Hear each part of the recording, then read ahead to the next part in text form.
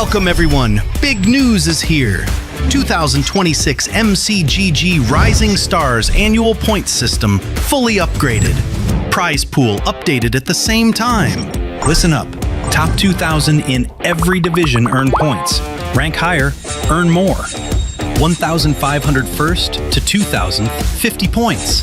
300 first to 600th, 300 points. 17th to 100th, 500 points.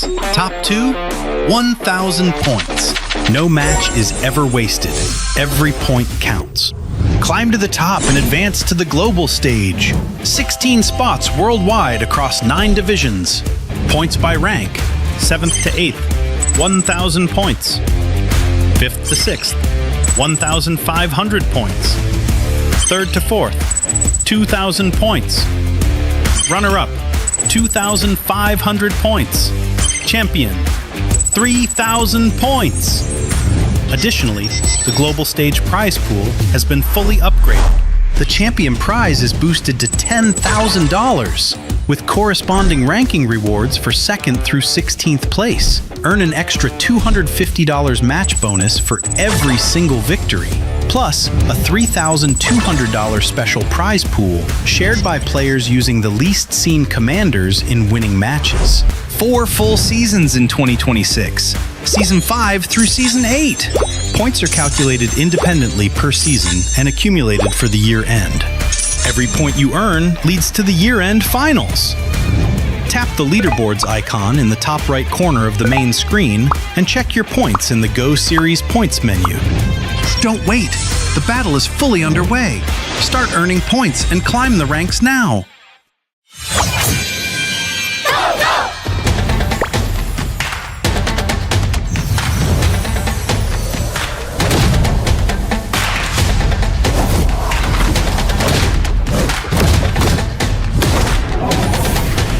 Justice in hand, resolve in heart. Let the mind be like water.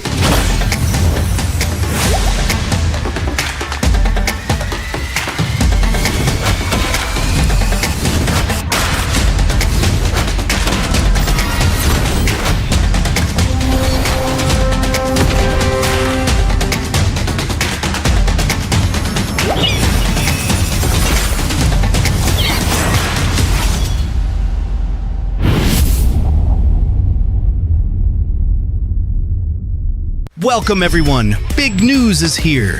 2026 MCGG Rising Stars Annual Points System fully upgraded. Prize pool updated at the same time. Listen up. Top 2,000 in every division earn points. Rank higher, earn more. 1,500 first to 2,000, 50 points. 300 first to 600th, 300 points. 17th to 100th, 500 points. Top 2, 1,000 points. No match is ever wasted. Every point counts. Climb to the top and advance to the global stage. 16 spots worldwide across 9 divisions. Points by rank. 7th to 8th, 1,000 points. 5th to 6th, 1,500 points. 3rd to 4th, 2,000 points. Runner-up, 2,500 points. Champion, 3,000 points. Additionally, the global stage prize pool has been fully upgraded. The champion prize is boosted to $10,000, with corresponding ranking rewards for 2nd through 16th place. Earn an extra $250 match bonus for every single victory, plus a $3,200 special prize pool shared by players using the least seen commanders in winning matches. 4 full seasons in 2026, Season 5 through Season 8. Points are calculated independently per season and accumulated for the year end. Every point you earn leads to the year-end finals. Tap the leaderboards icon in the top right corner of the main screen and check your points in the Go Series points menu. Don't wait! The battle is fully underway. Start earning points and climb the ranks now.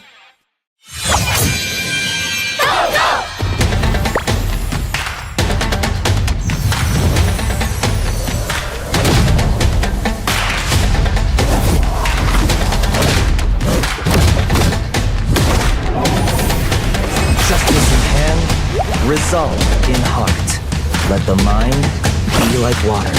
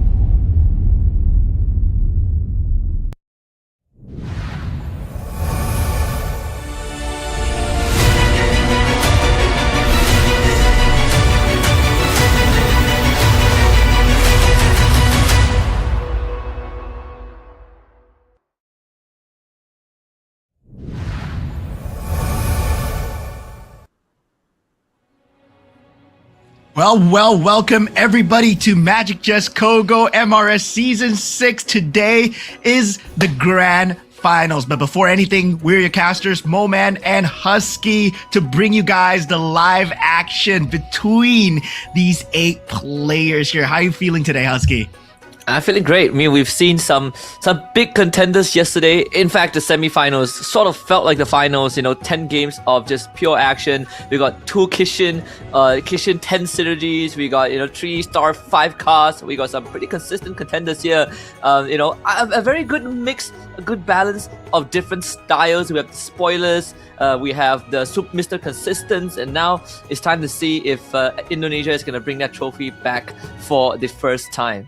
Yeah, there was a statistic running yesterday, right? Who got home with the most money as well. So yep. Mochi himself got away with $750 with the round wins. Of course, following close behind is Trong Tran with $500 himself. And sadly for Jerbin, who got eliminated, he will be walking away with $250 USD in prize profits as well. But for you guys as well, right, there will be prizes, there will be events, announcement. All these is available in our Facebook. Just follow us down on the QR code just below here. Remember to follow our Facebook account at Magic Chess Go, and you'll find the latest and most comprehensive game news, all the meta changes, every single event that's happening, all the competitive scene updates that are happening as well, and all the prizes that are here to be won.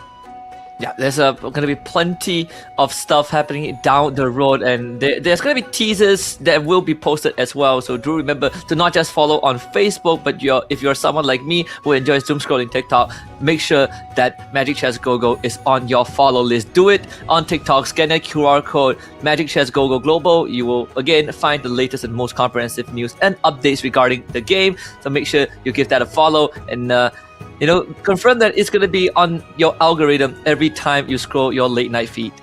Yeah, and if you are a fan of MCGG as well, you want to make sure your algorithm is full of MCGG. So make sure that follow the TikTok community events as well, right? You gotta watch the live stream. You want to stand a chance to win diamond rewards.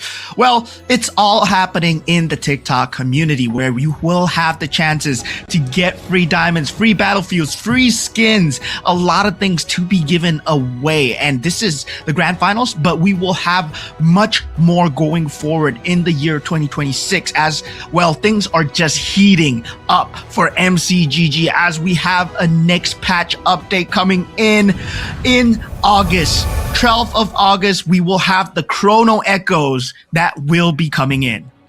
Yeah, Chrono Echoes is the latest set update, and it comes with some pretty cool synergies, and even the name sounds cool. They haven't revealed much of the mechanics just yet, but you bet that more info will be released as we get closer to the release date. Just know that this is going to shake up the meta and perhaps bring some new life and some new innovative ways to play the game. For example, we are bringing in the Echomancer, we're introducing Starbell, Spectre, and also Mistbender. And on top of that, apparently two superfans named Franco and Brody are also going to be in the crowd. If you want to find out what that means, make sure that 12th of August is the date that you've locked in your calendar.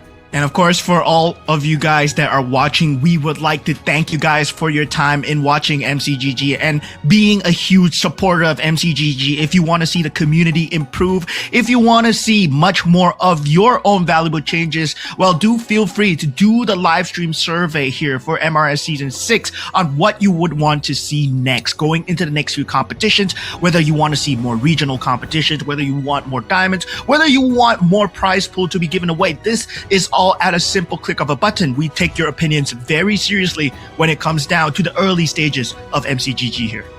Yeah, and just as a proof that we have been hearing your opinions and taking feedbacks seriously, even the overlays have been improved, right? We get better and better overlays every single tournament, and not only that, even the UI has also been improved as well. Now you not only get to see the total synergies that the players are running, but you also get to see the chess pieces, the star levels, as well as it's arranged by cost on top of having the items equipped, which we previously were not capable, do not have. And right now, I think we are still a long way from that perfect UI, but with your help, we can achieve that great live stream that everyone has been hoping for. Yeah, definitely it's a great time for MCGG, especially if you're a new player coming in as well. Of course, we are on the cusp of a new patch coming in next month, but we are already sitting at this current patch as well. So if you want to understand a bit more the meta, you want to see how the pros do it here, right? They will have a lot of stakes that they are fighting for. Now we are at the grand finals. So this is for all the chips, for all the eggs in the basket here, but going to remember what went on yesterday as well, right? Yesterday, well, it was a massacre of a showdown. Group A and Group B of the semifinals. It was a total massacre. We had ultimate synergies, ultra synergies coming in from both sides. And looking at yesterday, the man of the match himself, Tron, walking away 500 USD. Man, oh man, his Freya opener at the start, it caught us off guard. Yeah, absolutely. And I think, A lot of other players have also followed in his footsteps with the Freya, but I think he found the most success. We also have Q Snake, who came in with a win of his own, but obviously one of the biggest highlights was Insomnia, making the greatest 1 HP comeback with the Nana, hitting the 10 Kishin and robbing Q Snake of his win, and making sure that he also locks in the Grand Finals slot. And Insomnia continues to tear it up, right? But I think even for Durbin, overall, with that showing us the 3-star carry being the solution to the 6 bruiser Exorcist Yuzong. So I think, with the time that these players have behind the scenes to study for today, especially those who have qualified for the Grand Finals, I hope to see a bit more of a shakeup, especially for Group B. Mochi was consistent the entire way. Yeah, Mochi consistent in Group B as well. Him achieving that ultra synergy, the nonchalant look on his face.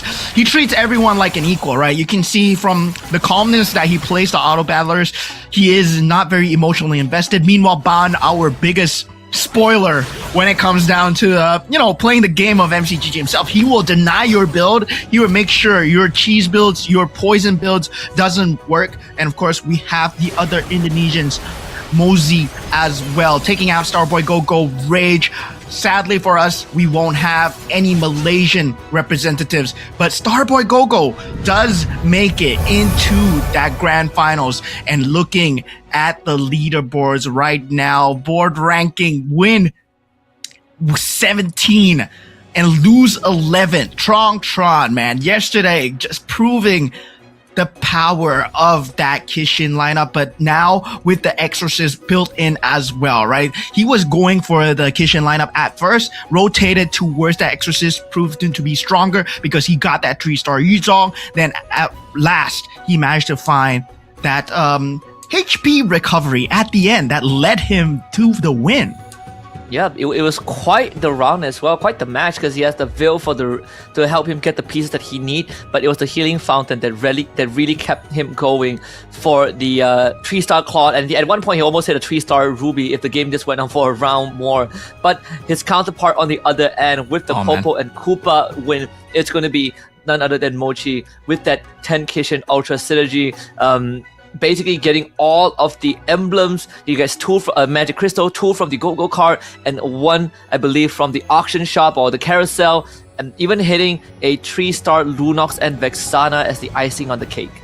Yeah, this is one of the top 2 contenders here, right? When we talk about strategy, when we talk about consistency, being number 1, Mochi and also Tron, they have consistently trumped their semi-final groups in Group A and Group B as well. Tron may have fallen short in the end, but Mochi has a very consistent strategy. He respects everyone when he goes towards it, but this time there are much more spoilers. There are the top 8 now. You talk about, different people coming into the pool. There's Ban in the pool. There's Q Snake in the pool. There's also Morpheus in the pool as well, right? They like to go for very different builds. But when we talk about the tournament itself, how are we going to crown the champion today here? Because there is a very different format from yesterday.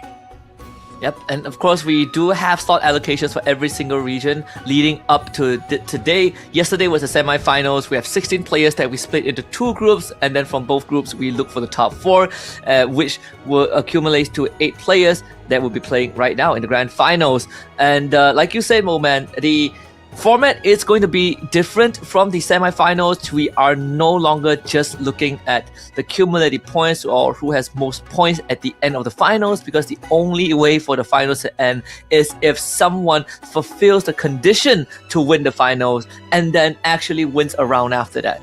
Yes, and taking a look at the conditions that will be coming in right now on the screen. So for the finals itself, every point win counts, right? 8 points, 7, 6 as normal that we followed, but this time we will have a point champion. So whoever reaches that 18 points qualifies for the championship round, and this will be highlighted as well. So if they win the next match after they get that 18 points, they will be instantly crowned the champion of MRS Season 6. And wow, to be crowned the champion of MRS Season 6, there is a lot of prize money on the line. This time, the prize pool has gotten way bigger, not just in terms of overall prize pool itself, because the grand finalists, they will be walking away with $10,000 if they are crowned the champion. Round winners, they get $250 each. The second place, they only get 20%. Third place, $1,500. So everyone is fighting for that champion place. 10 Gs for being the winner, and again, you get incentive for winning each round. And just looking by the point system and to reach the threshold of 18, the consistent players from yesterday are going to have a very good chance of meeting that condition, right? If you're top 3 for 3 rounds in a row, you're going to guarantee a minimum of 18 points. But we not only have the prize pool and the round win prize, we also have a special prize pool of $3.2K. And the simple way to explain it is that when the tournament ends, we will look at all of the commanders that is used, we'll tabulate the data, and we will take the commander that is least used with the fewest winning appearances along with the players who use that commander to win, and then they will split the prize pool of 3.2K.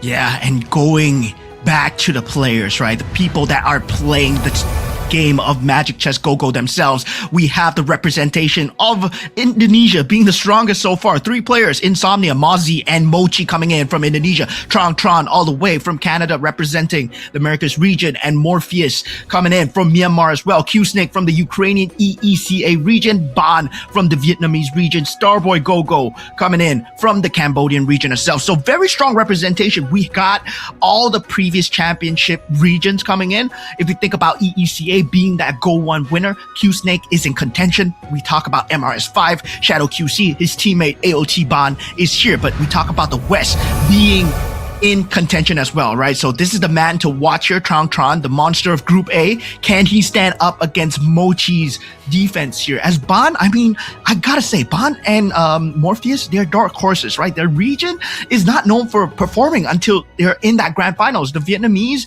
that Cambodian, that Burmese region, well, they always perform well in that grand finals as well. Yeah, when the pressure is on, right? When we look back at Go 1, when Floxy won that entire tournament, we had to go down to the wire, the absolute last game where he clutched it out with some very great late game pivots. At that point of time, it was the 4-star mages that really, prevail. I remember, I think it's the Lunox if I'm not mistaken. But in this case, we're looking at the 2 heavy hitters, where Mochi, of course, on the other end, him and Tron are going to be duking it out. And I feel like what separates these 2 players is how for Tron, he's going to be playing in his own bubble, right? For him, it's all about the economy. He's going to sack his health just to make sure that his bank is filled up enough for that late game. Whereas for Mochi, he has some incredible pivots when the chips are down. And it really, comes down to who has the better late game control. Is that surprise pivot going to give Mochi the upper hand, or is the economic play from Tron going to secure him a more consistent finisher? Going for the commander drafts as well, let us explain a bit of the commander draft. You won't have the choice of picking the same commanders twice, so everybody has one chance at one commander. But of course, priority goes random at that first round, so everybody's given a random roll, and it seems like Q-Snake going first picks up the Kagura, and Mozzie second with the Nana as well. But going with game number 2 onwards, the loser gets to pick first, and in order of their loss all the way down to the champion of that round 1, where the champion of round 1 goes last. Yep. And that's going to be a very important information because it gives you priority of what you could potentially go for in the commander, like Ban taking that Freya for himself in the opening round. We did see Mozzie going first earlier on with the Nana, the Morpheus with the Alice, and Tron going the show for himself. And I'm interested to see if that Alice is going to come up huge, right? Because he has had I would say quite the 50-50. the rounds yesterday is quite the 50-50, right? A dice roll, and a lot of it hinges on the go-go card in the second round. Do you get the one that increases your 3-cost hero game by 10%? If you don't get that, then suddenly going into the Saber Hellcurt becomes a bit harder. Yeah, definitely. You do need to make sure that you get the Saber Hellcat very early. That Swiftblade composition does come in very early for that Alice as well. And despite the fact that you're going to be giving up a lot of that early game, that mid game is pretty much secured. If let's say you can get both the combination going, but knowing that there is Ban is in that game as well, Ban is going to play a lot of spoiler, right? He denied the entire Swiftblade yesterday, whether or not he wants to go for that same strategy, right? Because right now, they're not playing for top 4 anymore. They're playing for championship points. They're playing for number 1 here. 8 points will determine whether they get to go into that championship match point field. Yep, and of course, Ban, he is also running the Freya, so if he does want to play spoilers, we will have to see which composition he commits to, right? Usually, if you get a good bruiser start, that's where you will pivot to with your Freya ability. And we saw Tron did that, and he absolutely destroyed the entire lobby. There was no way to sort of recover from that. When Tron started hitting his pieces in that mid game, it was the Yuzong that was the tip of the spear. So we'll see if Ban gets sort of the same resources, at the right time to do it. But for the Go-Go cards, every single player, well, most of them going for the default Commander Go-Go card, except for Insomnia, who decided to go for Johnson's power instead.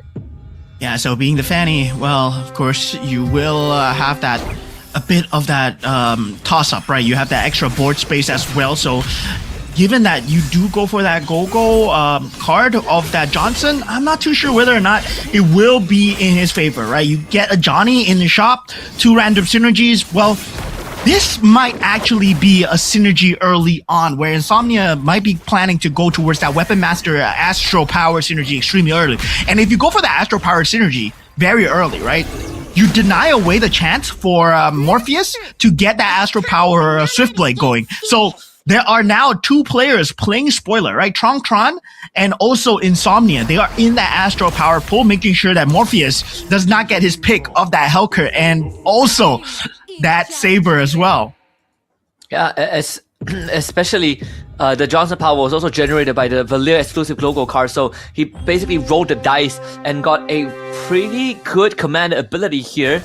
And this Astral power can also contribute to him even more through the late game if he's able to get a magic crystal, the Astral power magic crystal, right? We've seen it empower the heroes like Lancelot, like Ling, and this could be, one of those games that we see that. But for now, the Bruiser is going to be what Ban kind of sinks his resources into. Morpheus and Starboy Go-Go having Scavenger as well. But most importantly, Tron deciding that the Neo Beast is what he's going to play with temporarily. So the economy is not going to be as good as the Scavenger players, but it is the Cho, so regardless, he will get economy no matter what.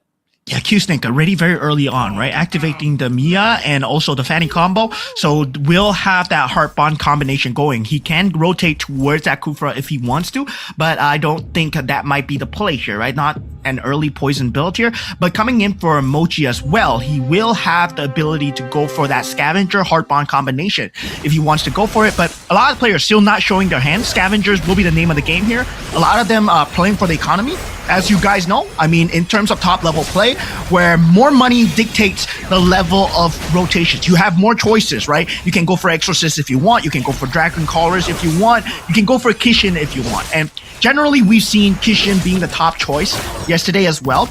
But generally, in terms of ranked games, right? Exorcist, Dragon Caller, Bruiser buildups, that is the pretty much standard cut and paste. But now, so far, we've seen different builds coming out from players as well, where Mochi goes for Heart Bond 6 initially, then goes for the Kishin 6. Now going into the first carousel round, any game changers there, only the Lunox is available.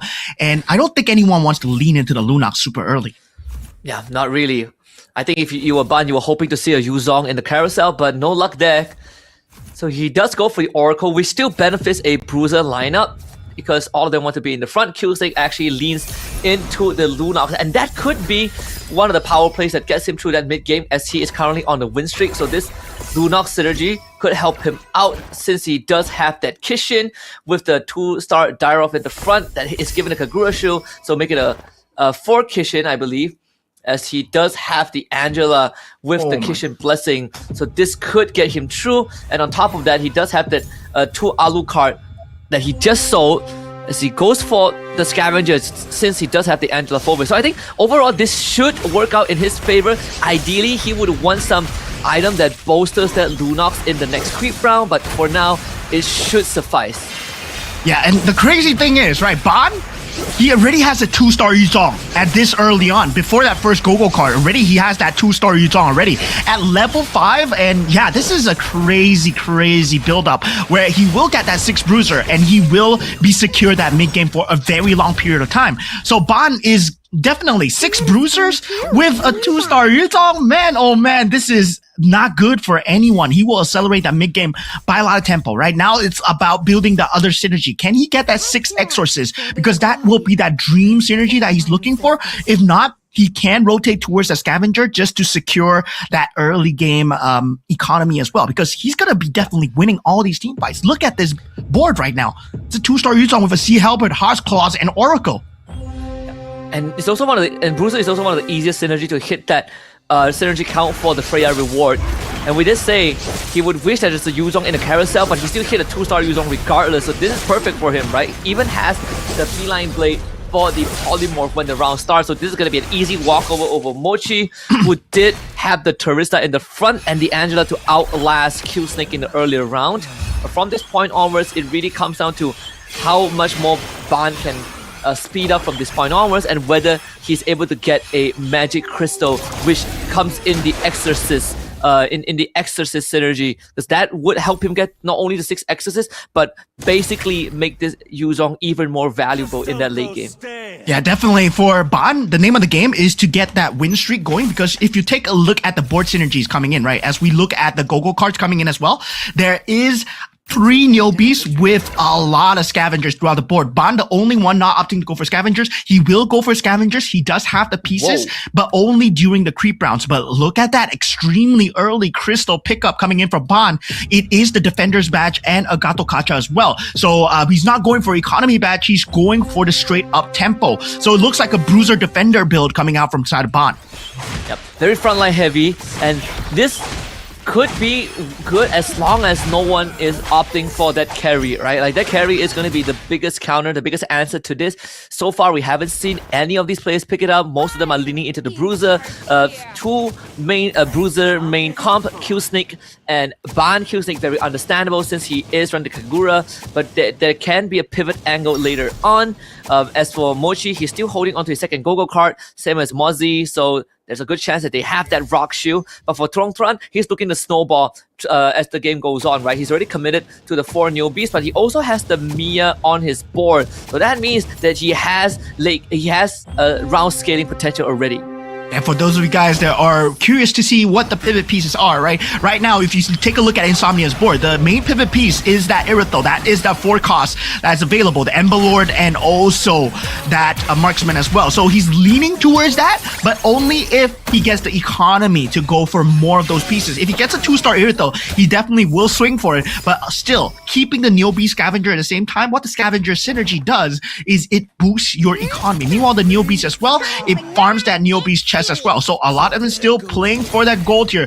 Everyone very healthy, right? As long as you're above that 50 HP threshold, you can trade your HP, make sure that you get your gold up, then eventually roll down for the pieces that you need. Now, Mochi already committing extremely early for the pieces that he wants here. So you will see him at a very little gold, but he eventually does find the Yuzong.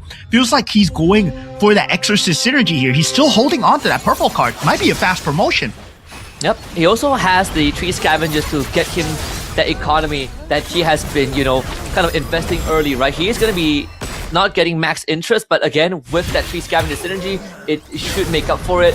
Mozzie, on the other hand, unfortunately, is not able to overcome Morpheus so far, who took him a while, but he's starting to get that Saber and the Gushen going. The Hellcurt, unfortunately, not his priority in this case, but the fact that he was able to land the Gushen is going to be quite that big boon. He even has the Frontier Blitz as well. So so Morpheus basically able to supercharge both of his main carries. Yeah, I mean, Morpheus has a very scary build, right? He went for the Gushen super early.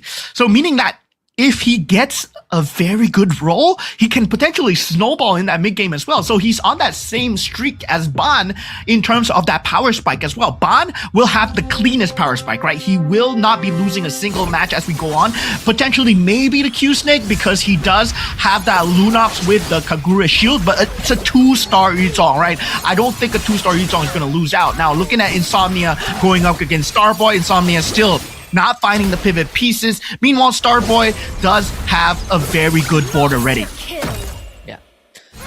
And Mochi is going to start taking a bit of losses from this point onwards until he can reinforce his pieces with, with 2 stars, as he is running low on economy. Unfortunately, we're going to the auction round.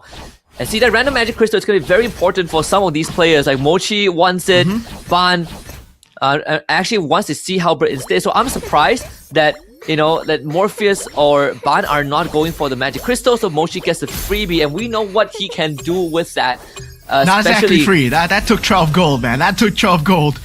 That was not the free magic crystal that Mochi was hoping for, but yeah, he did get it. He has the Dragon Caller Mage. And he can lead to Exorcist if he wants. Oh, he goes for Dragon Caller, yeah.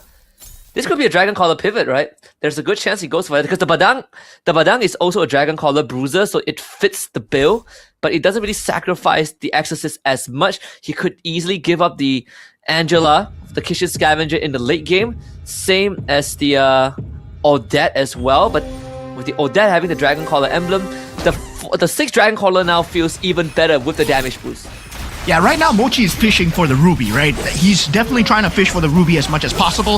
If he does get it, it will be a good game for him. If he does not, it's not going to be a good game. Now, looking at the level economy, everyone will be at that level 8 power spike. So at that level 8, you're looking for that 5 cost as much as possible.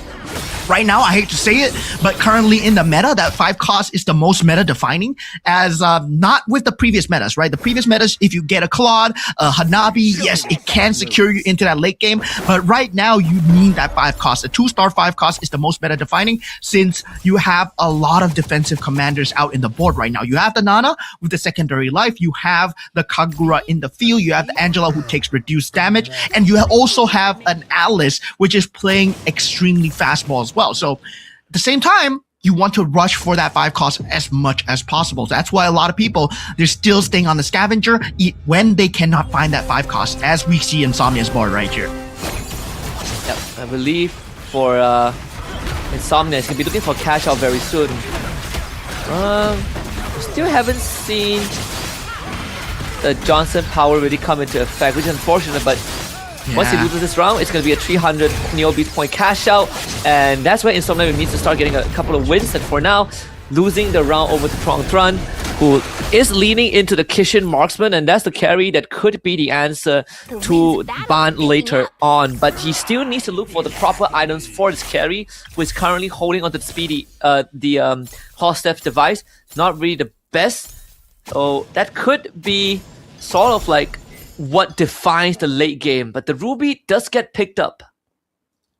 Yeah, so meanwhile, for the side of Mozzie as well, right? If you take a look at all the Gogo cards right now, Mozzie and Mochi still yet to pick up the Gogo cards. If you take a look at the synergy as well, Morpheus has found a 4 Exorcist synergy with 2 Scavenger. So he has economy going for that fishing Gushin, right? Right now he's fishing for Gushin. If you get a 3-star Gushin, he changes the tide of the game. Mochi is looking for a Ruby, he changes the tide of the game. Meanwhile, Mozzie, he's looking for a 2-star Lancelot. These are the game changers that people are looking for. Meanwhile, Insomnia, he goes for the roll down, he gets the Ling himself. It might be an Ember Lord Ling, as we see, but he needs the Ember Lord Crystal. I think he had it, right? He got the Ember Lord Crystal. I assume it's from the Neo Beast cash out, the 300 plus point cash out. So, and he has a second Ling already. Now he found the 3rd one, and he gets the Swift Blade activation. So 6 Ember Lord, 6 Swift Blades. That's the exact power spike that we are looking for from Insomnia. So now he's in a good spot already, and since he's the Fanny, he can bounce that Link into the pool, which means that there is an angle for 10 Ember Lords if he can somehow get more crystals. And even he even has the Oracle in play, so that could bolster his front line down the road. Yeah, Insomnia has a crazy power spike right now, but looking at Mochi's board, 6 Dragon Caller has been found, but with a 2-star Ling of his own. So yeah, that is gonna be that Dragon Caller Ling versus the Ember Lord Ling potential showdown here, right? Currently, the 2 strongest pieces on the map are being owned by the Indonesians here. So right now, it's all about whether or not Bond with the HP and also Morpheus can find that 3-star Gusion, can find that 4-star Gusion, and look at that 2-star Irithel already out from the side of Insomnia as well. Insomnia is having a very good time and casually has that Badang for the true Dragon Caller. And right now, between Insomnia and Mochi, whoever goes down is going to free up the Ling for a potential 3-star Ling this game. So it's even more important for these 2 players. The carry continues to be the focus, I think, for Q-Snake and Trong Tran, who both have the same idea, but Q-Snake, better optimization for the carry, even has 3-phase Warpers for his Lancelot as well. All the kitchen items are on the Lancelot, but carry is going to be a good damage supplement as the fight goes on. Yeah, so right now it's all about getting that top 4 spot. Now, a lot of them are going to be taking a lot of damage here, right? Mosey, at this point, he will have a very good build, as we talked about. Now, he will have the Odette at 2-star as well. But this is a Mystic Meow burst build, right? Whether or not it can go through to the Ling in time towards that backfield as well. Now, looking at Insomnia versus Q-Snake, Insomnia having a field day, but that Lancelot is playing spoiler towards his Ling. But that Ling is a 2-star Ling, so he will get that Tempest of Blaze down. And yeah, he does get it. So now, Q-Snake in a bit of danger. Insomnia, right now, he has struggled away. Right now, he's looking for as much up as possible. Morpheus gets a 2-star Gusion, but it's not a 3 or 4-star yet. 3-star Hellcut secured. Now, working towards that 4-star. If he gets a triple 4-star, it is going to mean that Ling is going to get very countered because that Saber does a lot of AoE damage. Now, 2-star Lancelot being picked up by Q-Snake. So everyone is up at the A game. This is going to be a crazy end game here. Yeah, and Mosey actually, going for the Stargazer. He did have the 4 Stargazer formation, 9 Mystic Mail, and it's great against Morpheus Exorcist because that just deletes everyone. And we're gonna see Tong Tran up against Mochi as well, the Northern Will Bane. So they will cut away the health bar, but this carry that he has actually doing more than enough work. Now it's about taking down that Ling, that 6 Dragon Caller. Tempest of Blaze seems to be more than enough, takes care of the Irithel, but the ultimate snipe was the difference maker. So Trong Tran also coming online. Yeah, definitely a lot of players coming online. Still, Mosey now in threat, right? But he is a Nana, will have that second life available. This is a spot where all 8 players are available in that carousel. This carousel means a lot because of 2+1 caps available. Morpheus instantly jumps for it. Insomnia will get the 2+1 caps as well. So that's the +1 cap gone. Mosey, on the other hand, goes for the Heart Bond Crystal. So this is a possibility of a chance of going for the ultimate synergy if he does get it on the board, but he needs a second crystal if he wants to go for it with that blessing as well. So Ultra might be coming out here, but still a lot of them are trying to up as well. Mochi gets a 2-star Gusion. That takes away Morpheus's chances of getting that 3-star Gusion. So yeah, there's not a lot of forecast in the pool. Yep, and the protagonist of this match is going to be the Leomort, right? Which is what Starboy Gogo has, but it's just a Leomort 1-star. He's going to be stuck at level 7, which only gives him a 10% chance of rolling for the Leomort. So a lot of it is going to hinge on this Kufra and Fredrin dishing out the main damage. As you can see, he has 2 Magic Crystal, making Kufra the Weapon Master and making sure that Kufra is the one that is dealing majority of the damage. So that's going to be pretty interesting. But let's see, Insomnia, can he stand up against Morpheus with this Saber and Gusion, who is deleting his front line very quickly, but they gotta do the same to the Ling, and we have seen that in the previous games yesterday. The Saber should be able to do the job with that Winter Crown, and the proc in the last second, Morpheus edging out, and Insomnia brought down a tree. Yo, that was so close. Morpheus down to the last sliver there, but he needs way more, right? That Ember Lord build is going to start racking up on him, and if he goes up against that Dragon Caller Ling, he will face the same problem as well. Now, Mochi gets a 2-star Bane now, Tron with a 2-star Ruby as well. He does get it. Oh no, the 2-star Alpha coming out. So it is going to be a toss-up in the air regarding the synergies as well. Now this is where the itemizations become very important, whether or not you have the correct items, because every single one of them, they have the synergies, they have the 2-star 5 costs. It's now all about the correct itemizations. Do you have the items available? And looking to the further side of Insomnia, does not have damage, does not have a lot of damage, does not have a lot of tank ability, does not have the Dom Eyes as well, so he is only relying on synergy for the Ember Lord Ling at this point. Tongtran is gonna go out with Mochi as well. Insomnia against Mochi. Excuse me. This is what we talk about, right? The 2 Lings, and only one of them is gonna make it out of this. So it's gonna come down to the Ember Lord versus the Dragon Caller. Somehow the dodges the deadliest catch. The Bane does come back to life with the cloak, but is defeated by the Tempest of Blaze. Now it really comes down to who has the better iframes. The Ember Lord! Just enough to give him another chance. Yeah, and with that, Morpheus gets taken out as well, right? This is, as I said, it's a very hard issue for him because there's someone else going into that Gushin pool as well. So his Gushin pool was being solidly taken out from the side of Mochi because Mochi was building towards that Gushin as well. Now looking at Q Snake's lineup, he did have a Lunox. Now Starboy Go-Go, 3-star Charizla on that field, Tron as well, building towards that 3-star carry. That will play spoiler to that Ling if you are able to keep the carry safe. And Ban has been having quite a tough time. All that snowball to get him to level 9, but he's not anywhere close to the 3-star Yuzong. He still needs 4 of the pieces for that Yuzong, which I think but they're actually all still available in the shop. So Ban, he actually has quite the economy if he wants to start the roll down for Q Snake as well. He was looking for the 3-star Lunox, and now he's 3 pieces away from that.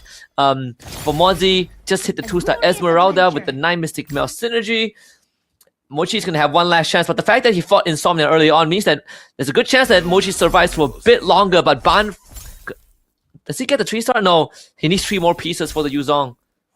Yeah, this is now about a case of whether or not you can counteract the Lings. You can get the 3-star Yuzong as well. So Ban is looking for the 3-star Yuzong, right? He's trying to fish for it. He does have 6 pieces so far, but that 3-star Yuzong is not enough against that Ember Lord Ling, right? Yeah. Ember Lord Ling, Dragon Cardinal Ling is going to be very strong, but Q Snake does have that 6 Kishin synergy, so that's something that's going to be going towards his way. Now Starboy Go-Go unable to find any form of damage towards that Ling. That Ling is alive so far. It's now Fredrin versus the Ling here, right? That Heart Bond synergy, does it come into effect here? Yes, it does. It's doing work against the Ember Lord. Dude, this Kufra hits so hard. And Mochi is saved by the bell as he did beat Ban's mirror. So now Mochi gets access to all of the Lings that is available in the pool. Everything going back in as well. So there's a chance for a 3-star Ling, but he doesn't have the economy to go for it. And that means Ling is back in it, right? Ember Lord is now back in the pool as well. That was a crazy move coming out from the side. Oh, man. Oh, man. That Starboy Go-Go. He's playing a crazy game. Ban, he found a 3-star, but he needs one more go. Yeah, he can't sell anything. He's going to sell the Kagura. Yep. Full commit. 4 bruises, 5 exorcists. 5 exorcists? Is it enough? This is going to be very close for Ban. It's a gamble. And it's against Strong Tron, who does have the Leslie. And this could be a mistake. The Leslie couldn't wipe his board here. Yeah, I mean, now it's all up to the Phantoms, right? And he does not have the damage on the Phantoms to deal it because he does not have the 6 Exorcists. And this...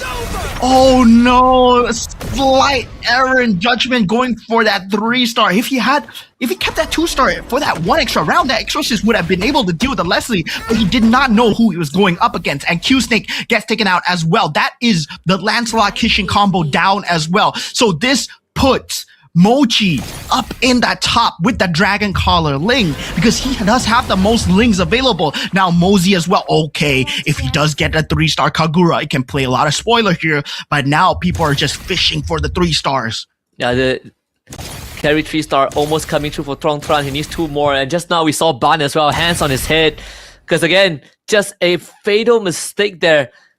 Does Tron roll down? We know that this guy is very confident, right? Like he could be sitting at 1 HP and chooses to not roll because he's that confident he's gonna win. And this is one of the rounds where it could be everything. It's him against Mochi as we have Mozi against Starboy Gogo. Yeah, Starboy Gogo still playing this build. I mean, this build has been impressing me, right? Putting that Steel Halberd on that Kufra, but it's not an end cap build, right? It's gonna be suffering against that magic damage coming out from the side of Mozi. This Fredrin is not gonna be dealing enough damage. I'm surprised it did so well against the Ember Lord Link, but eventually is gonna cap out. This is not an end game build. And Mochi actually gets taken out by Tron here. So Tron's Mystic Meow build is actually doing a lot of work. I'm thinking that the positioning of the Leslie was just on point. Now going into the carousel here, that +1 cap being picked up by Tron here. That's important. Okay, Starboy Gogo is capped. Yep. This is important for Tron because he's playing Mystic Meow, right? So there's another one more synergy that he can unlock if he can find the right pieces. But it's all about that carry. Can he find that 3-star carry? He's gonna start the roll right now. One more piece is all he needs. Does he completely roll down? That should be the play here. He's so close to 3-star Esmer, 3-star carry. He'll start getting rid of his board, and he finds both of them. Both 3-star carry and Esmer, but he goes for the Esmer instead. Sells more for carry. Gets the Brody in, but the Mystic Meow synergy does get cut down. Yeah, I mean, at this point, right, 2 4-stars versus a Mystic Meow synergy, I would take the 2 4-stars any day. Mozi gets a 3-star Ludox as well. This is going to be a crazy matchup here. And yeah, this is anyone's game, but the Odette already tearing out that front line. The Ruby's doing so much work here. This carry, man, this carry versus the Lunox. Wow. And Lunox, sadly, with no Winter's Crown. That Winter Crown could have changed a lot of things. Itemization matters here as Mozi gets taken out Tron with the last-minute switch. Yeah, and the mirror, Starboy facing Tron's mirror, they gotta somehow get rid of this Esmeralda, but with the Heart Bond and the Angela, they should be able to do so. So Starboy survives for one extra round. Okay, man, this Kufra Fredrin is something else, and he also has a Leomord. He's also holding on to Leomord as well, but Tron, he has 13 go to try and build back up the synergy. 6 Dauntless. Guess that $6, 4 Marksman, 7 Mystic Mail. This should do it. And this is actually perfect against Starboy Gogo's Hard Bond comp because he has thickened blood. As long as the carry stays alive, then the carry would be the one piece that gives Tron the win here. Guys, take a look at Starboy's build, right? This is a crazy build. This is a build that is not in the encyclopedia.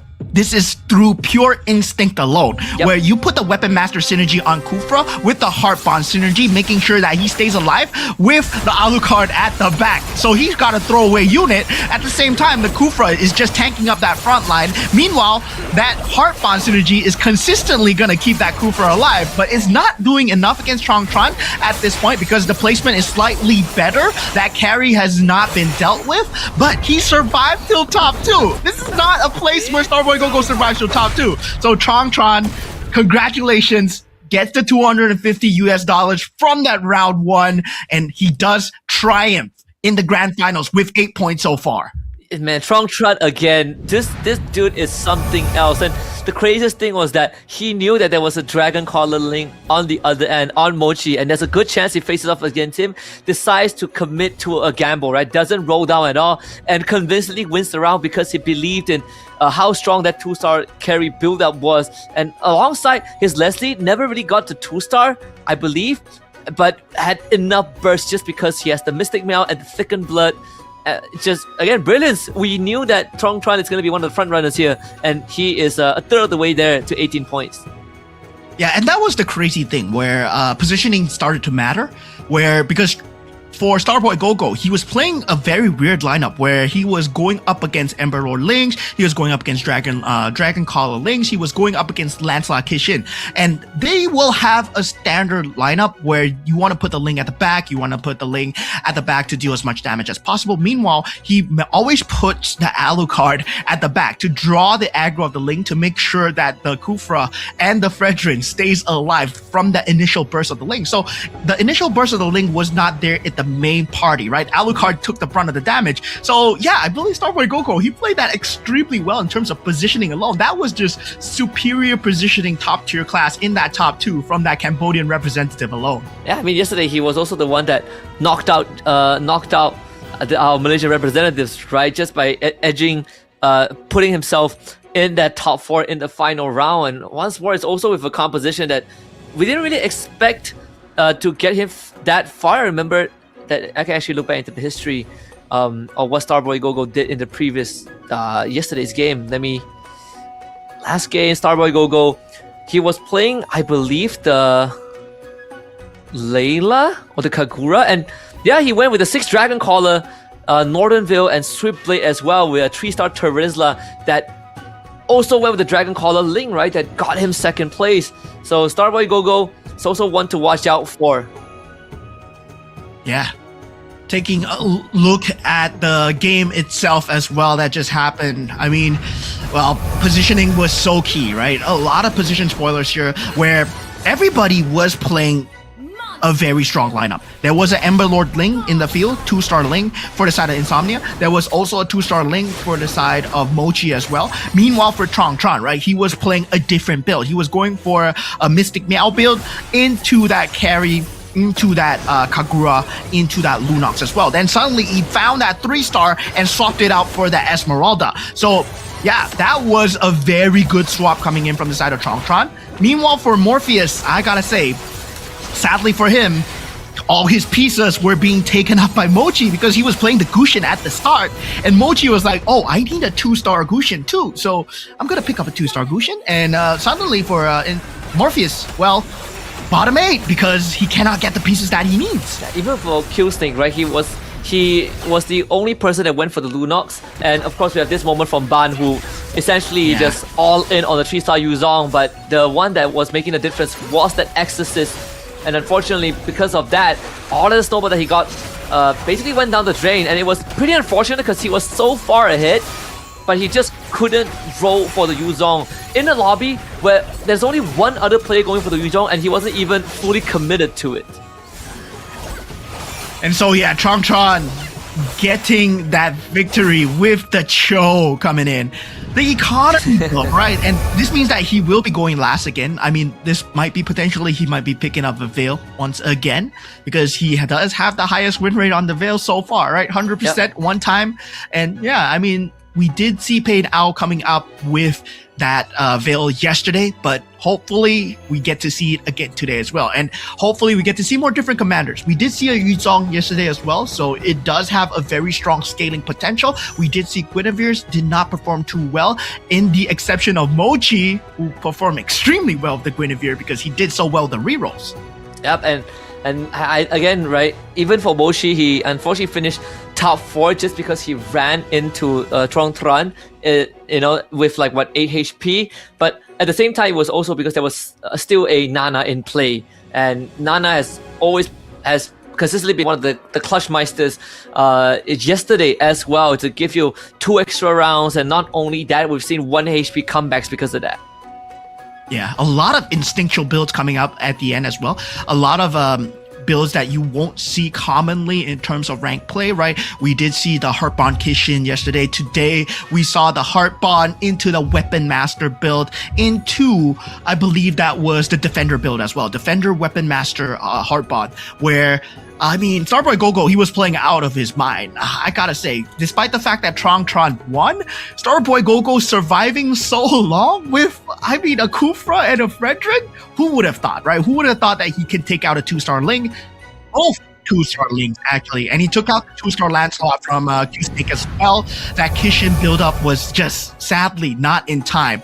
And looking at the winner lineup here, very well done in terms of that last-minute rotation, where he got that 3-star carry, that 3-star Esmeralda. He sacked the Lunox, sold away the Leslie. He did initially have a 2-star Leslie and then went into a 1-star Leslie. Make sure that he gets the 3-star online and keeps that 2-star Ruby with the taunt in front. Yeah, absolutely. And in the meantime, it's also the itemization that you talked about, right? Especially on the Leslie, the 2 Berserker's Fury, and the Sea Halberd, but especially the Doe Berserker's Fury, which feeds into her passive, just gives her even more crit and that the critical damage and the burst as well. So every single ultimate snipe was just straight up deleting key figures from the board before they were able to do significant damage. Yeah, this is where itemization really came into factor as well. We did take a look at the Ember Lord Ling where there was nothing.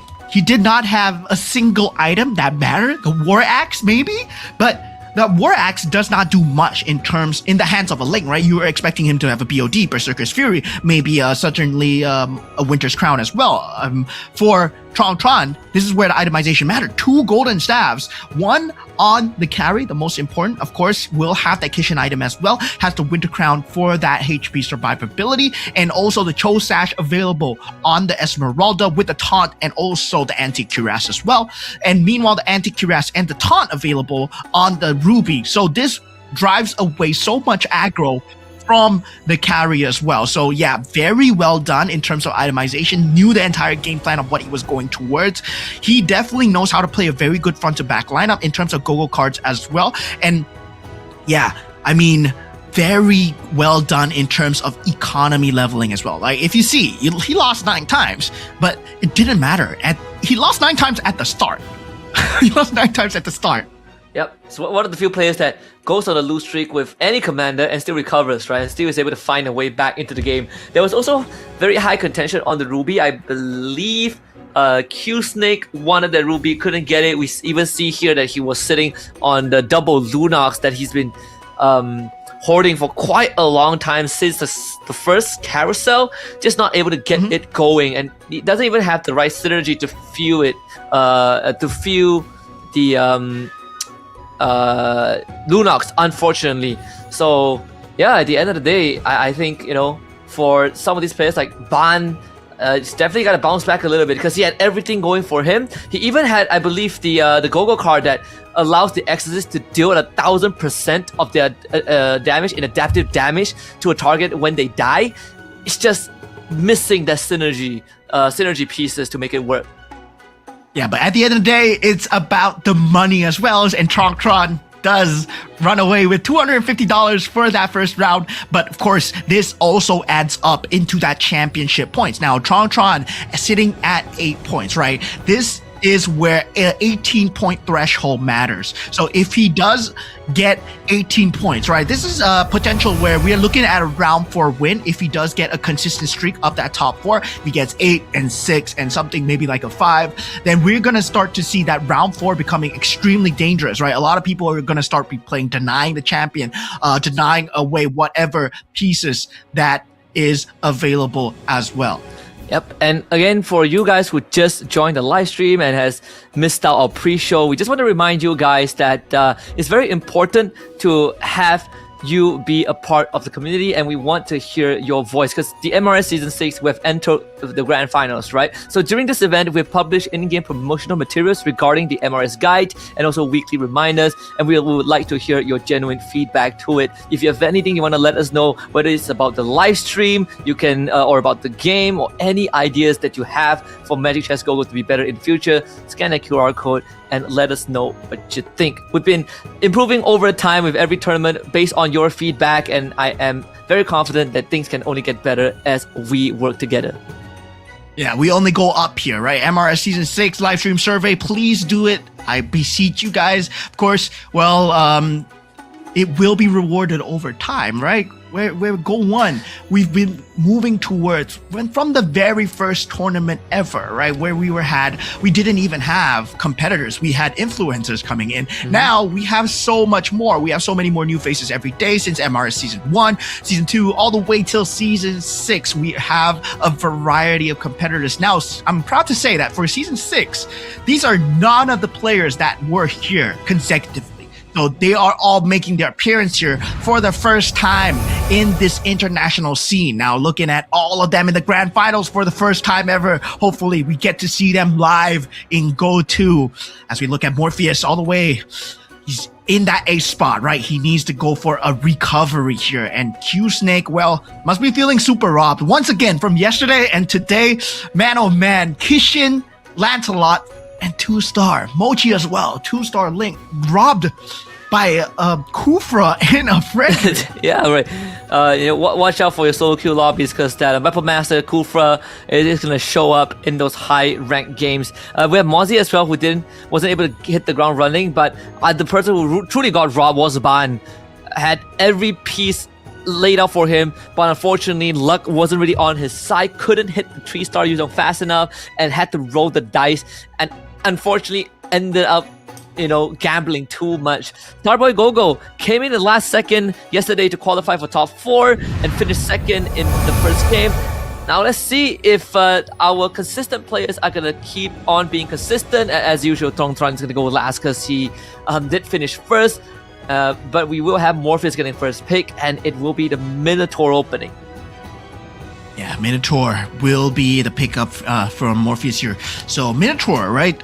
Generally, you do have the enhanced items. Hopefully, it always comes down to a roll of the items, right? Where if you do get an early Golden Staff or Berserker's Fury or something to do with attack speed like a Demon Hunter Sword, you do want to go for that Minotaur into that Kufra build as early as possible. But if you don't get it, what if you get a Holy Crystal or something like that? Then yeah, it becomes slightly different. So there is a bit of RNG involved when it comes down to the itemization, but well, knowing that these players are at the top of their game as well, the rotations, the pivots need to come through in time, right? Whether or not you want to go for the Lunox if you get the Holy Crystal as well, whether or not you'd go for the Gushin play. And yeah, there is a lot of different gameplay that can be potentially interrupted by all these players as well. So yeah, there is that chance with that Cho being picked up from Mochi as well, going for the same style that Tron wants to go for. Now Tron with that last pick does pick up the Angela. So a lot of defensive picks here. Insomnia with the Nana. We do have Q Snake going for the Ruby as well. So we might be seeing the Gushin Swiftblade combo with that Ruby Cloak and Scythe.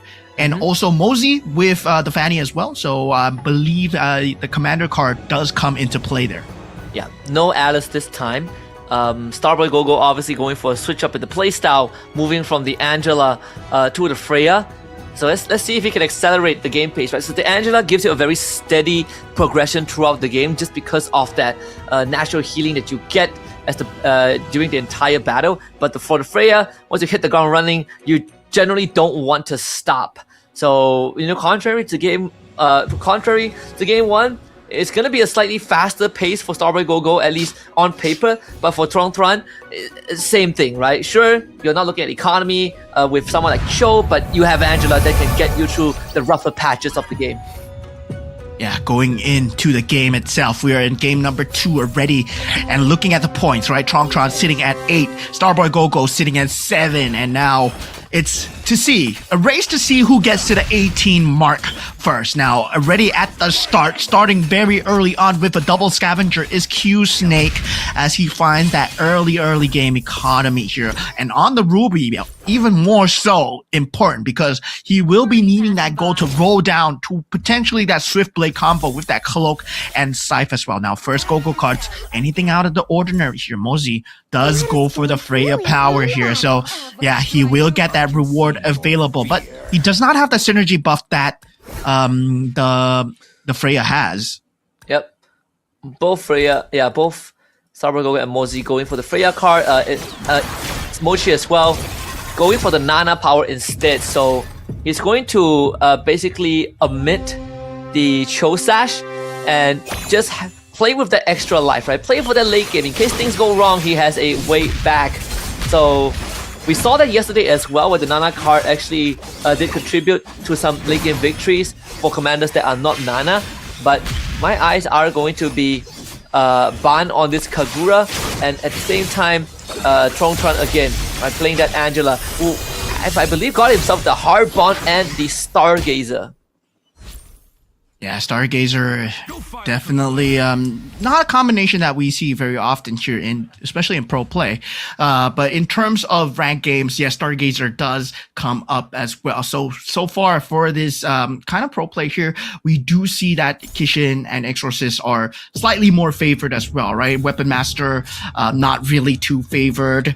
Also, at the same time, we don't have that Defender synergy coming up as often anymore because, well, a lot of these pros, if you're going to be playing Defender, Mia, you're going to get instantly shut down in that early game where everybody is going to try and take as much as you can away from you, right? The Mia is not going to be available in the pool as well.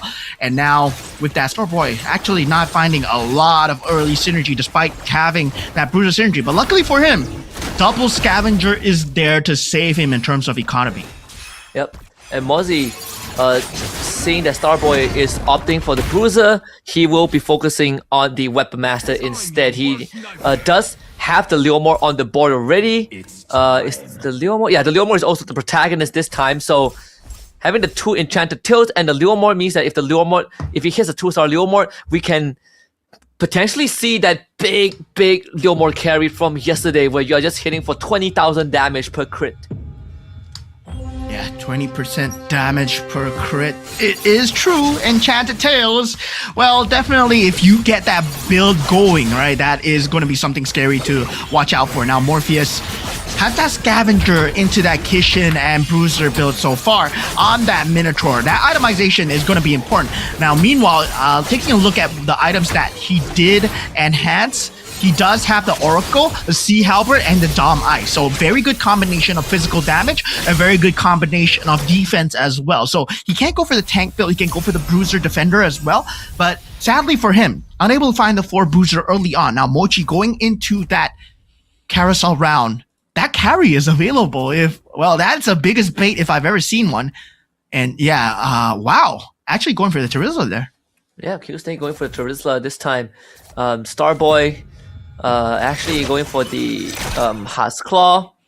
Mozzie opting for the Golden Staff, understandable, since you do have the Leomore with you, so it does speed up his cast of the enchanted attack, enhanced attack. Q-Snake, is he going off the beaten path one more time? Seems like that's going to be the case, right? Puts the Terizla in for the double Dragon Caller, but more importantly, he's leaning into the 3 Scavengers, so expecting a loose streak coming through for now as he builds up his interest and his bank. Yeah, definitely.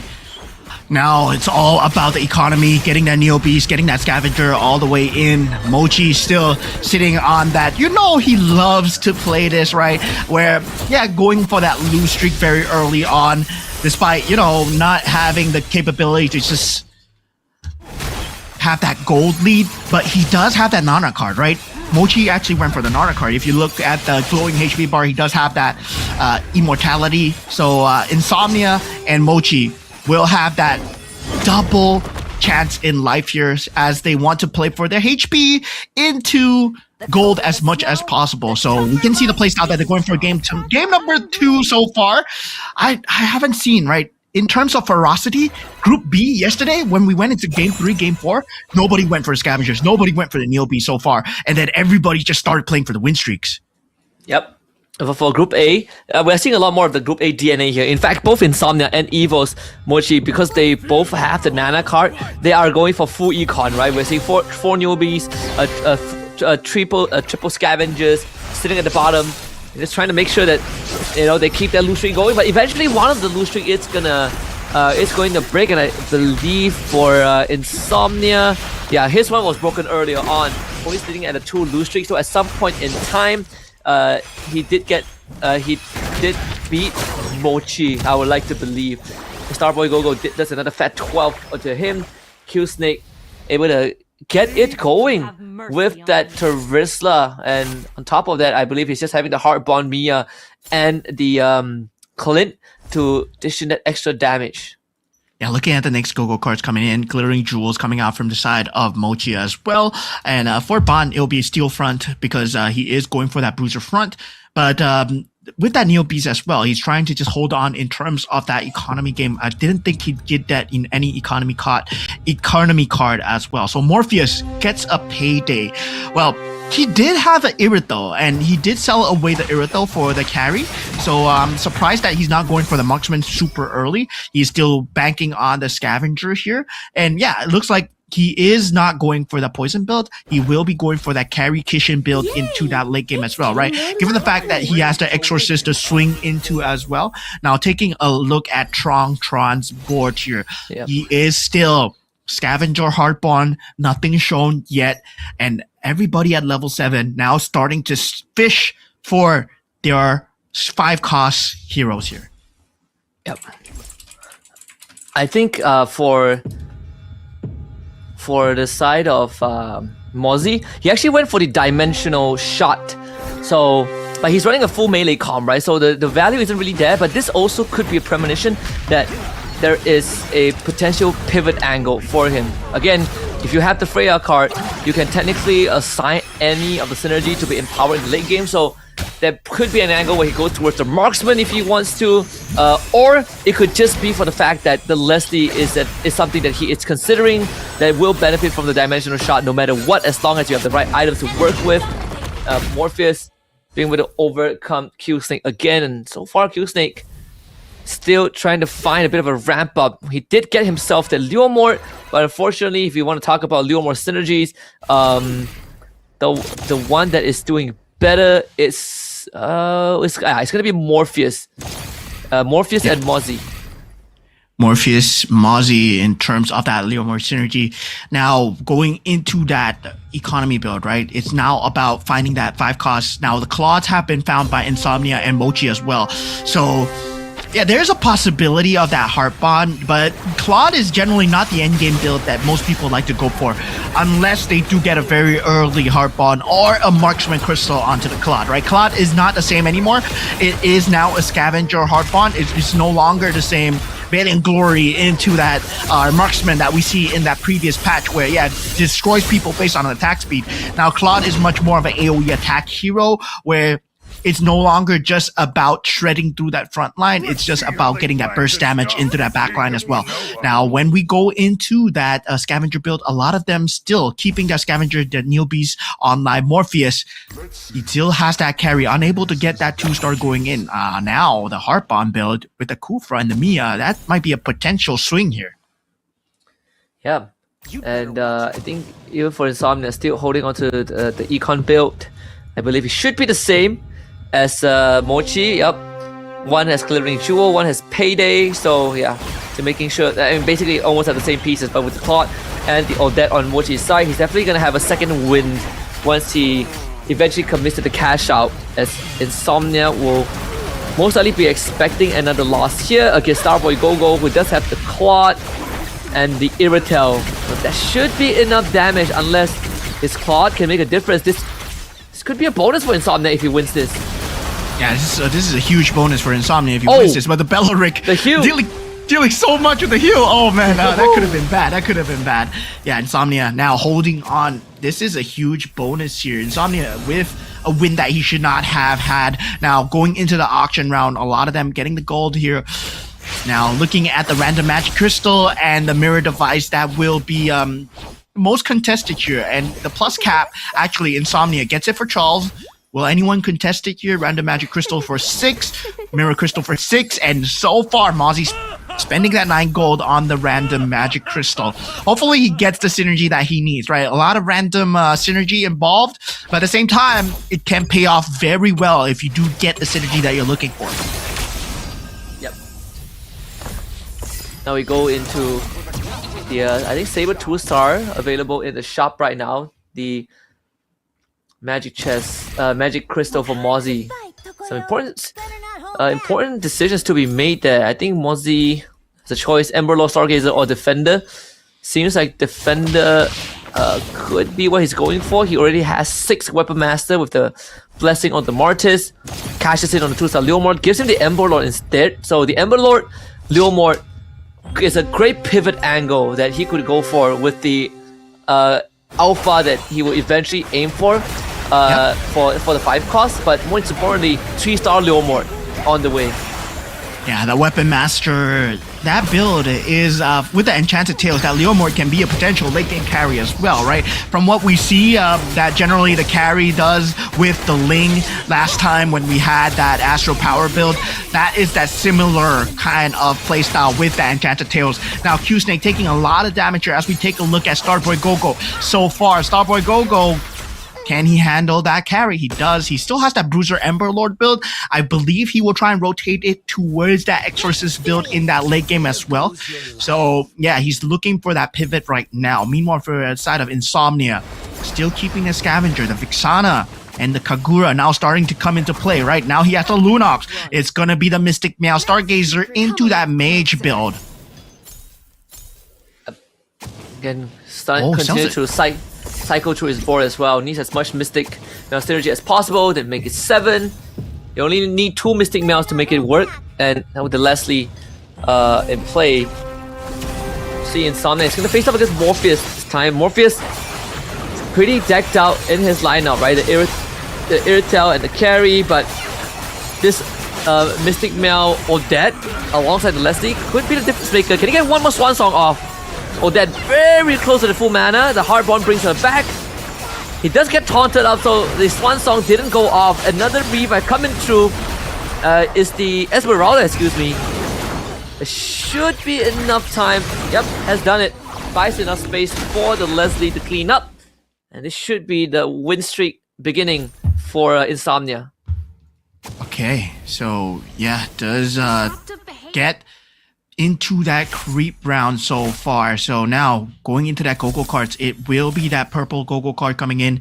Now we will have that reinforcement available for Starboy Gogo and Q Snake as well. So customized recruitment actually coming out from the side of Morpheus here, right? So he has an increased chance of finding 4 gold heroes, while decreasing the chance of getting 1 to 3 gold heroes as well. So this increases his chance of 5 gold overall, but does not increase the operational chances unless you level up. So 4 gold is increased, meanwhile decreasing 1, 2, 3 gold. Basically like making sure that he gets the pieces that he needs for the end game. So yeah, does not go for the economy card there. Most of them actually, Mosey as well, going for the Blood Claw, so he will have the House Claws as well. And this on the Leomorn Emberlord, this is actually a very scary build. Yeah, even for Mosey, he hit the jackpot. For Morpheus, he hit the jackpot, right? Because the pieces that he needed are 4 costs. Carry, Esmeralda, Irithel. So the 3 stars are now looking a lot more probable for him. Mosey still at 100% win rate. The Freya enhancing the Weapon Master. Absolutely the right choice to Weapon Master, getting an extra 130% physical attack. So once he hit the 3-star Leomorn, which eventually will be the case, this Leomorn is going to hit like a truck. I believe we have plenty of Leomorns left in the pool. Yep, there's 8 more, so more than enough. He is running low in cash, so it's going to take some time for him to, you know, be able to start re-rolling. Yeah, now looking at Mochi, the only one with the 2-star Ruby so far, right? He does have that 2-star Ruby with the 9 Mystic Meow into that 4 Mage Stargazer combination. So he will be tearing through a lot of that early game damage as long as he can maintain the mana up on that Link here. And yeah, with that Ruby coming in very close, luckily for him, that's still a 1-star Link. That 2-star Link could have played spoiler to everything that he wanted to do there. Now, a lot of players falling below that 50 HP threshold already. Starboy, Insomnia, Bond, they gotta keep it close. They gotta try and find their main pivots here, right? Weapon Master still being that carry of choice for Mosey. Oh, Insomnia does go for a 2-star carry. Meanwhile, Starboy Goku does get that 2-star Badang as well. So this is where the builds start coming in. Whether or not they do have the itemizations, it's time to do a quick check on the items coming in. Ban is already all in too. He even has a Peerless Valor. So 4 and 5 gold heroes gain 25% attack speed, which means that we're looking at the Lancelot and carry as sort of the main damage pieces. He also has a Lunox there, which slightly benefits from that. But the Steel Front is going to be the main source of defense to keep this Lancelot online as the fight goes on. As he goes up against Mochi, does get the initial stun off, so this will buy space for the Lancelot to hit that backline and erase them as fast as possible. Yeah, there is a Bond. I mean, he's gonna have a very bad time here. It's really dependent on this Lancelot doing crazy work here. Oh, it's a 2-star Lancelot, the Swan Song. Oh, the face rush. Yeah, just in time here. Now going up against the Ruby Swan Song into that Winter Crown. What a combination coming out from the AI. But Bond holds on with the 9 kill coming out from the Kishin Lancelot. And this, he needs the items to get enhanced way faster than ever before. Saved by the bell, that face rusher really giving the Lancelot a second chance in life, but also the initial stun at round start with the nether, was it a nether claw? Wait, no. Yeah, with the nether claw, excuse me. It gave him enough time, right? Like the Lancelot was eating the full swan song from a 2-star or dead and was still able to pull through. Yeah, the extra 50% HP, right? That was just coming in clutch. And meanwhile, it seems like, wow, they were playing MLBB there. Like, he was trying to stun with that Nether Claw, and then suddenly the Odette popped the Swan Song as well. So yeah, it looked like, wow, crazy plays with that Winter Crown coming in. Now going into that next few team fights, 2-star Pradangs, 2-star Leslie's coming out, 2-star Pixana on the side of Mochi as well. Starboy Go-Go not going to have a good time with the Tempest of Blade. That Mexana still at very high HP here. Oh man. Our Cambodian representative who got that second spot will be the first to go out here, as he will end his run at 8 points on game number 2. Now going into that carousel round, we still have 7 players left. Tron will be the first to go. Not a lot of game-changing pieces here. Whether or not he wants to go for that Odette to play spoiler, he does go for the Dauntless synergy actually. Yeah, Killsnake going for the Ling as well. This is bad news for Starboy and great news for everyone else who is looking to catch up. And Tron as well, he opted to go for that level 6 reroll for the Kufra and the Fredrin, and now he is at the brink of getting sent packing in 7th spot as well. So this grand finals could go on for a bit longer if that is the case. See the Bane in the Tron doesn't hit the 3-star Fredrin, does not have economy, actually rolls down and finds it. Yeah, he's gonna sell his board to achieve that, but now only has 4 Weapon Master. Needs to find 3 Weapon Master, needs to find a 4th, but not gonna get it. Yeah, this is a common build, right? The Fredrin into Kufra, it is a common, but it is not the same level as Starboy Go-Go, where he did have that Weapon Master synergy on that Kufra, the Alucard at the back to help him with the Heart Bond. This is going to be suffering in terms of that AoE damage, especially when the Odette gets the Swan Song off on the correct target here. Now Tron in a lot of danger here at Swan Song. Well, Fredrin being the only one alive, that Dauntless synergy not enough to save him here. So he gets taken out. Ban also got wiped out as well. Tron, I believe, did finish in 6th spot. So the top 2 finishers of the previous round finish bottom 3 this time, which gives everyone else a good chance of now basically keeping themselves close to the front runners. Mosey still looking for 3 more Leomord pieces. Does have the economy, but he also has 69 HP, so he's not in a rush for the roll down just yet. Nice, 69 HP indeed. So all at level 9 with the Swiftblade Dragon Collar synergy going on. Now they all have equal chances of rolling into the 5. Morpheus so far so good, and now for the side of Q-Snake, looking at his board, he will be going up against Insomnia's Mirror here, right? Q-Snake with that Swiftblade Dragon Collar combo, still that Cloak and Scythe coming in very clutch, but can he deal enough, right? That Scythe is gonna need to do a lot of work, and he does eventually find it. This Ling with that Ruby combo, that Swiftblade combo is just so scary on that Ruby. Yeah, the Tempest of Blade hitting the right target too, taking out the Leslie, because one more Ultimate Snipe would have shot him down from the skyscraper. And Momozi continues to roll as long as he has enough gold for the interest. He's going to try rolling for all of the possible 3-star. Gonna find another Hanzo in the bag. This is all about the Ember Lord. So the more Ember Lord that he has, with a higher star level, the better it is for that Leomord when they go down. Yeah, I mean, currently he does have quite a lot of Ember Lords going in, right? He does have the Irithel as well. Mosey has been keeping a lot of Ember Lords in the back of his pocket. Now looking at Morpheus as well. Morpheus might not be prepared for this Ember Lord switch. He does have that 6. Oh, the triple Lunox being found by Mochi as well. That's a 3-star Lunox forecast coming his way. Mosey now does get that 2-star Irithel as well. And it feels like Mosey might be going for a synergy play here. Is just missing shy a few of the synergy. Okay, does sell off the pieces. Okay, now taking a look at Morpheus. Does have the 2-star Leslie. Will have that enhanced Sea Halberd as well. Will it be enough? Especially if he goes against Mochi here, who does go for the Ember Lord synergy. Yeah, he needs one more Ember Lord. One more Leomord to make it a 3-star, I think.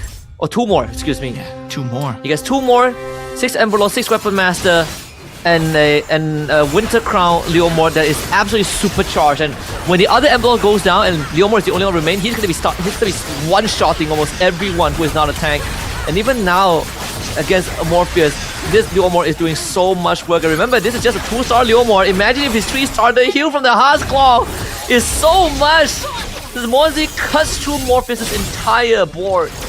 Yeah, this is the power of the Enchanted Tales, and also choosing to put the Golden Staff on that Ember Lord Leomord as well. This is a 2-star Leomord, as we mentioned before. Now he goes for the roll down. He does not manage to find any more Leomords in that pool, so is currently denied away so far. That 2-star Alpha also doing a lot of work in that front line. Now Morpheus, on the other hand, looking for that 3-star carry, right? Unable to get it so far. Does not have the economy. Rolls down to 0. So he will be capped for now. Now, Mochi, on the other hand, has that 3-star Lunox that we talked about. So this is something that is going to be extremely scary to deal with as well. So Mochi looking like he wants to go for the $250 so far.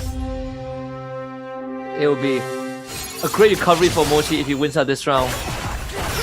And see Morpheus' board, this 8 Mystic Males, 6 Marksmen, be going up against a 3-star Lunox. So it all comes down to how much damage can the Leslie deal. She is aiming on the Lunox, but just not doing damage fast enough as the Vexana Eternal Guard knocks him out. There goes Morpheus. We're down to top 3. Yeah. Morpheus gets taken out at the top 4 spot there. I'm sad for him, right? The carry was being sued up by Insomnia because he was going for a carry of his own. And now taking a look at Mosey's board, does go for that 2-star Masha. Still fishing for one more Leomord, goes for the roll down, gets it as well. That's the 3-star Leomord. This will be a showdown of the Enchanted Tales going up against a 3-star Lunox here. I don't think Insomnia has a say in this at all, as he does not get the 3-star carry that he's looking for. Even if he does, if the Leomord so much so as touches her, she just gets deleted. It will just erase her from the board. It Wait a minute. comes out to Leomord right now. But Insomnia is a Nana, right? He has 6 pieces of Irithel. So if he gets a 3-star Irithel, that is a potential game changer for a 3-star 5 cost. This will be the first 3-star 5 cost that we have seen in a very long time. Good lord, look at this Leomord go. He's punching through everyone.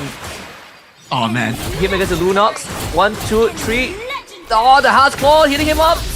And the enhanced basic attack towards the end. That's going to be in some Mochi's extra life, I believe.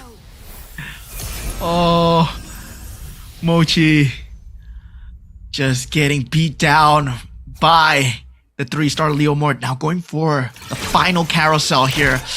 Mosey does take the +1 capacity. Marksman Synergy Crystal being picked up from Mosey as well. So we do have crystals all about. Okay. Finds another Irithel here. Insomnia. He's very close. He's 2 pieces away from a 3-star Irithel. Yep. I believe that Mosey, he was 3-star Vexana now out for Mochi. So 3-star Vex is 3-star Lunox, the same as what we saw yesterday. Mosey able to find a Swift Blade synergy with the Gushen, swaps it out, I believe, for the Terrorista, so he gets the Defender synergy instead to kind of bolster up the Leomord a bit more. But we got Mochi against Insomnia. Mosey will be up against Insomnia's Mirror. Yeah, this is going to be a very tough fight for the side of Mochi and Insomnia as well, right? Both on that sliver of HP. Meanwhile, Mosey sitting at the top with that 3-star Leomord already. That Lunox still doing a lot of work against Insomnia. And yeah, that 3-star Vexana now being found from the side of Mochi as well. This will be a very big spoiler. 3-star Vexana, 3-star Lunox versus the 3-star Enchanted Tails coming out from the side of the Leomord, from the side of Mosey as well. This is an all Indonesian top 3 here as they are going ham at each other. Last roll down coming in from the side of Insomnia here, trying to find the carry if possible, trying to find. That does pick it up. Won't be taking the Franco here, I believe. Looking for the Irithel. He still has one more HP that he is working with. He is a Nana, so he does it. If you think about it, if Insomnia and Mochi didn't have the extra life, Mozzie would have 100% won everything. We'll see that 3-star Leomord, the Ember Lord, is coming online. He reaches the back line, so it really comes down to the 3-star. Can they do it? Oh my goodness, the Lunox deleted. Can the Beyblade do it this time? The Eternal Dart, the enhanced attack. One more hit, this might be the difference maker. The Eternal Dart drops down, but the heal is too much, man. Oh man, the 3-star Leomord with the Haas Claws does eventually take out Mochi as Mosey finds the clutch so far. Now Insomnia going into that Lord round will have one more round to breathe here, and he's also at a potential of going into double 3-star himself, but going up against that Leomord, which is such a monster. Man, oh man, can he do it here? Does he pick up the Claude here? He picks up the Claude, actually. You're gonna need a lot of bodies to withstand this Leomord. And even have to, and not only that, having to go through his Winter Crown as well. But like you said, this Lord is going to be sort of like the resting point for these two players. I mean, even for Mozzie, right? He doesn't really have much on the board. He's just waiting on the econ to work with. There's almost no shot for a 3-star 5 cost. He has already hit his peak. So now it's all about the roll down to see what else can he get. He's gonna start holding the 4 cost. Look at that. He found 2 carries already. And he's gonna sell his piece to roll for the Irithel, and he gets 2 Irithels on his board to deny from Insomnia. Oh man, Mozzie and Irithel. I mean, Insomnia, he does get it. The 3-star Irithel. Eventually, the carry, he needs one more. Is there any more in the pool? There is still a few in the pool as well. There are 4 more carries in the pool. Rolls down with the last 9, 7 gold, 5, 3, and he does get it. He needs to sell off a piece. He gets a 3-star carry. That is the gamble right now. Is it gonna be enough? He has the right synergies, but he's missing one Dauntless. Is Leomord about to come online? He needs to pop the Winter Crown as fast as possible before the Leomord gets to the back line. He does get taunted up. Now the front line immediately cut through. The Leomord swinging away. That's the Winter Crown out. Absolutely destroys the carry. Now looks for the Irithel and then converts it. This Leomord, man, tramples through everyone. Oh man, Mozzie is in disbelief himself, right? That Leomord he had since the start with the Enchanted Tails, it just went ham into that late game as well. He's able to secure that late game. Oh man, it felt bad for everyone to watch. They went into 3 stars, get the 3-star Lunox, got the 3-star Vexana, got the 3-star carry, got the 3-star Irithel, but it didn't matter because you're going down against a supercharged Leomord with the Enchanted Tails. Yeah, and and it was something that was written in the books, written in the stars, right? We literally saw that Leomord and the Weapon Master with the enhanced Weapon Master with the Freya Go-Go card, and we're like, yeah, there's a very good chance he's gonna lean into the Leomord, goes for Weapon Master, he gets the Ember Lord, and we sort of saw the angle, but we also said when he hit that 3-star Leomord, he's gonna reach a critical mass where it felt like it's impossible to stop him. He ran with it all the way, but the Haswell also made quite the difference. The extra lifesteal that kept him alive just enough to finish off his targets. Yeah, definitely. For all the targets as well. I mean, as we said, right, that Leomord is going to be very scary on the Ember Lord synergy. And yeah, you talked about the Haas Claws. It came in clutch. It came in clutch indeed. That Leomord 3-star Haas Claws, man. It was just a disgusting matchup to have dealt with. There was a lot of calls where, yeah, they could have gotten the 3-star Ruby, but they were securing the 3-star 4 cost instead. It felt like the only out was either to get that 3-star 5 cost, where I believe at that point, right, that Leomord player, Mosey, he did not have the economy to roll down, but I really like what Mosey did. He tried to deny away the Irithel. He tried to deny away the carry on his side. He bought 2 pieces of Irithel, 2 pieces of carry. Still, didn't matter. That Leomord just came out too strong in the end. And Mosey, man, oh man, what a run through. It felt bad for the Morpheus player though. Morpheus, him getting that carry was denied away by Mochi as well. And in the end, got denied away by Insomnia as well. Yeah, and pretty unfortunate, towards the very end, if Mozzie didn't hold the carry, then Insomnia wouldn't have had to sell his units to buy the 3-star carry, right? He had to sacrifice a bit of the synergy to make it happen. He was sitting on $5 because I believe $6 would have been what made the difference, would have stalled out the Leomord enough for the carry and Irithel to take him out, because they did pop his Winter Crown midway through, but he was already on his way to the back line, and then he just needed a bit more time, which would have been achieved if he had $6. Yeah, I mean, that was very close, right? He was forced to go and sell away the Dauntless synergy as well. Man, that just hurt. That just hurt because he did not have the money to do so. And taking a look at Ban just being taken out extremely early. Man, it just felt bad because, well, same time, Starboy Gogo, I believe he was the first one to get taken out as well. So yeah, a lot of crazy plays coming out in that early game, right? Where a lot of them are still going for the economy, and only the Freya player, only the Fanny players are going for that synergy so far. But for Mosey, it worked out. Meanwhile, for the side of the Freya, well, it didn't work out in game 1 for Ban as well. So now going for the Cho Mochi, he did manage to secure himself into that late game as well. And we were expecting the Minotaur to do better, especially on Morpheus as well, because, well, we were expecting to go for maybe a more conventional build, but instead he went for a different build, which did work out. He secured that top 4 spot, but sadly for him, the carry and Leslie was pretty much locked away. And yeah, now into that top 3, that Indonesian finals. Oh man, this is a scary gameplay coming out from Mochi, man. That man on the horse, man. Yeah, and unfortunately, I mean, it's a two poor rounds for Ban and Q Snake so far, but yeah, this Mozzie Leomord, holy cow, just really playing on the edge, right? All you need is like one tick of damage and like one more piece of the Dauntless would have made all the difference. Took a look at the winners lineup here. Of course, courtesy of Mozzie with the Fanny. He did go for the Freya card, and remember we did talk about the fact that he went for the Gogo card that gives you more damage per tile from the target. I guess the cleave from the Leomord technically contributed that extra 6% damage, even though it doesn't really matter in the grand scheme of things. But he was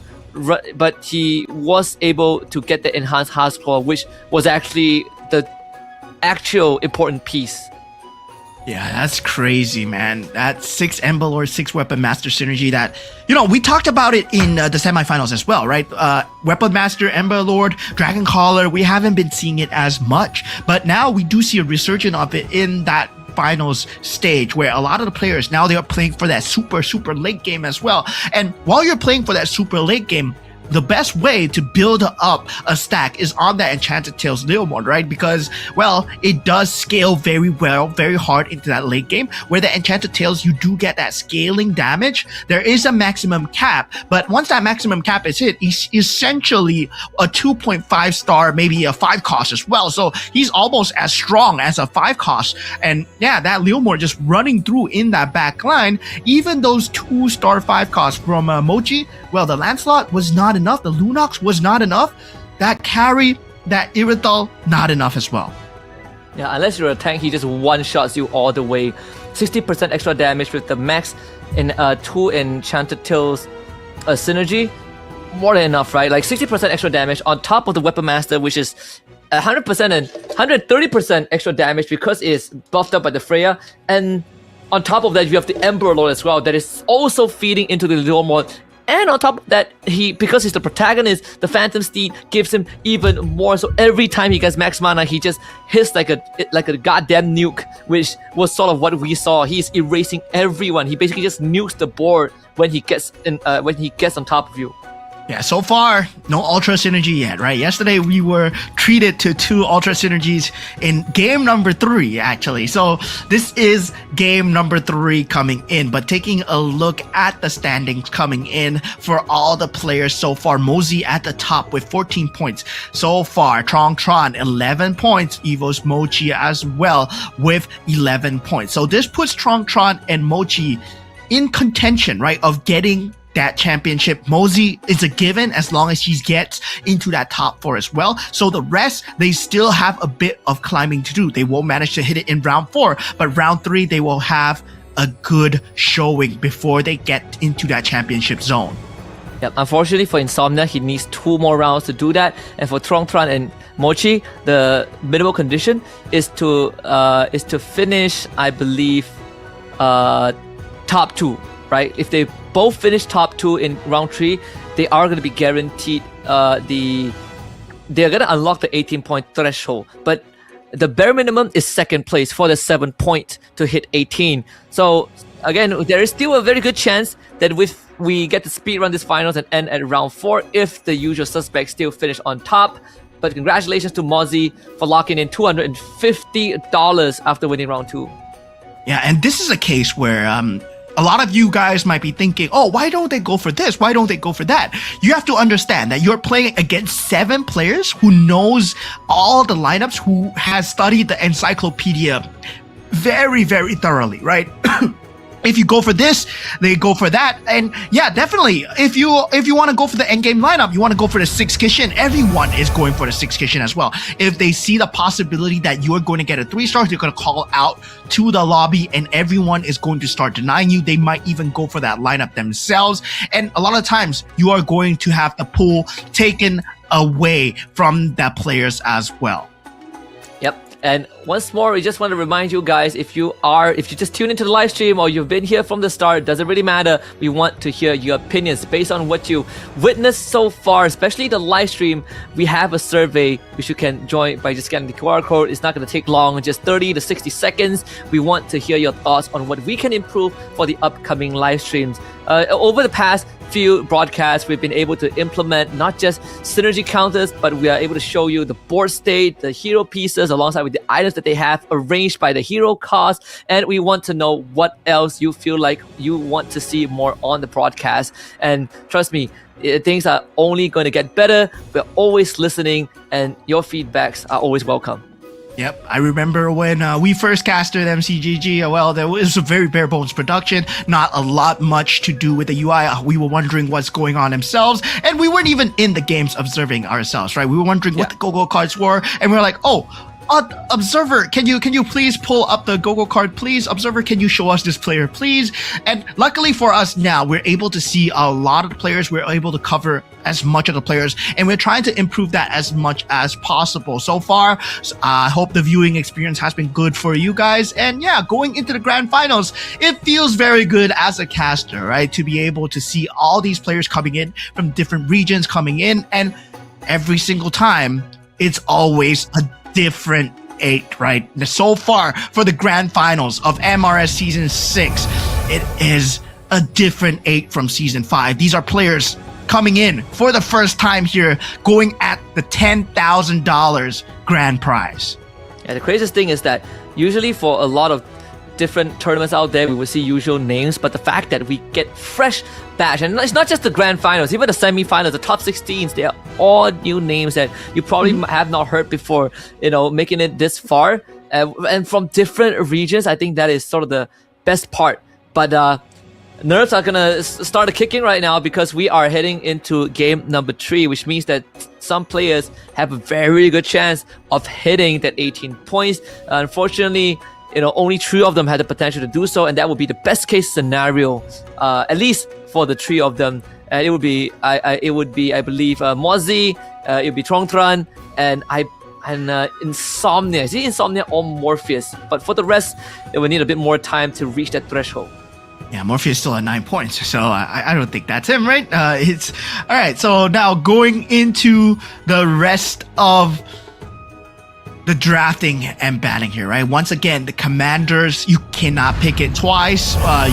If you did pick a Nana in the previous round, you can't pick it ever again. So now we have the drafting phase going in. If you take a look at the games available, right? Game 1, 2, well, we can go all the way to game 8 as long as we do not crown that champion. So we're looking at Mosey being the closest at 14 points right now. As we go into the commander selection, you can take a look at Mochi and also Tron being very close to that 18 points. But for them to get into that 18 point threshold, they need a second place finish or above. So yeah, they're definitely aiming for that in this game here. So now Tron already pulling out the Freya, Starboy Gogo pulling out the Nana, and Ban going with the Angela first pick here. Yeah, a bit of a minor surprise for me that Tron actually he went for the Angela and decided to go for the level 6 reroll, which unfortunately didn't work out in the end. But with this Freya, it should help him accelerate. It was also the very first commander that he picked up yesterday in the game 1 of Group A semis, and he absolutely destroyed that late game after hitting his 6 bruiser with that Yuzong 3-star. Let's see if there's going to be any replication of that, right? The Alice gets brought back up, this time by Insomnia, and Evo's Mochi will go for the Fanny. Yeah, that Alice, right? A lot of these pro players, they know how to play against the Alice. They will deny away your build as much as possible. And let's see who plays spoiler to that here as we go on into the game 3 here. Well, there is that Cho. There's the Kagura. That's the Fanny as well coming out from Mochi. Ruby coming out from Mosey, right? We did see how strong the Ruby is on the hands of Q-Snake, but sadly gets taken out by the 3-star Leomorn coming in from Mosey. But now going into that game itself, early synergies. So far, Neo Beast has been picked up from Starboy, and also Ban, Scavenger coming out from Insomnia. There is an opening this time. Starboy being the Nana means that it's gonna have that extra life, extra 2 lives with the Go-Go card. Let's see if he's able to hit that Neo Beast and get things going, right? The Neo Beast, 4 Neo Beast, 3 Scavengers, the earlier he hit it, the better it is for him. And there should be no deviation in terms of the Go-Go cards, everyone going for the default one. Except for Evo's Mochi, who decides to go for the Cho Sash, as he was running the Fanny. Yeah, now running the Fanny as much as possible. Cho Snash being picked up from Sadamochi. Yep, nothing out of the ordinary so far. Tron. Oh, okay. Not as power being picked up from the side of Freya. So this puts him at secondary life spot as well. So yeah, he will have that secondary life positioning available, but he does not have any eco to start with. So I'm curious to see, right? Does not have any bruisers at the start, does not have any scavengers, does not have any Neo Beasts at the start. So this is a very bad start for Tron. Yep, but it was sort of the exact same start we saw when yesterday in Group A, right? And we saw him recover, and that was without the Nana. He fully committed to the Freya Go-Go card, so this Nana is going to be quite the bailout. And this also could be one of the reasons he went for the second life, because he couldn't get the start that he wants. He does hit the 2 bruisers, but we haven't seen him empower the bruiser just yet. Could be holding it on for what we saw by Mosey, which he leans into the Weapon Master himself. But both Morpheus and Ban, they were able to get their hands on the Hard Bond. So double bruisers that were hard bonds should be quite a stable start here. Yeah, securing that early win streak, it's a matter of whether you want to secure the early win streak or you want to secure the interest as well, right? At the 10 goal mark, at the 20 goal mark, you do get a very sustainable amount of interest, whether it be 2 gold or 4 gold as well. Despite the fact that you lose or you win, you still get that gold going. And this is essentially important when you hit your level 5, 6 power spike, when you're going for that 4 gold, 4 cost rerolled. And meanwhile, for the side of Morpheus, already picking up that saber that he sees in that battlefield. So he does have that saber available if he chooses to go for that exorcist into that Swiftblade. He will have that available, or it might just be a deny coming out because Insomnia, well, he's playing the Alice. Yep, and we've seen Ban do that yesterday, right? He not only denied the saber, but he also fully leaned into it, and that actually got him a very good placement. So it could be one of those strategies, but Mochi does have a very strong opening board, so we'll be able to take out Trong Tran as he's not only going for 4 Neobees, but he also manages to get a 2-star Dirov with 2 Bruisers that has the Chill Sash and a War Axe. So this is an incredibly strong early game. So Mochi building up the Neobees points, but at the same time, he's not trading his health for it. Yeah, once again, you can see the Saber, right, in Morpheus's pool. That is the deny coming in. Now Trong Tran going into that carousel will be first in here. Does pick up.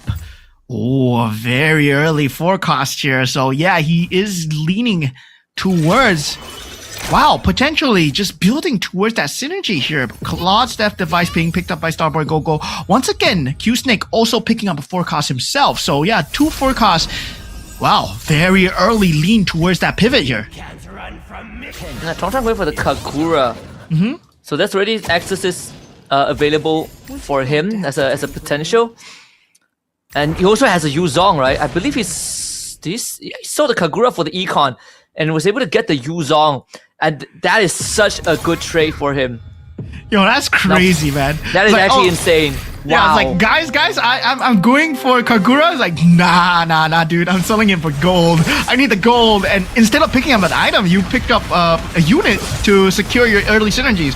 So yeah, the Aurora being picked up from the side of, I believe, Q-Snake as well. I believe that's going to go into the Astral Power Stargazer synergy. That might not be the case here. He's not building towards any Astral Power at all. A lot of Scavengers still in the play here as we look across the board, as we look at Mosey's board and also Mochi's board as well. Neobees into that Scavengers.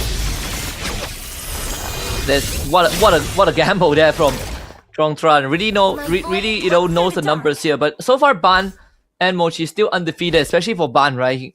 Sort of like game 1. 3 Face Warpers, the Hard Bond, and the even the Dragon Collar. So bit of a ragtag composition that actually deals incredible amount of damage. Should go up against Mochi in the next round or the start of after the creep round. But Mochi's board is still solid. The fact that he hasn't lost a single game but has 4 Neobees, this is one of the dream start that you could have. But now he goes up against Ban. Yeah, Insomnia now up against Q-Snake as well. Both of them going for that triple Scavenger. Insomnia yet to find any piece that he wants to enhance, right? So far, only the Hellcurt is there. The Saber has been denied constant turns coming in from Morpheus, who has denied away that Saber available. And also for Ban as well, he has that Gushin ready very early. So Q-Snake actually playing that Aurora. Not too sure whether it's going to help him out because he does not have that Astral Powered Stargazer as well. So now, going into that HP mark, we're going into that next Go-Go card zone where it's that blue Go-Go card. So blue Go-Go card always means that we're going to see a level 8, level 9 game. We're going to see a lot of HP scaling where there is that shield available. There is also that flow available as well. So will they go for the shield here? No, they go for that tempo. A lot of players are actually going for tempo here. Wow. Dark Blade for Ban, so healing reduction already up. We got the purest power for Mozzie, so the Mystic Meow now becomes a very viable strategy. Excellent recruit for Insomnia, going for the 3 costs, and yeah, 2 jump the guns right for Starboy Gogo and Q-Snake. So Starboy Gogo is great because he's a Nana, and for Q-Snake, because he's at the bottom, he definitely wants to get ahead of the curve in a slightly faster pace. He can actually hit level 7 if he wants right now after this round, and to get him better roll chances on that 3 and 4 cost, which is probably what he's looking for, in the grand scheme of things, because he wants that Astral Power, but at the same time, if you want some good Stargazer and Mages, you're looking at Lunox, you're looking at Kagura. Seems like that could be the angle that's heading towards Stargazer and the Astral Power. Yeah. And it's all about that Neobees synergy right now, right? We do see Trong Tran. I mean, he does have 4 Neobees, but he's only starting to lean towards Neobees now. He might just be going for the 100 and then just cashing out, because I don't believe he can go for 300 right now with the HP threshold that he's at. So 76 going into the auction round really soon. And this is where a lot of the boards are going to start making sense here. Insomnia already pulling off that Saber. Hellcurt will be slowly starting to scale up in terms of that power as well. So a pretty much cleaner Alice game coming out from Insomnia as he does get the pieces that he needs. Now Mozzie taking a lot of damage here, but still not enough to matter as now it's in that level 7 range, right? Level 7 range means the 5 costs will start to matter here. And who does get the 5 costs first? We're looking at the links. We're looking at potentially the Farsas as well. I mean the Lings, the Rubies, that is going to play. Leslie as well, the Lancelot, that is going to be in that pool. Another important point is that the fact that Ban has a Dark Blade means that the Sea Halberd is not primary for him anymore, right? Because he gets natural healing reduction anyways, which is even better because he allows him to pivot his items even more. But even for Mochi, he has 85 health, but he has 203 point in the Neo Beast chest, which is fantastic. Insomnia is gonna take down Starboy Gogo here, but it does put his Neo Beast chest, I believe, close to 300 after this round. So threshold almost there for Mozzie. But Mochi winning another round with his 4 Neo Beast synergy. This guy is having the time of his life. Yeah, I mean, this point, right? Tron still leaning towards that scavenger into the Neo Beast as well. Looking at Mochi's board, he's still keeping the Neo Beast. A lot of Neo Beasts here, right? The chests are all near that 300 threshold. It's all about playing with your HP. Do you reach it at the end of that next creep round? That's potentially so. And how much HP can you hold on? Meanwhile, for Mochi, luckily for him, he's a fanny, right? He's able to hold on as much as possible, but because he has that extra board space, he will be able to play that extra Kishin synergy. Here is Mochi. Can he get another win here, right? Like, he's sitting at 3 Kishin, but the Farsa is really helping him do a ton of damage. Not to mention, he has the Thunderbell Fulvis in the front as well. And this Brody getting the Cho Sash and the War Axe really is able to ramp up the damage over time. The Dirov also holding on longer than Starboy Gogo would have liked, but this should be another off the board. Again, working up that Neo Beast point. Since so far in one of the best state possible heading into this auction round. Yeah, going into the auction bidding round here. Now we have that glowing wand being picked up from inside of Q-Snake here. Mirror device and also that random crystal will be that pick of choice. That random 5 hero might come into play here. Bond gets it for 3 gold. Morpheus looks like he's going to get the mirror device for 9. That cap. Tron, Starboy does not fight for it. +1 cap here for 6 gold. It is a steal here. But a lot of these players, they're here at a weakened economy as we are going into that gold go-go card at the end, right? A lot of them are still above that 50 HP mark. You have to know that Tron and Starboy Gogo, they have that non-art. Oh my god, that is a very good crystal chest coming in from the side of Mosey as well. So yeah, he can go for the Weapon Master if he wants to go for it. He went for the Bruiser, I think. Yeah, he went for the Bruiser Magic Crystal, puts it on the Fulvius. Harder on yourself. So now there's a chance to go for 6 Bruiser and have the Exorcist in play. So good situation for Mozzie, but for Tron, he already achieved the 6 Bruiser, and now it's gonna go back to the standard modus operandi and working on the Yuzong. But remember, he also has the Nana Gogo card, which means that you gotta take him out twice. That also gives him a bit more time to fish for the 3-star Yuzong, which will take a while. We'll have to take the L against Ban for now, who is still doing mad work. This Dark Blade is a big difference maker, especially against, you know, a composition with that Yuzong that is going to have a War Axe to try and heal back up. Yeah, I mean, he is playing that Minotaur build, right? But difference is he has the Clint in the back line instead of having the Mia, and also the Heart Bond to deal with. So it's a very scary build to deal with as well. So yeah, now Tron, Q-Snake. Now, Q-Snake is at the potential where he can go for the Astro Power build. If, let's say, he wants to go for the Astro Stargazer build as well, he's holding on to the Yuzong as well. Potential swing into that Exorcist build. Now, that 2-star Farstar actually coming out from the side of Starboy Gogo. I think he might be going for it here. He does have the Ling available. So that Neo Beast chest already at 338. Now, looking at Mosey going up against Q-Snake. Q-Snake, one of the potential players to get knocked out very early here, but he holds on so far with 36 HP. So far, still has some more left in him. Probably 2 more rounds. Makes it to the Go card. But with 36 HP, the Go card could be the biggest difference maker, could bring him back into the game. Last resort for Starboy Gogo. The more the merrier for Mochi. The breath of the Berserk for Ban. He is hitting every gold, every dream Gogo card. But there is, I believe there is the Mozzie doing the same as well. The more the merrier. So economy basically in check. The Shield of Fortune for Trong Tran.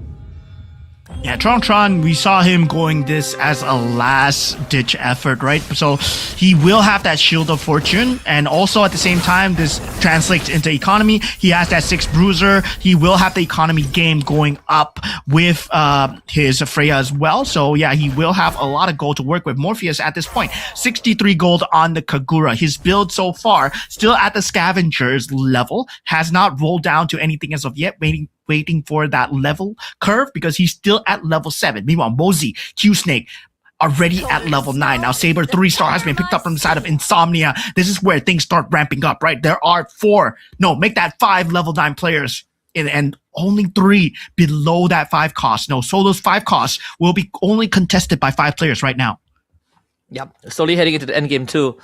For Trong Tran, he needs to hold off for 2 rounds to make sure that he gets as much value as he can from the Shield of Fortune, and that could contribute to his pursuit of that 3-star Yuzong, which no one is going for. So he has basically free autonomy over that piece as long as he doesn't lose too much health, and this round should be doable against Mozzie.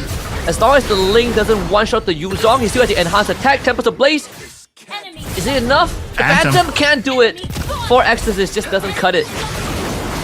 Yeah, lucky for Tron does have the shield to work with as well. Now taking a look at Starboy as well, he is going for that similar Link build, but has a 3-star Clint for the side of Ban. I mean, Ban's build is good, but it's gonna start falling off sooner or later, right? He is at level 6 as well. We've seen this out of him so far. It is that deny build, trying to go for the Insomnia gameplay as much as possible, but unluckily for him, Insomnia able to find the build that he needs to go for. Now taking a look at the side of Starboy Gogo's board, right? He is still trying to roll down, trying to find as much as possible, but looking at Tron as well, he is getting that 2-star Bellaric up. I believe at this point that 3-star Yuzong very close. He does have that 6 Exorcist and 6 Bruiser build going in. Now looking at Muzzi's build as well, 6 Swiftblade, 4 Dragon Caller, but Tron 6/6 already found.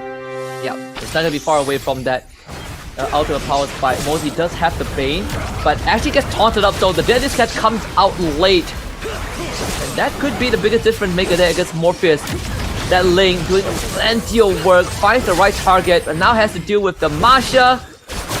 But doesn't cut it, right? Level 9 doing a lot better. Mochi finally delivering Ban his first round loss. 1 shot wasted.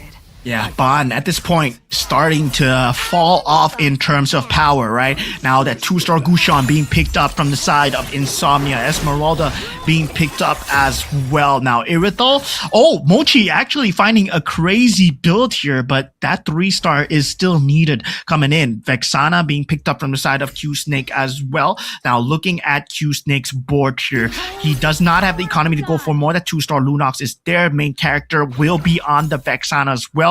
And yeah, this is a situation where he needs one more Odette, right? He needs one more Odette and one more Lancelot to make it work. He does get the Lancelot. The Odette does not have to go for it so far. Yeah, but he still has rounds to work with thanks to his health bar. Q-Snake gonna unleash a Swan Song, trying to melt through Mochi's front line. But this 1-star Odette is just not good enough. The Irritel and the carry doing way too much damage. Needed a 2-star Odette. And then that's all she wrote. Q-Snake just not having the resources to pull through. So it's another underwhelming finish for ECA rep. Yeah, the ECA rep. I mean, sadly for him, hoping for that 2-star Odette, did not find it. And yeah, just unlucky days here. Tron now going first, gets the Exorcist synergy here. That is potential. He has 6 Exorcists and also 6 Bruisers. Mozzie goes for the Dragon Collar. Insomnia +1 cap. Starboy Gogo +1 cap as well. Mochi jumps on the Leslie. Morpheus on the Hot Claws as well. Now finally Ban has the highest HP, but does not have a very good build. The fact that there's an Exorcist Magic Crystal means that Tron can actually open himself up to give the Exorcist synergy to the Badang if he wants to. Badang's still sitting at 1 star, unfortunately, but if you can get a Badang 2-star, then that value is gonna go up. Who is gonna sacrifice though? You could sacrifice the Saber, and then put it in another piece that kind of bolsters your board. I think the Dragon Collar could be one of it, but yes, Exorcist put onto Badang. 7 Exorcists now, which means 1 extra Phantom that could make the difference in that late game. He also has the Kagura on the board, but he needs 1 more for the 2-star. Yeah, so far, I mean, that Dragon Collar synergy is still not being found, right? 2-star Ling not being found from the side of Mosey. This looks like it's the beginning of the end for him if potentially Mochi takes him out here. And Mochi has a very good build as well with that 6 marksman. So yeah, that 17 damage, I think it's secure as long as Ling does not do a lot of damage here. Yep, Mosey will be out for the count.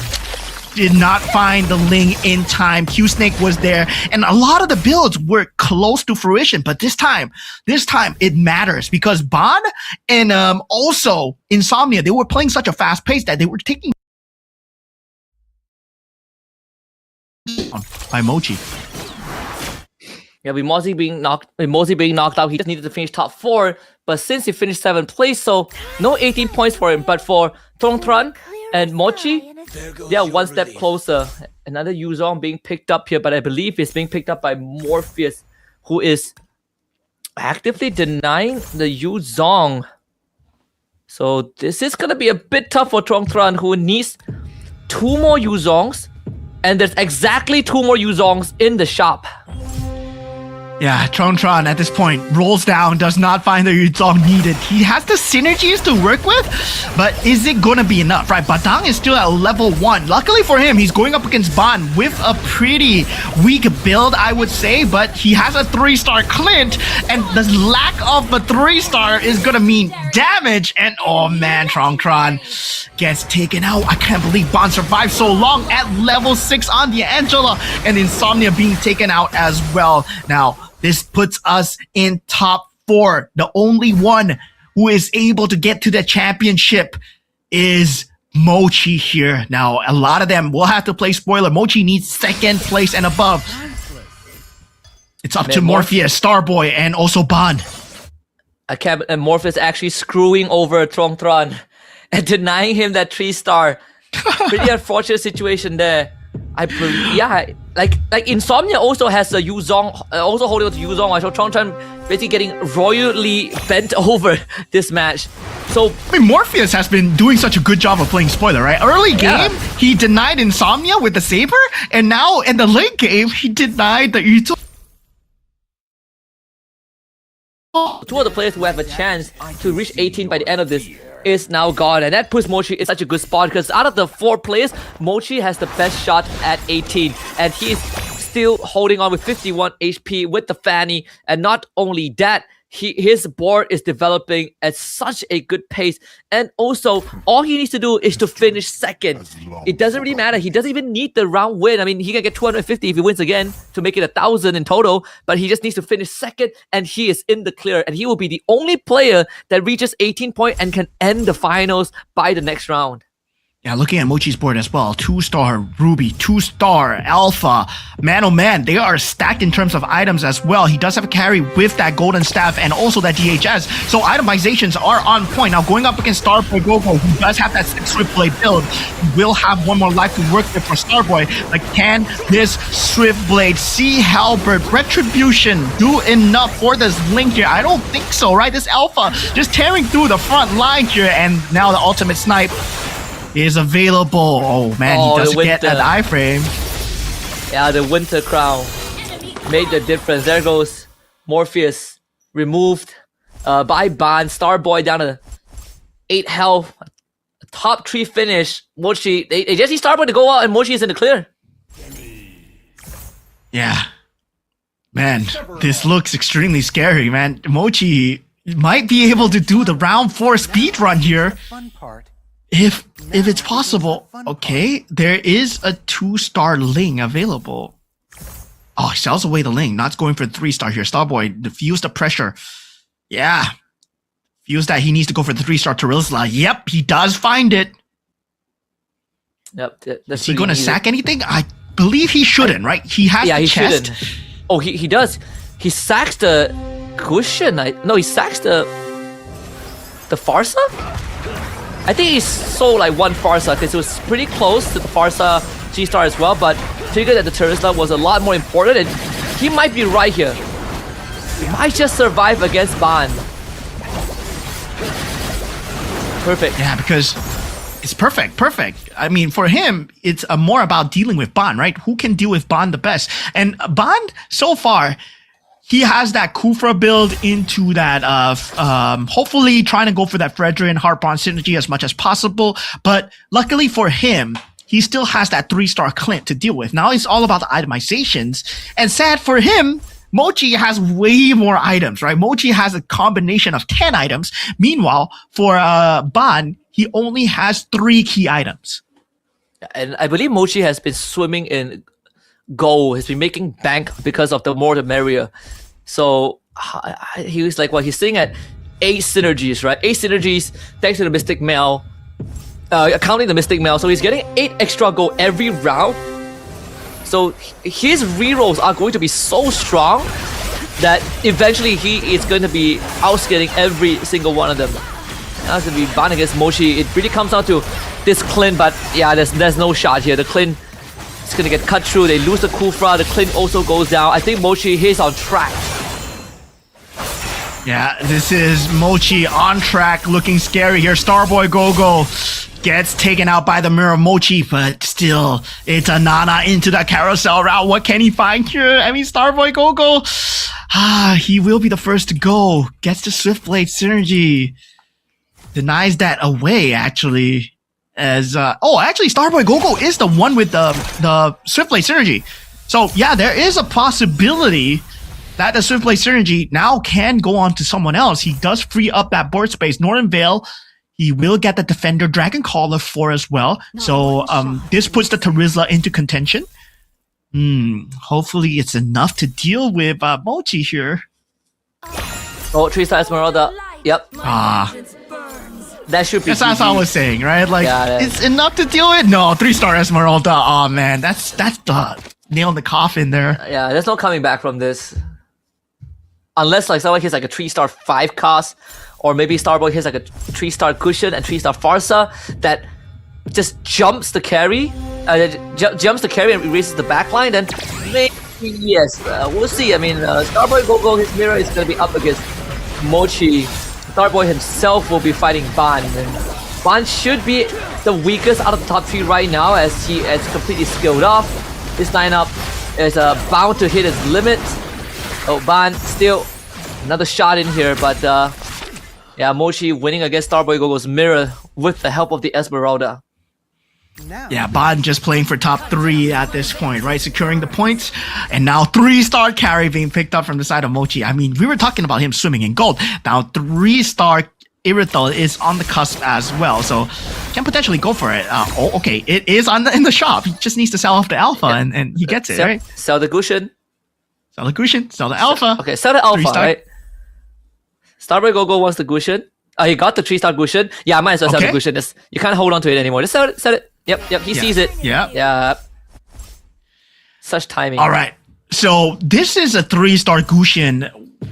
Let's see the itemizations on the Gushin, right? Yeah, Gushin has, does not have any magic damage. Only Thunder Belt and also the anti-cuirass. So it's not enough. The itemizations on Mochi is way better. So going up against Mochi's and Starboy Gogo's mirror, I'm not too sure why we're looking at Ban's fight here. Ban is going to lose for sure. And yeah, it's about Starboy Gogo and Mochi. It might be a double KO here.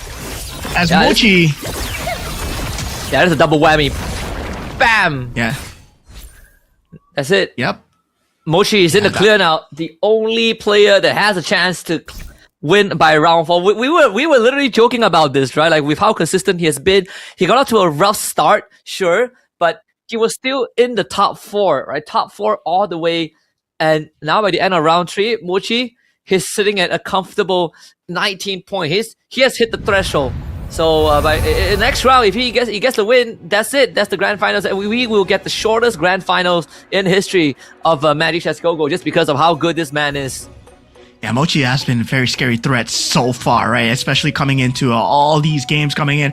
Man, oh man, he's just been destroying every single ladder, every single bracket that he's been in. And we saw that same level of tenure coming out from the previous seasons where Go 1, MRS5, we did have Shadow QC, we did have Floxy as well, right? But it was never dominant in this way because there were people taking turns. Meanwhile, Mochi, he has been on top every single time and nobody has been able to contest him so far. Tron, in round 1, he was there, but afterwards, Mochi figured out the pattern and he's been there ever since. Yep, he has.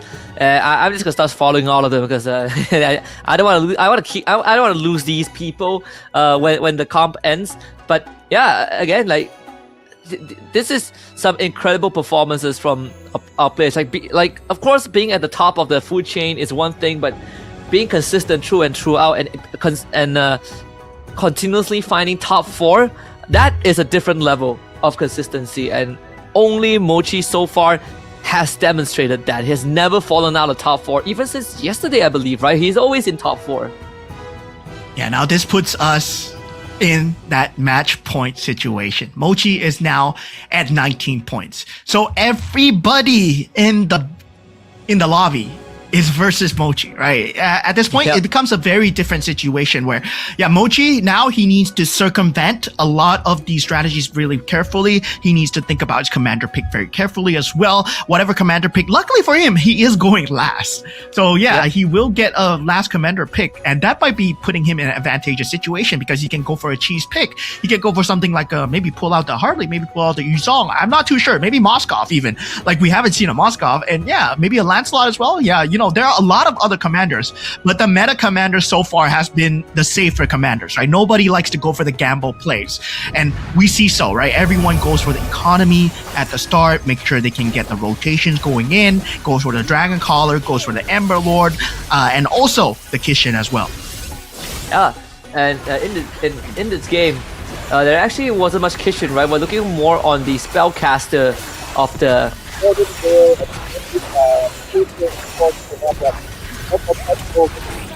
but just not able to find the right pieces. It's a bit of a headache because he's the only one that is sort of the defiant, the deviant the entire grand finals, who is not following what everyone is doing. He's trying to go for the least pick synergy in hopes that is going to give him a better chance, but it hasn't been working out because he's not able to make it to the stage where he's going to get those pieces to 3-star. And they're pretty expensive because you're looking at synergies that only work when you have 3-star forecasts. Yeah, 3-star forecasts, sadly wasn't found, right? In terms of the highlights, you can see the disappointment there. He was playing such a good spoiler as well, right? Morpheus was kind of denying away the Alice, kind of denying away whatever Mosey wanted to do. But sadly for him, didn't deny away what Mochi wanted to do because Mochi went for that Mystic Meow combination, and it's very hard to deny away the Mystic Meow because, well, at that point you can go for almost anything. But now, looking at the winner lineup coming out from the side of Mochi, who is currently sitting at 19 points, he is going to be a crown champion really soon if he wins this at 3-star carry, 3-star Irithel at the last point. But that build-up, right? What was the build-up coming in? He went for the Alpha, he went for the Franco. The Mia was actually just there as well as a bait, and he was just like, okay, maybe I can go hard bond if I want to. But in the end, he found the Ruby, and then he decided, okay, this is it. Once I get the Leslie, I go for the Mystic Meow. And luckily for him, he got the Go-Go card that went so well with Mystic Meow because, well, the more the merrier, gives you more gold, the more synergies you have. Yep, and on top of that, is that the more the merrier, basically a game changer in that late game that fed into his reroll, right? He already has Glittering Jewel for the early reroll, but getting the more the merrier means that he has to worry less about his economy. He basically worries less about the interest, and he's guaranteed a basic of 8 gold every time around ends, regardless of the result. And the fact that he's able to hit the 3-star Esmeralda as sort of like the first piece of the puzzle to get him winning those late game rounds gave him a lot more leeway to start going for the 3-star carry and eventually the 3-star Irithel. Yeah, taking a look at the match overview as well, right? You can see what the other lobby players were trying to do here. Sadly for Q Snake being eliminated first. And this is like a very high elo lobby where nobody's getting eliminated before they get into the 5 cost, right? We did see Tron trying to go for that 3 cost Yuzong, and well, look at who is holding the other Yuzong, right? It was Morpheus and Insomnia. They were holding the other Yuzongs, and yeah, they finished 5 and 4 because, well, they were trying to deny him as much as possible. And Insomnia at the start was trying to go for the Hellcurt Saber. Morpheus denied that as well. He went for the Saber himself and then he sold it away eventually. Then meanwhile, Starboy Gogo, well, he held on to the Hellcurt to make sure that Insomnia does not have a good game at all. Yeah, Tron, like Tron had such a good build up, right? He had like what, 7 Exorcists at one point. Like he's basically decked out. All he needed was a 3-star Yuzong and he's good to go. He got all the right pieces, and 2 other players decided that today is not going to be the day for him, and he ended up losing before he could roll, before he could get the 3-star. We even checked the shop, right? There were exactly 2 Yuzong left in the pool, but Tron was sitting at 0 gold, so no way for him to do that. The final standings right now, Evo's Mochi after the 3rd round not only nets himself $250 to make it $1,000 so far in his bank for round wins, but he also has a chance to get the 10 grand if he wins by round 4. Dude already got the equivalent of the 4th place prize while just playing the round wins. Man, oh man, 19 points. Now, why is his name highlighted in pink? Well, it's because he is on the cusp of that championship. If he wins this round coming in, round number 4, every single player is going to try and go against Mochi here. Now, no one else is at that 18-point threshold, so it's going to be easy. But at the same time, right, Mochi, last pick commander, reminder. So he can go for a cheese build, an ube build, like you might call it. But definitely, if he does go for it, it might get stopped very early. But looking at the money going in, Tron, then Mosey, then Mochi as well. Yeah, Mochi definitely in the most comfortable spot. He basically has 1 round to make a mistake, 1 round of leeway, right? This round, if it ends, there's a good chance that even if he doesn't win, he has round 5 to make up for it because he's the only one eligible to win by round 4. But by the end of round 4, we will probably get another candidate to hitting that 18-point threshold, and that's where it's dangerous. So Mochi is actually in such a good spot. He is in control of his own destiny. He has 2 chances to walk away with the 10 grand and a good chance the 3.2 thousand as well, because guess what? With all those Popo and Koopa that we have seen, only he has won with P and K. So he is setting himself up for the future now. Yeah. So going into the prediction for the winner here, right? Number 1. Who do you think it's going to be for the champion here going in, right? Is this really going to be Mochi, or do you have another player in mind? I mean, it's either Mochi, Tongtran, or Mozi, right? I mean, they were on our top 3 list, but I gotta say, Mochi is in the best possible spot to win. He still hasn't dropped out of top 4, and that's a crazy thing, considering that the Grand Finals is a completely different ballgame.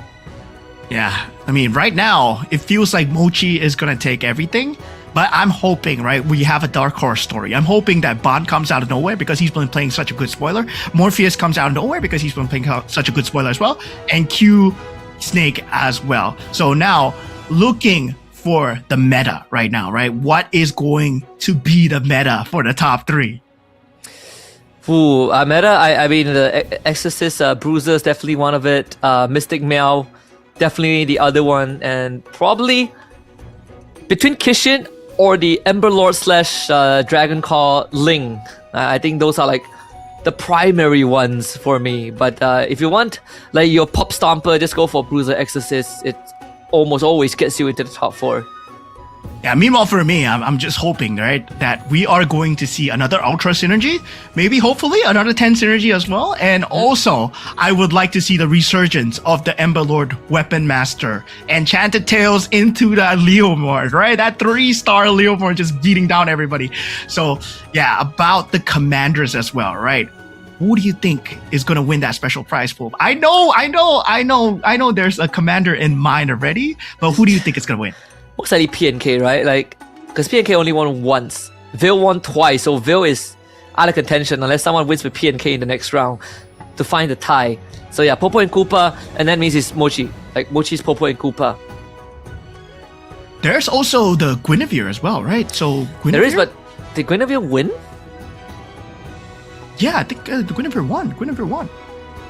I So there's the Guinevere, there's the PNK, and there's the Veil. So for me, I think it's gonna be the Veil, right? Because well, I believe at the last round, someone's gonna pull out the Veil and just not win again. So yeah, gonna pull down that win rate percentage. Yeah, there is the Gwyn. It was the Heartbond Lunox yesterday by Mochi too. So Yeah. he has multiple avenues apparently to win. He has PNK, he has Gwyn. Yeah, overall Mochi still at the crowd favorites. I think everyone in the chat are banking for him to bring it back to Indonesia. But of course, if you're watching this broadcast, again, we would like to ask for you to submit your answers to this survey. Scan the QR code, let us know what you think we can improve down the road. So far, we've been able to, show you guys more information during the live stream. But if you have any more inputs, do voice them out. We're listening. Yeah, definitely. It has been a long road coming into the grand finals of MRS Season 6. And this is proud, right? This is a proud moment for all of us where we are at Season 6 so far, coming from, MCGG used to be part of MLBB, where, it was a separate mini game within the MLBB ecosystem. Now we have a separate standalone game, a separate standalone tournament, and separate standalone internationals as well. And these are the players that will be in that go-to stage, right? When we think about the future of MCGG, well, they have been coming up in contention. Will they reach the level of international stardom here as well? They need to prepare themselves to go against Mochi. It is Mochi versus the world here. Morpheus, you're gonna have to play one heck of a stopper match. Q-Snake as well, and Ban, well, I'm hoping on you guys. Yeah, this is potentially the last round. So for anyone out there who wants to stop Mochi, this is your best chance. I mean, they could technically play spoilers, right? They could deny every piece that Mochi wants to push it to a map 5 if they are that evil. But it starts with the commander. Q-Snake gets himself the Freya.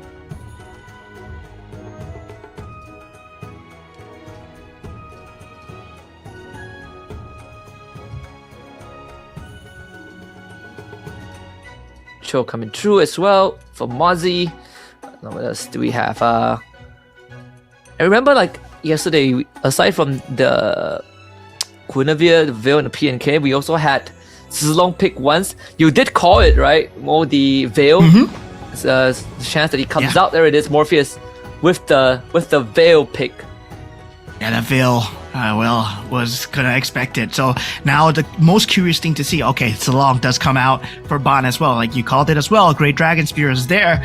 Now Minotaur is there as well. So this is gonna be a very fast-paced game here. Mochi does pull out the Kagura here. So going for something standard, going for something safe here. I mean, expected to see, Kagura is hopefully we get to see the Lancelot Kishin Kagura. That is the standard going in, but also at the end, right, there is the Ember Lord Weapon Master Kagura that also can be very good. And those two are the meta defining so far, but at the same time, Kagura is a very flexible hero where you can put the umbrella on almost anyone. So Mochi, same time, throwing to a toss here.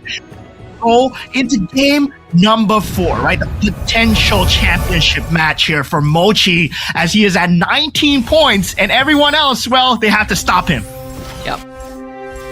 Let's see how this one is gonna pan out. All eyes are on Mochi. Evil's fans looking to rejoice as he pulls out again the Kagura. A very safe pick that is almost guaranteed to get you into top 4. And he starts with the Dyrov as well. The Dyrov, Angela, and the Minotaur, a solid start. And if he gets if he is able to get his hands on the Scavenger, you can bet that he's gonna hold on to that and use his Dyrov as a sort of a launch pad to get to snowball. Everyone going for the default Go-Go card so far. Let's see if Morpheus and Ban are going to do the same. Yep, Great Dragon Spear for Ban. Morpheus still indecisive on what he wants to go for as of now. He's going to hold on to that. Yeah, and now going into the early synergies as we talked about, right? Nobody managed to get the eco synergy so far. Q-Snake, the only one with the bruiser synergy, does get the Yuzong extremely early. So level 4 in already with that Yuzong synergy. So with that Freya's power, able to make use of that bruiser synergy as much as possible already at that level 4 state. So yeah, gonna be a crazy situation to deal with that Yuzong extremely early on coming out from the side of Q-Snake as well. So given the fact that you're dealing with that, I mean, now it's more about all eyes on Mochi, right? What is Mochi playing? And Mochi is going for Kishin. He's not going for any kind of early game synergy. Oh, he does go for the scavenger so far, so he will be going for that economy build going in. And that's expected, right? Like, once he gets the scavenger, he's gonna hold on to it. It's gonna sit at 20 gold, very comfortable. A good chance to level 5 by the end of this round. And he's gonna go up against Trong Tran, who is running the Nana, so a second win for him. But if Evo's Starboy, excuse me, he's gonna go up against Starboy. But if Mochi can win this round, then it's gonna be a very good setup for the late game. I don't think that's gonna be the case though. Starboy does have the Harp on Kishin and a very decked out Fanny, so Mochi's gonna lose this round. Insomnia beating down Trong Tran for 8. Yeah, so far so good here. Morpheus yet to pick up that hero card onto Veil, right? I'm not too sure what he's holding on to. Like, I'm not too sure what he's holding on to. I'm gonna go into his screen to take a look to see whether I can see it as an observer or not. Okay, he does not have any Go-Go cards. They do not show you any observers what Go-Go cards that he's going for. So he's holding on to Veil and something else. So yeah, there's a possibility that he might go against the script here. Now, meanwhile, for everyone else, it feels like, okay, there's very little scavengers. Mosey, the only one that on the Cho, going for that Neopy scavengers as well. So a lot of them going for that early bruiser build. And with Ban going for that bruiser build as well, right? Going with that Great Dragon Spear, you want to build charges as much as possible on that long. Each battle sharpens my spear. See the first carousel. There is a Farsa, a Kagura, and a Julian. So the Kagura should be one of the more sought after one, at least for Q-Snake if he wants to Exorcist. Most of them so far going for the items. Insomnia, BOD, Starboy gets the Thunderbelt.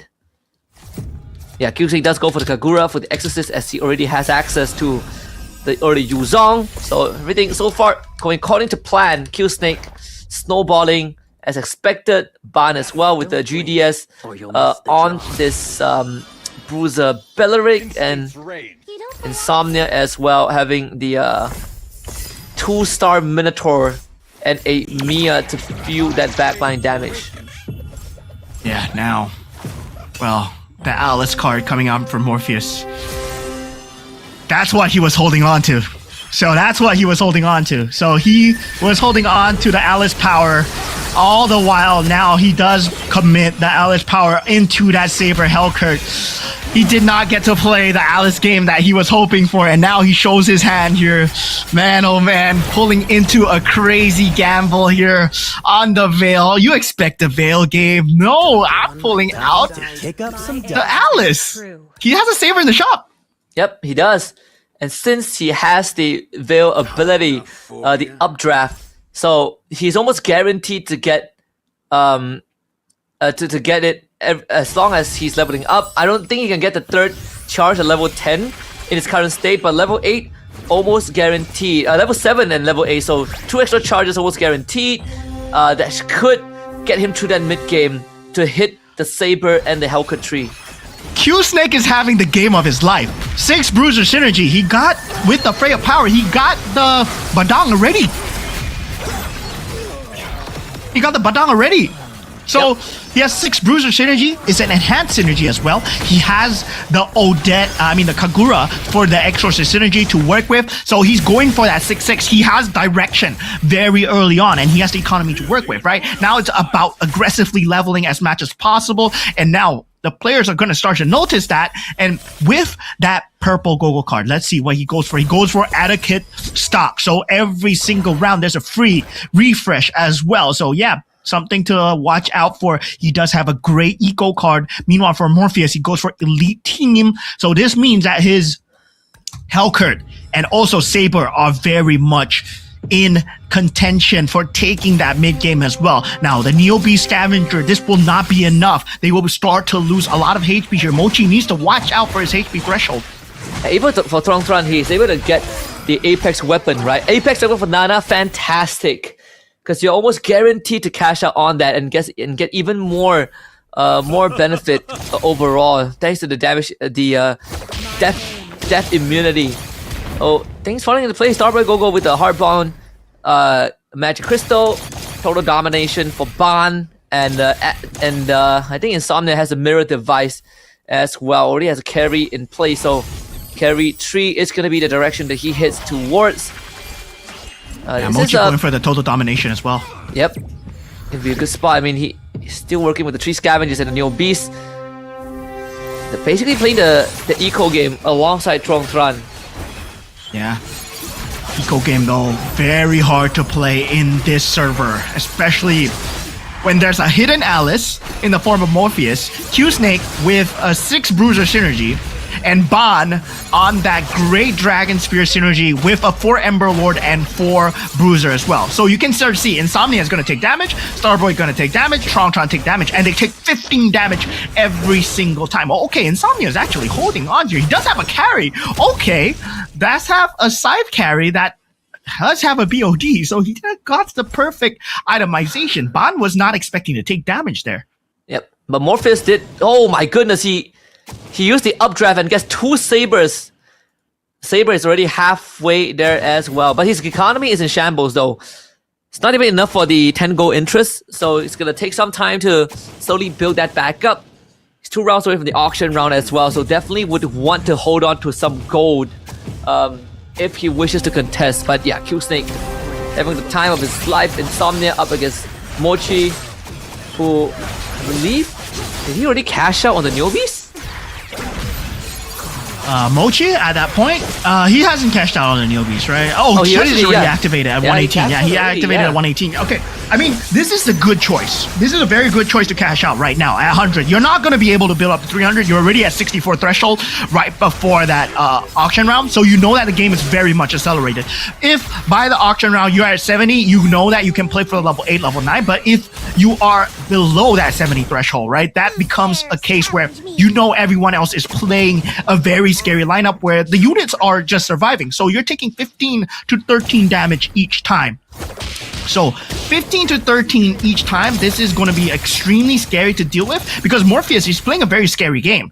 And also Q-Snake as well. He's managed to roll for an extremely scary board. Right now, he's building up into that 4 Exorcist. He does have the Scavenger and the Kishin synergy build up already.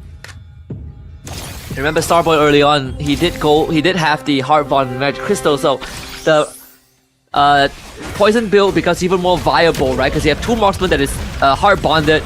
That means more options, more damage in the backline. If he gets the carry, that is going to be what defines that mid to late game. And he could also put that onto the Leslie as well. But for now, it should get him over the line against Mochi, Morpheus.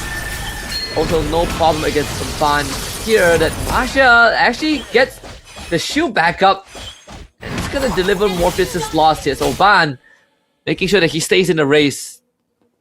Yeah, Morpheus, Ban, and Q-Snake are going to be driving the game extremely fast. Now, going into that auction round, right? This is going to be a rock, paper, scissors of who gets that crystal and also that mirror device. And Tron instantly going for that +1 camp. Mochi going for that mirror device as well. Being fought by Q-Snake, gets it for 6 gold. Insomnia. 12. Oh, 9, 12. Everyone's going for the throat here, not making sure that they get it for free. +1 cap, 15 gold. Oh man, Mozi. Wow. And Morpheus goes for the 5 cost. It's gonna boot Mochi out, and yeah, Mochi can't really gamble that. He needs his econ. That's insane. So 15 for the for Insomnia. What does it get from there? Let's see. +1 cap. He has the mirror. He gets the Exorcist magic crystal. Yeah, still at this point of the game, it's the Exorcist Magic Crystal is not going to do a lot, right? He doesn't have that 6 synergy yet. So for Q Snake, it's more about getting that 6 Exorcist synergy. If he gets that 6 Exorcist synergy as well, I mean, doesn't matter whether or not you got the Exorcist Crystal or Kishin Crystal. It's all about the units on the board because you're still at level 8, level 9. You're not at the level 10 where the crystals really, really matter so much. So now it is much more on the economy as well. Now Starboy Gogo, he is going for that Mia build at the end. He is on a Minotaur with the enhanced Golden Staff and also that Berserker Fury. That Poison build also accelerating the game. So yeah, this is a problem for Mozi. This is a problem for Tron and Mochi, who have went for economy builds, right? And this is a problem of going economy builds versus like mid-game builds. And yeah, for Mozi, he has to pop the Neo Beast. 331, that will be the pop there. And now, what does he rotate towards? Yeah, like for even for Tron, he's getting completely clobbered, right? There was no direction on his board, and there's really nothing that he can pivot towards. There's a claw sitting in the shop if he wants to go for the 3 scavengers, but that means giving up the Phovis or the Angela, which is not willing to do so. The only one he can trade out is the Phovis, but then he also loses the Exorcist. So this is a horrible spot for Tron. For Mozi as well, he's sitting at level 9. Everything hinges on whether this carry can take him to the finishing line. Deadliest Catch does just enough. The attention turned on to the Mia as well. It should be enough for Mozi to stay in this game. Yeah, Mozi holds on for now, and that is bad news bears for Tron as he roils himself down to that 1 HP mark. He goes up against Q Snake, and Q Snake, man, oh man, he's had a crazy early game. Hopefully, as we head on into that mid game before that 3rd carousel going in, right? Whether or not he gets that exorcism, he's currently sitting on 66 gold at this point. He is poised to level into that level 9 zone after this creep round. So Mozi, Tron, and Q Snake potentially reaching that level 9.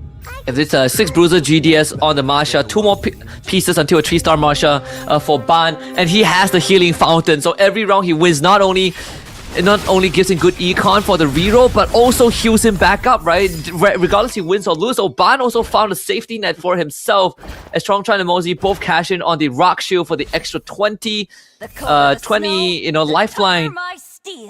Mochi also slowly bleeding out. He needs the 6 Kishin. In this case, it should come in the form of the carry. Still searching for he's rolling it down and finally hits the carry. Yeah, the Kishin has been found so far. Level 9 on Q Snake. Man, 41 gold economy is there to work with. Looking at Morpheus's board as well. Very close to that 4-star on that Saber. This is going to be a huge problem coming in, right? That 4-star Saber, 4-star Hellcurt. Generally, in this stage of the game, right before you get your 5 costs, right before your 5 costs turn into 2-star, that makes it a very tough game to play, especially if you're on this amount of HP, right? Tron and Mozi needs to watch out. Same time, Mochi also in danger, 36 HP at this point. 6 Kishin build is there, but does not have the star synergy to help him out. I mean, 6 synergy? I don't think it's enough, right? Against the star synergy coming out from the side of Q Snake, that Lancelot is not going to do enough. Yeah, doesn't have the right items on the carry as well. And the carry is just a 1-star, so very unfortunate for him. And the attention now turns on the Tron, who's able to hit 4 mages, as he did get the Julian earlier on, and that's going to get him through the taking down Ban. Does have to face Warper too on the Lancelot. And you can see the protagonist this time is going to be the Vexana, so he's also looking for Vexana too. But in the meantime, in the process, he did sacrifice the double scavengers by taking the Angela off the field. And now you have a 2-star Julian sitting in the shop, waiting to be picked up, but he cannot really sell anything. Did get the Stargazer blessing activated, so 4 Stargazer, 4 mage, this could be his way out. Okay, Morpheus gets that 6 Swift Blade synergy going as well. So Q-Snake gets the 2-star Yuzol. Morpheus gets that 6 Swift Blade synergy because he did find the blessing, right? He did find the joy and the Swift Blade to be activated on the other side as well. So this is going to be a very scary contention to deal with because this is where you need to go for the throws. Before that second carousel, you want to meet them as much as possible. Now, Morpheus is going up against Mochi. Q-Snake is going up against Starboy Goku. And Starboy Goku's poison build is not going to do much against this Badang 6 Bruiser build, but luckily for him, he has 2 golden stats. But this is a newly attained 2-star Yuzong here. Can he do enough in terms of this Heart Bond? Yeah. See the Q-Snake winning his round and Ban taking Insomnia down to 14 as well. He got his 3-star Tigreal and 3-star Masha, so now it's about recovering health with the Healing Fountain and also building the economy back up so that he can hit level 7. But Ban has been playing some pretty solid level 6 reroll comps, and that again has been getting him into top 4, but he's starting to hit a cap. And that's going to be the problem, right? You hit a cap, but no first place. Starboy, 3-star Mia now out. He also has a Rock Shoe to work with, so you have 2 reroll comps here, but Starboy does have the extra piece. And remember early on, he did have the Heart Bond Crystal, and guess what? It's on the Tigreal. But luckily, but unfortunately for him, 3-star Tigreal is going to be very far away. There's only exactly 6 pieces left in the shop, so if anyone just takes 1 Tigreal away, he's going to be denied of the 3-star. Yeah, that is extremely close calling coming in. Now, this is going to be one of the last few hurrahs that we see out from Mochi as well. Mochi at 21 HP, now going up against Mosey as well. Mosey being forced to go for it. Mochi getting taken out. Last place here. We won't be getting into that zone at all. This is going to be crazy coming in as Mochi gets taken out early, and a lot of them are playing that very scary early build, right? So yeah, it's going to be a very scary different build coming out from a lot of these teams where they're not going for early game economy anymore. They're going for early game tempo. And we can see, right, 6 Swift Blade coming out for the side of Insomnia, Morpheus as well, and also that 6 Kishin and 6 Bruiser synergy extremely early. Now going to Carousel, we have that +1 cap coming out from Tron and also Insomnia. Yeah, pretty unfortunate that for Mozzie, he just needed his last slot to take down 1 extra piece and he would have had made it to the Carousel, because he took 22 damage when he has 21 total life points to work with, including the Rock Shield that he actually got from the Go-Go card, but it just got completely shredded through.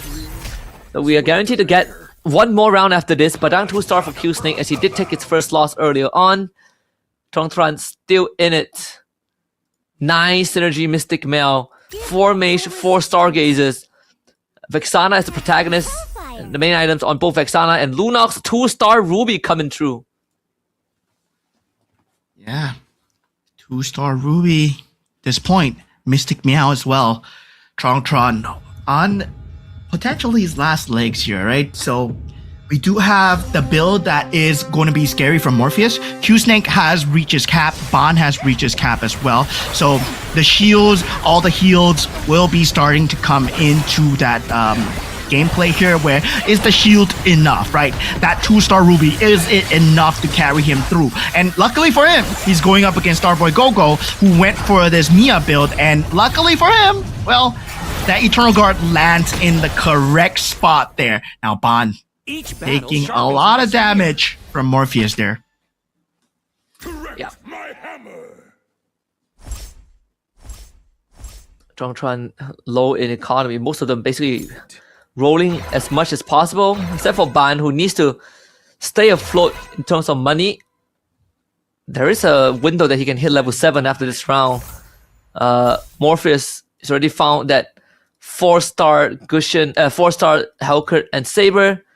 Now we have to turn his attention to the Gushin, but that's going to take some time as well, as he doesn't really have much money to work with. Q-Snake is in the best spot in terms of economy, and rightfully so in terms of health bar as well, and even gets the Kishin Badang, 6 Kishin, 6 bruises.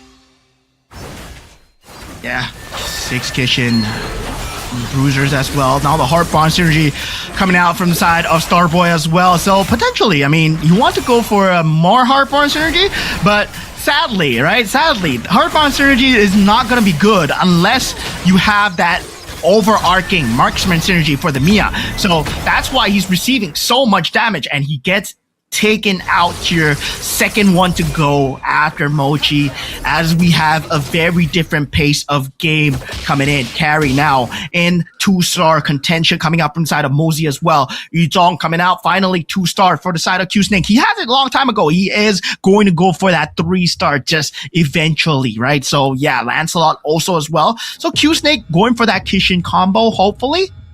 Yep. And Mosey is already in the clear for 18 points, regardless of the positioning from this point onwards. But for Tron, he needs one more guy to get knocked out before he's guaranteed at 18 points. So right now we have two potential winners by the end of next round.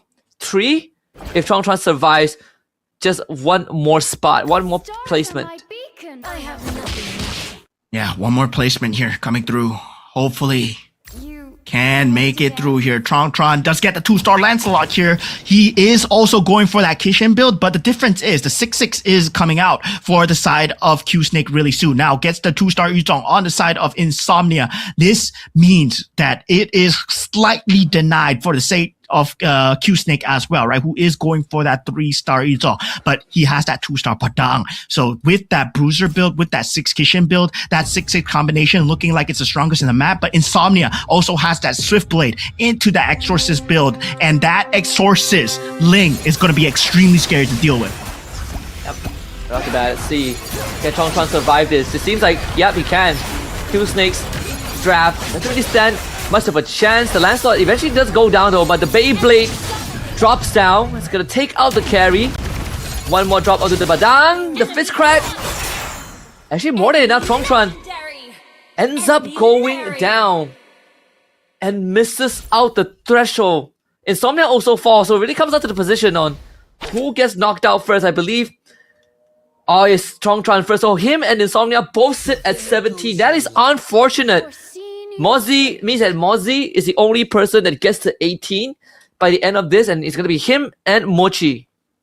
Morpheus has a chance as well. That too, if he finishes at least second place. Him and Ban. Yeah, him and Ban, they have a very close contention here. So yeah, we're looking at the next round where Mosey, Ban, and Morpheus are potentially going to be in that championship zone as well. So yeah, this is anyone's game at this point. Morpheus able to secure that 4-star Hellcurt and Saber. Now working towards that 3-star Gushin as well. Does have the Ruby to begin with. And he went for a very early spoiler build, right? He did not reveal his early Go-Go card. Now going for that Veil into the Alice as well. Now Mosey still trying to hold on strong against Q Snake. Q Snake unable to find that 3-star Yu Zhong for now. Ban now going up against Morpheus. This Saber extremely hard to deal with, has that Winter Crown and is able to deal damage towards Ban. One more instant and Ban will get taken out. Yeah, so now Ban and Ban and I believe Mozzie are the ones, and Q Snake starting the one on a lose streak. Mozzie having the greatest of times now. 2 more Yu Zhong until the Yu Zhong 3-star for Q Snake. Make it 1 more. There are 3 more Yu Zhongs in the pool. 10 more go. Does he roll for this? Because I feel like he can. I feel like he can continue rolling, right? Because there's no more Yu Zhong. I mean, there's 1 star on the side of Ban, but that's pretty much it. Ban doesn't really have much to work with because he was focused on the Masha. So that means that Mozzie actually gets a free pass to the... Q Snake actually gets a free pass to the 3-star Yu Zhong by the end of this round, regardless of the results. Yeah, so this means that this is going to be a crazy round that determines, right, whether or not we get 3 finalists into that championship here. Now Morpheus, well, does go down. This is a good matchup, right? As you mentioned before, free pass into that carousel round.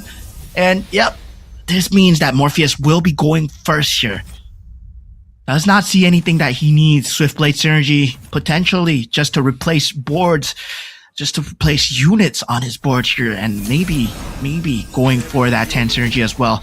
Now, this is a spot where Q Snake, this means he gets a 3-star, right? That is the 3-star Yu Zhong. Yep, Q Snake finally hits his 3-star Yu Zhong. And he has the extra capacity as well, so he could throw in a Dauntless just for the extra defense. Either that, Yeah, I think the Dawn is probably the one that he's looking at right now. The Exorcist kind of works with the Ruby, who is also a Dauntless. So Ruby is the best possible piece that he could hope for, but does not have the money to buy it just yet. There's a Ruby sitting in the shop right now. The ideal piece for Q Snake. Yeah, so far, we're taking a look at Q Snake's board. Yuzong, 6 Kishin, 6 Bruiser as well. Going up against Morpheus here. Morpheus, sad for him, right? The last moment where he needed to take out Q Snake, is it gonna be enough against that 3-star Yuzong here? That Phantom, is it gonna be enough here? That slight bit of damage? No, the 3-star Yuzong prevails and Morpheus gets taken out. Oh, that was so close. He was going to be in that 18-point threshold, but now he finds himself just slightly out. And now at 16 points. Ah, man. This puts Ban and Mosey in contention here. Ban, now he's secured that 18 points, right? Now going into that game number 4. Man, oh man, game number 5, we're gonna see Mochi, Mosey, and Ban potentially getting the championship. Yeah, and for the rest of this match, the only thing that matters is who walks away with 250. And I mean, Q Snake is in the best position to do that, right? Like, he hits such an early Yuzong, such an early Badang, gets a Kishin Magic Crystal, and makes this Yuzong a one-man army. So if he wins this, unfortunately, he's going to be 1 point short of the 18-point threshold. But this match is as close as it can be. We have like 270 points, 216 points. And by the end of next round, if these 3 players that qualify, Mozzie, Ban, and Mochi, they do not win by next round, we are going to have everyone qualified to win by round 6. So round 6 is the final round, mathematically. Yeah, round 6 will be the final round. We're nearing the end, baby. Yep, nearing the end indeed as we go into the Lord round here. Well, Q Snake and Mosey, the only one left here. This puts Ban at 18 points. Q Snake, he can put himself at 17, but Mosey is secured, right? Mosey is secured into that grand finalist, but now it's all about the $250. Yeah. Let's see. It's the Lord to be taken out right now. And see of the items, right? Because more importantly, for Mozzie, can he find a turnaround? Again, this is for $250. Nothing else matters. Q Snake's not gonna make 18 no matter what. The ideal situation for Q Snake right now is that he finishes in first place. So even if he finishes last, next round he's guaranteed 18. As for Starboy and Morpheus, they will have to finish at least top 7, which isn't really hard to achieve, right? So again, there's a good chance that by round 6, we basically get a winner. It's quite the development. Last time it took us 8 rounds to do it, but right now, round 6 seems to be the cutoff point. It's gonna be tough. The 3-star Esmeralda in the hands of Mozzie, doing mad work, the 3-star carry as well. We know that that is the answer to this Bruiser comp.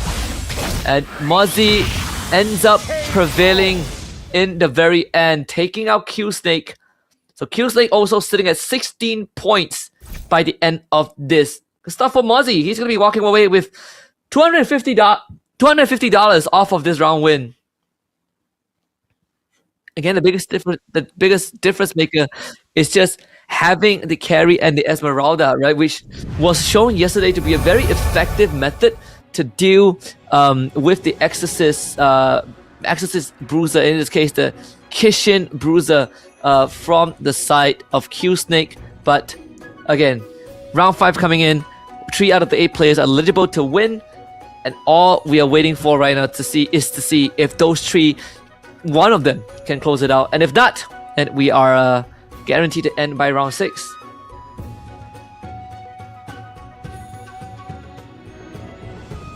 Okay, and right now I think it's best part right now, on top of what we've already seen, is also the fact that I think for who was it again? Gotta check the history a little bit. For the side of I think Ban, still going for a lot of the eco, the early rerolls, right? And that sort of has been the strategy that our Vietnamese rep has been gearing towards. Unfortunately, still not close enough to win, but again, guaranteed a chance to actually close enough to make it to 18. But now we are looking at the round 5 results, right? 3 of the players need to just finish top 7. So let's say if one of the players in 17 points gets knocked out first, or any of the players except for them gets knocked out first, then we are guaranteed the whole lobby of being at 18 points by the end of round 5.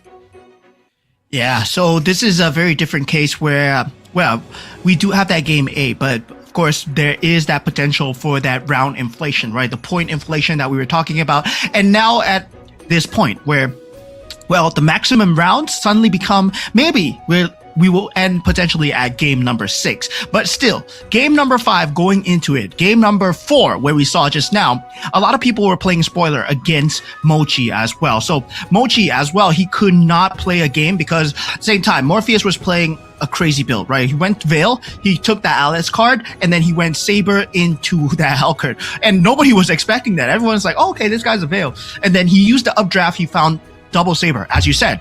And then afterwards, well, it started becoming a mid-game domination. Meanwhile, on the other end, Minotaur was playing a poison build. And also, Q-Snake was having one heck of a game with the Bruiser and the Kishin build as well. So that is going to be like, the mid-game is just doesn't add up, because who can survive the mid-game is going to win the game, because everyone else was going for economy, but these 4 players, the Zilong, the Veil, the Minotaur, and also the Freya, well, they weren't playing for late game at all. Yep, not at all. Honestly, if it's not for, if it's not for the 3-star carry and the Esmeralda, Q-Snake would have been at 17, right? Again, 1 point away from being eligible at the threshold.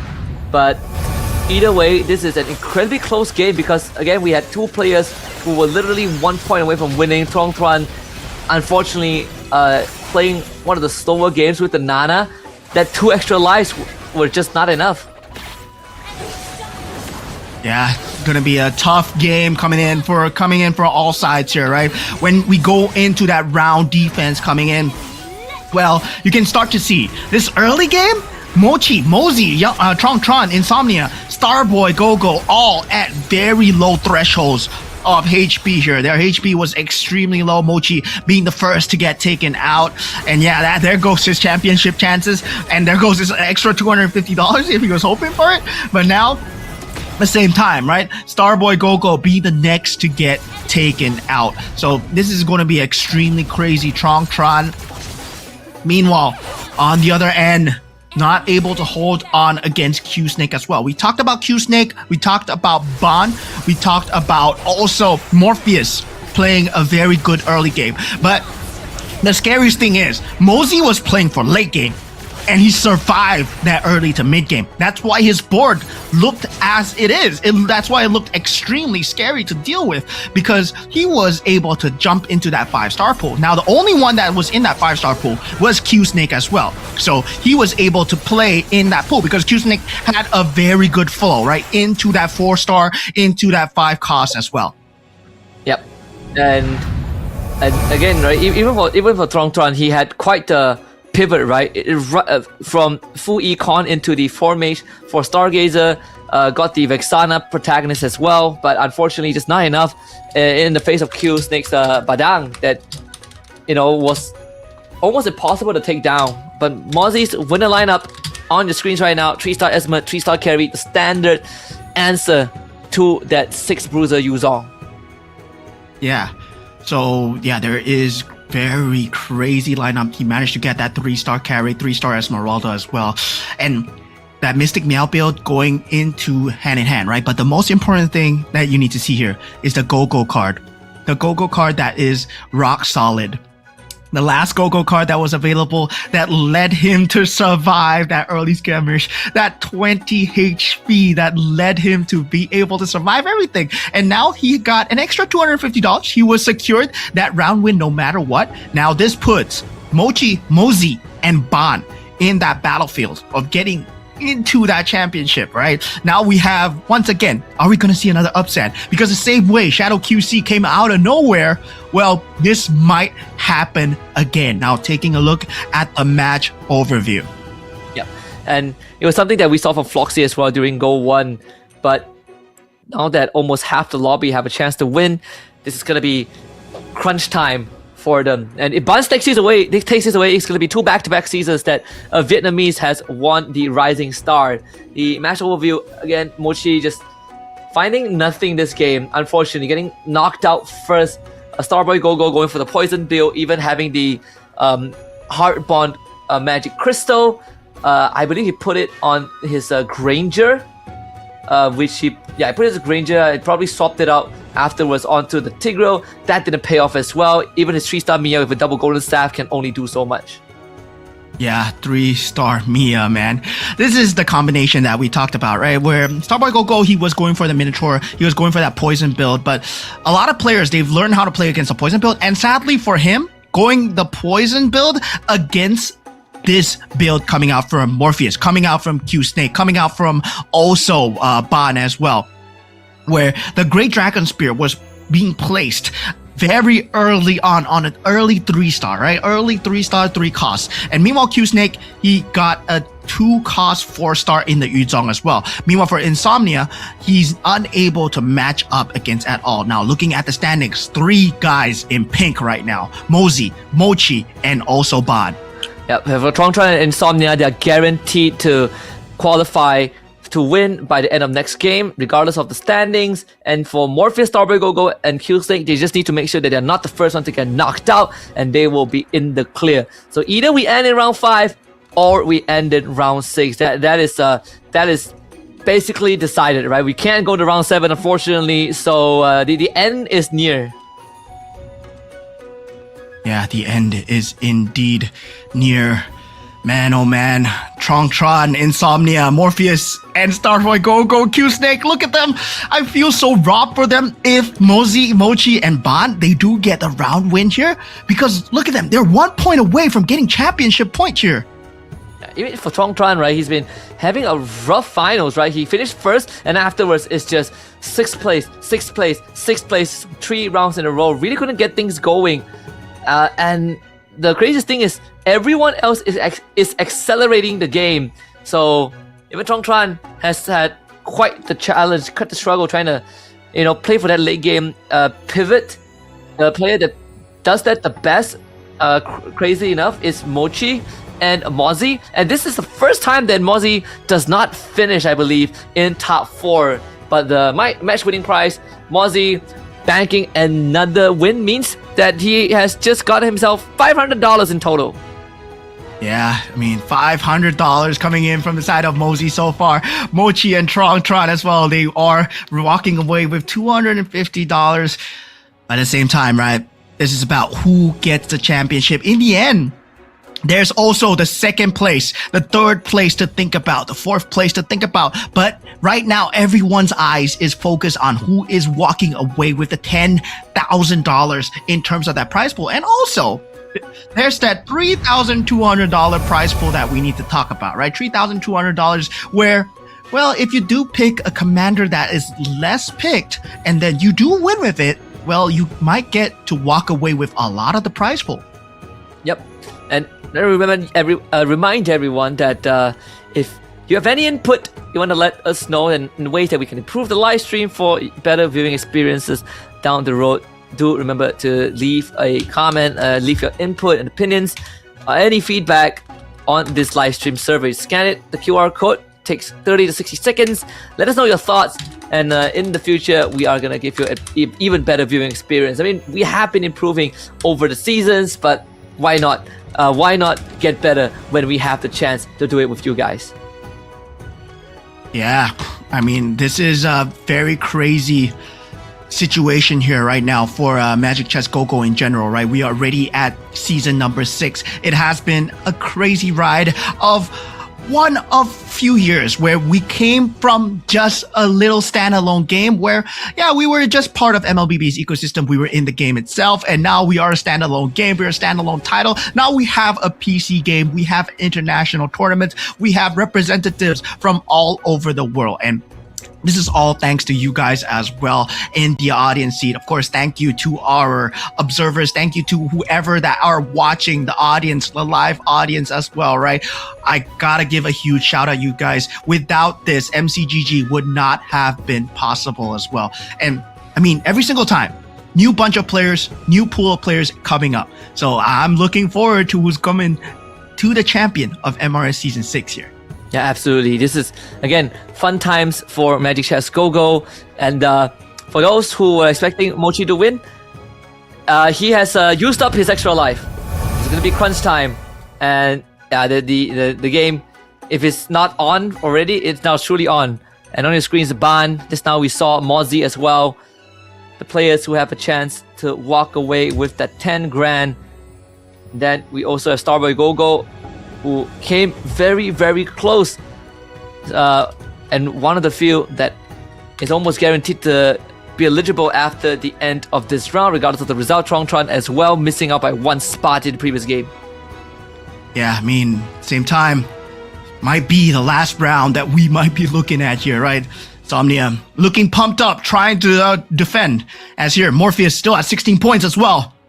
Man, every single one of them could be the champion here. Remember, this is not a team game. This is all for yourself here. And this is about a difference in just the luck of the board, right? What does the game give you? Where does the synergy point you toward? And what is going to be the winning synergy here as we go into game number 5? I mean, the draft.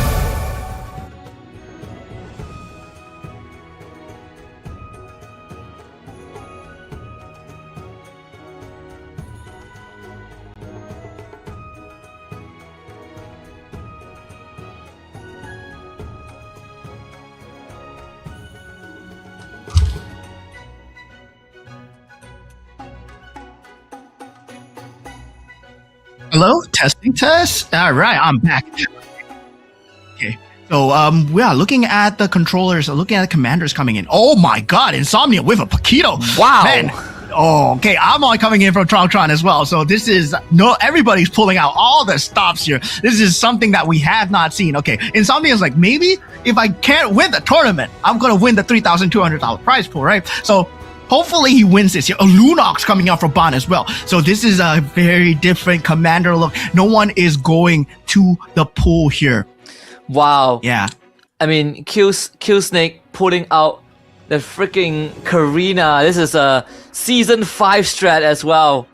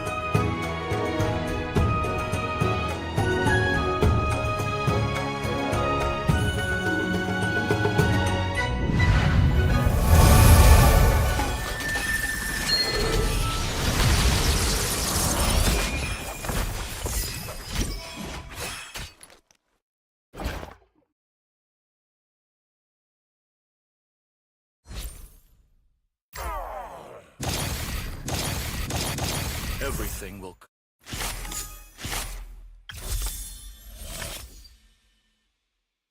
Let us bloom brilliantly in battle.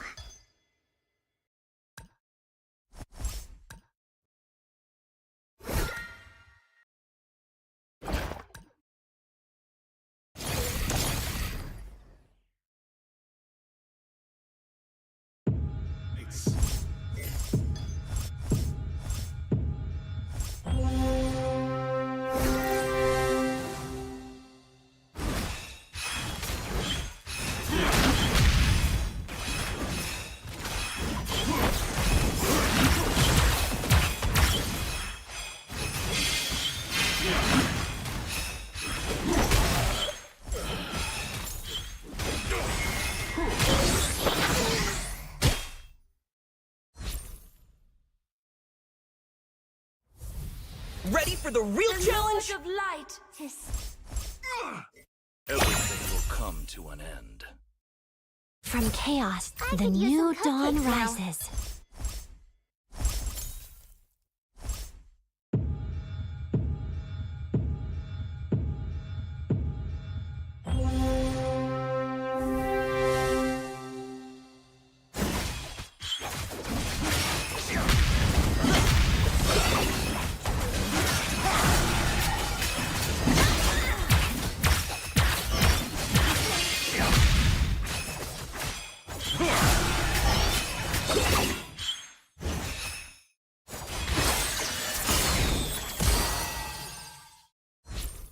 We are unity in diversity.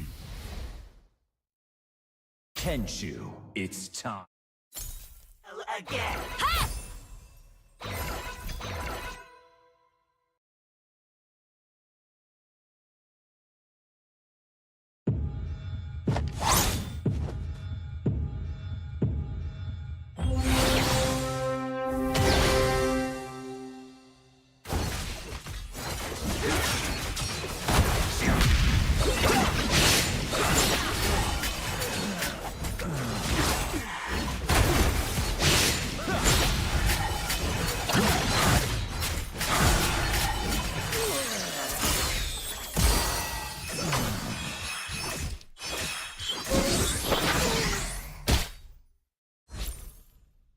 I cast you out.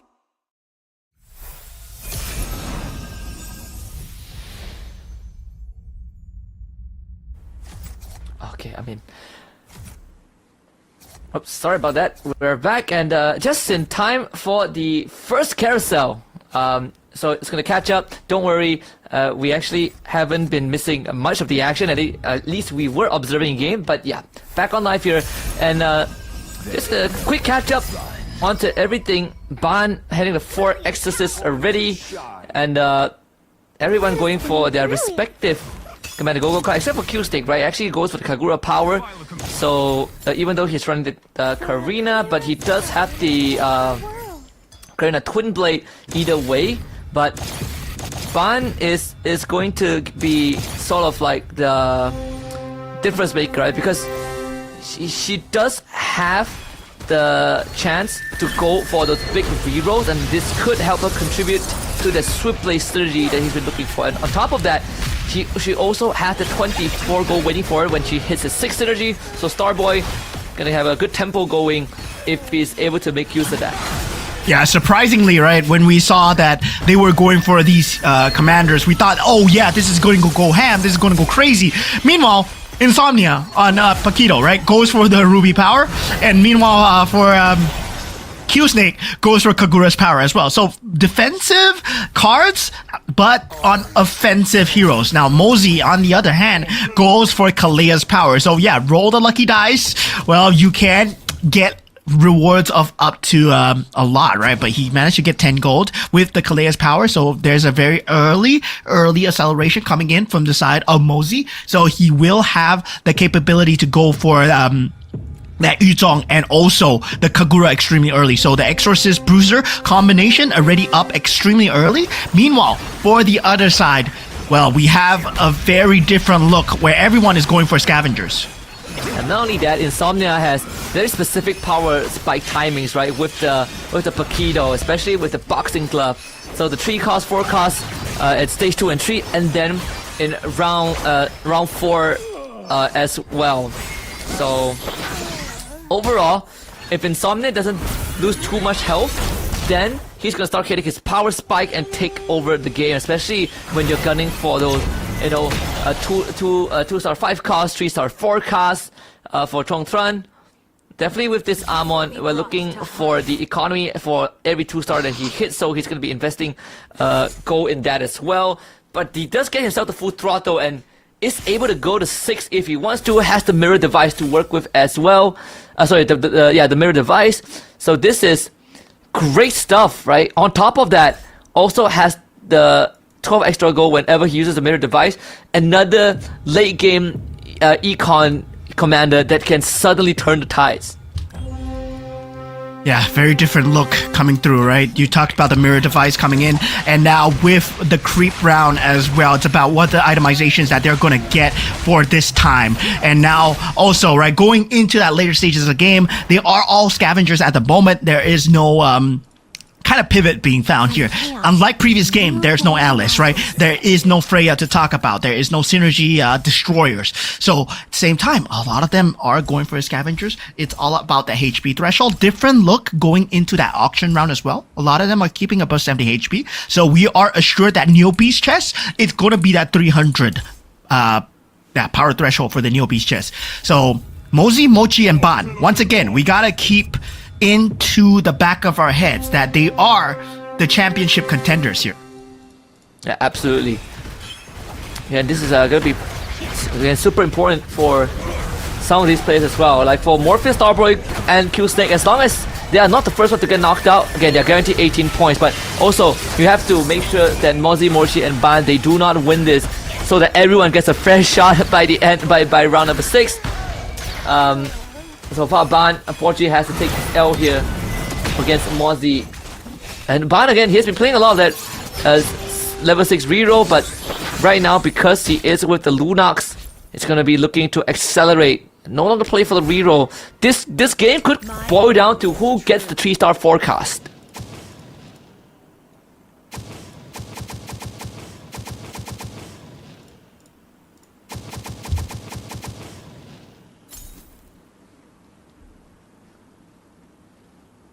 For newbie still up there. For Insomnia. Yeah, now going into this round here, right? Going into this round here, it is going to be a very different look where, I mean, that boxing gloves, I don't know how well is going to do against the Karina's itemizations coming in, right? He does have that Twin Blade evolution, and well, the execution does do very well early game, but when it turns to the mid game and late game, it does fall off until you're able to secure that Link, until you're able to secure that 2-star Ling, that 2-star Ruby for yourself. Then suddenly it becomes an extremely scary power spike. But that is still a very far cry away. We're still looking towards that auction round. But Ban and Mosey already at level 8, looking to play towards that level 5 economy, right? Where that 5 cost economy already. Yeah, it's also worth mentioning that right now that Starboy, despite running 3 scavengers, he is 1 piece away from the Minotaur 3-star. He just got it.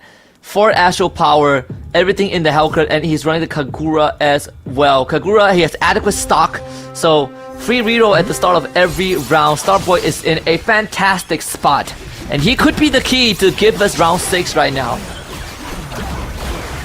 Yeah, this is kind of crazy where we need to think about all the economy coming in, but at the same time, right, we think about the players that are already at level 8 who are rolling in with the adequate stock that you talked about.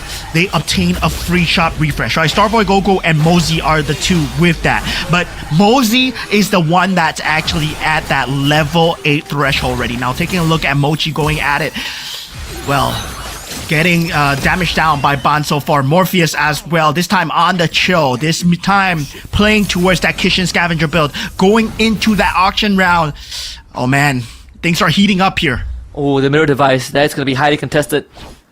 Especially if you are the Paquito, right? The Paquito with the boxing gloves, you are guaranteed a 2-star. Mozzie also wants it. Trong also wants it because he's the Amon. Gets 15 gold for that. Wins the bid. And every time he uses the mirror device, he gets extra gold as well. So this is perfect for Trong. He will help him to recoup some of the gold that he bid for the mirror device, but more importantly, gives him the pieces that he needs. This is some good stuff here going on. Yeah, Mosey, now with that, he does have the Exorcist Magic Crystal if he wants to go for this. Now, Ban as well. can go for that Gushun already, right? He does have that 2-star Gushun up already.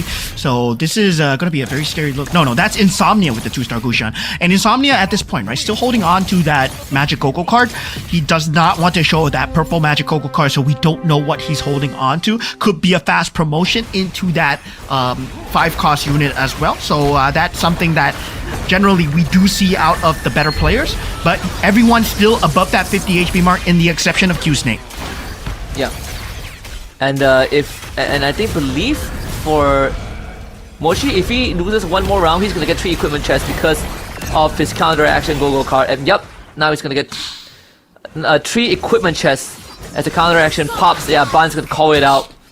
That's the power spike there. Ban unfortunately taking a beating as well. 18 health gone. He does have a Ling in his possession. Starboy in such a powerful spot. 3 more healers until a 3-star healer. 4 more Hellcurt pieces until a 3-star Hellcurt here. That Hellcurt not looking too strong in this current stage of the game, and going into the last Go-Go card as well, right? This is an extension Go-Go card where we are potentially seeing a blue Go-Go card. Blue Go-Go card means that there is the ability to get your HP back. There's ability of the Rock Solid to get the shield value as well. So this is an extension. We're going to be seeing a level 8, level 9, 10 unit lobby from all these players, unless someone gets taken out right now, which I don't think this is the case. This is a damage threshold of 15 to possibly 20. So yeah, there is still a chance where we're gonna see very crazy synergies coming out. This is gonna be one bloodbath of a game. The hard bond. Just enough to keep Mochi afloat because the Mia died earlier on, so the Deadly Cash actually didn't take her out because that could have been in one fell swoop. So slightly unfortunate circumstances. Tran loses the round to Ban, but remember he did spend 15 gold at the auction earlier on to get that mirror device. It helps him recoup some economy, but also helps him hit very important pieces. And it could be the missing... Wait a minute, he doesn't have the Yuzong just yet, but he does have the Lancelot. So a 2-star Lancelot is almost guaranteed because he has 3 mirror devices available, right? So that's 36 gold just passively sitting in the bank for him to cash in on. Yes, crazy healing fountain, triple healing fountain being picked up as well. 4 healing fountains. We talked about the healing fountains being the play here, right? Going into that later stages, everyone is looking to extend this crazy amount as much as possible. Now, going into that chess round as well, that Claude is being picked up from the side of Mosey, already a 2-star Claude. And we're talking about Claude not being that good, but a 2-star Claude with the Exorcist Crystal is going to be one crazy damage tool coming out from the side of Mosey. Now, 2-star Link potential coming out from Insomnia. Looking at Insomnia's board here, yeah, still not being found here. Yeah, and remember, for this Amon, for Chongtran, all he needs to do is to hit level 9, and level 9 he just needs 2 2-star 5 costs, and he's guaranteed a 3-star 5 cost. It's one of the craziest rounds. If he can make it there, right? He's at 51 health. There is still not guaranteed, but he's 1 round away from that level 9. And his board is looking pretty solid. Probably not enough to beat Starboy Go-Go. He has literally 3 stars and has an Astro Sovereign in this Hilda, which was something that was shown yesterday. The Hilda carry, I believe by Shuangtran himself. Yeah, it was him, but currently, right, the AoE damage is just proving to be just too much from the Ling so far. Does have the iframes, does have the Winter Crown as well. Oh, the Phantom staying alive for Mosey. Insomnia getting taken out.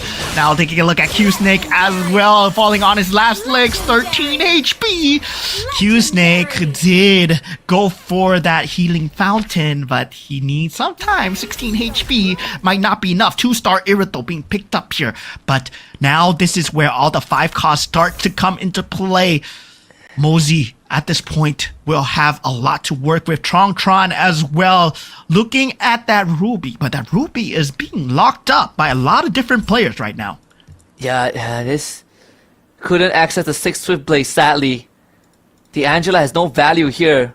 The 6th Swift Blade is eluding him, and that's the Hellcurt, which most of it has been taken away by Starboy, and maybe because of that, he's It's not gonna win this, right? He has the Ember Lord Link setup, but the Link is also 1 star. And remember, if Q Snake finishes last, then he is the only hope of extending this to round 7.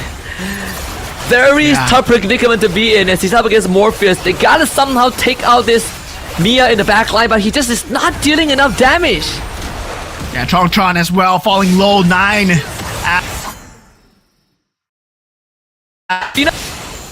Monster kill. Godlike. Legendary. Holy cow. Legendary. Q Snake gains a 2nd life. Just a sliver, right? Going into the carousel. That puts him with that You can't run.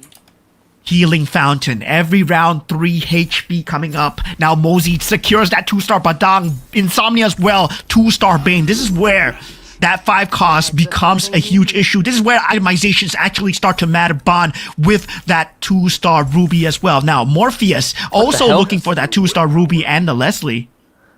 What? Lancelot. Yep. Tron is rolling for the 5 cost. He's rolling for the 5 cost.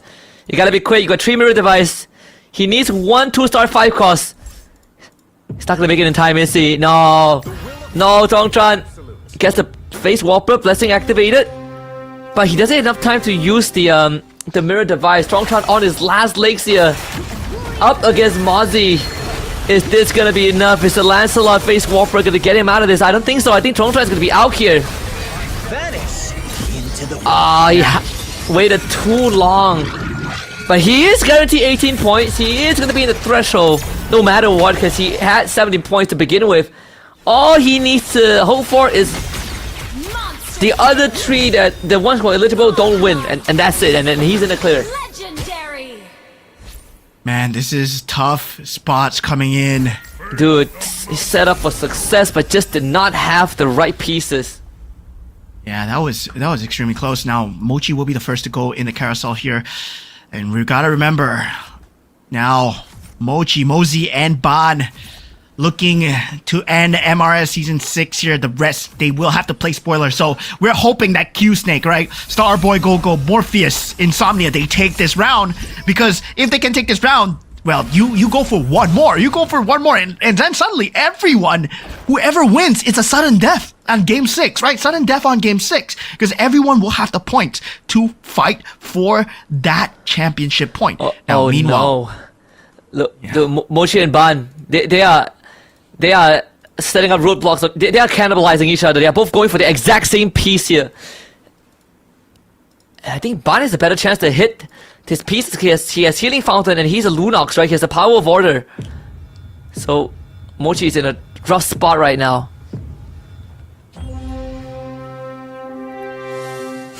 Yeah. This is kind of crazy coming in.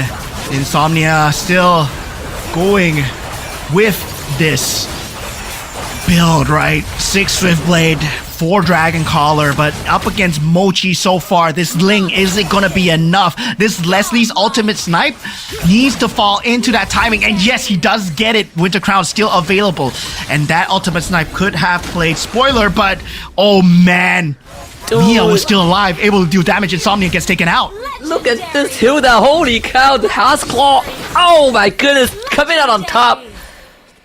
Just with a sliver of health, the Kagura shield helping out as well. Mochi losing his first life, 2 more to go. So 3 players out of the 6 players are going for the exact same pieces. Mozzie, I believe, not Mozzie, Ban has the carry as well. Morpheus and Mochi. So no way we get a 3-star carry on any of their board unless one of them gets wiped out. Yeah, this is 3-star carry search, right? Everyone's looking for it, but it's not available. Now 2-star Ruby being picked up from the side of Mochi at this point. Now this is a fight for synergies where the Mystic Meow, Morpheus currently has the best Mystic Meow synergy, but Astro Power and Exorcist are playing spoiler to him. Now he goes up against Mosey and Morpheus on the other end, right? So this is the Exorcist versus Mystic Meow. If he can take out that 2-star Leslie with the Badang is still on the Leslie in the back line. And, oh man, Morpheus' Leslie gets taken out. Now, with that Irithel, is it enough to deal with the Badang here? No items on the Irithel, and still the Phantom is there. And Morpheus survives for now, takes out Mosey. Holy cow. Yeah, we are guaranteed sudden death, right? Everyone is eligible because Strongtron is the first one to get knocked out. So yeah, this is the dream scenario, I guess. But more importantly, the three players that can win are still in the lobby. So all we need to do is to have them be the last 3 standing, and we are guaranteed a Season 6 winner. Mochi on his last legs. Ban still doing pretty well, 32. Mozzie at 36.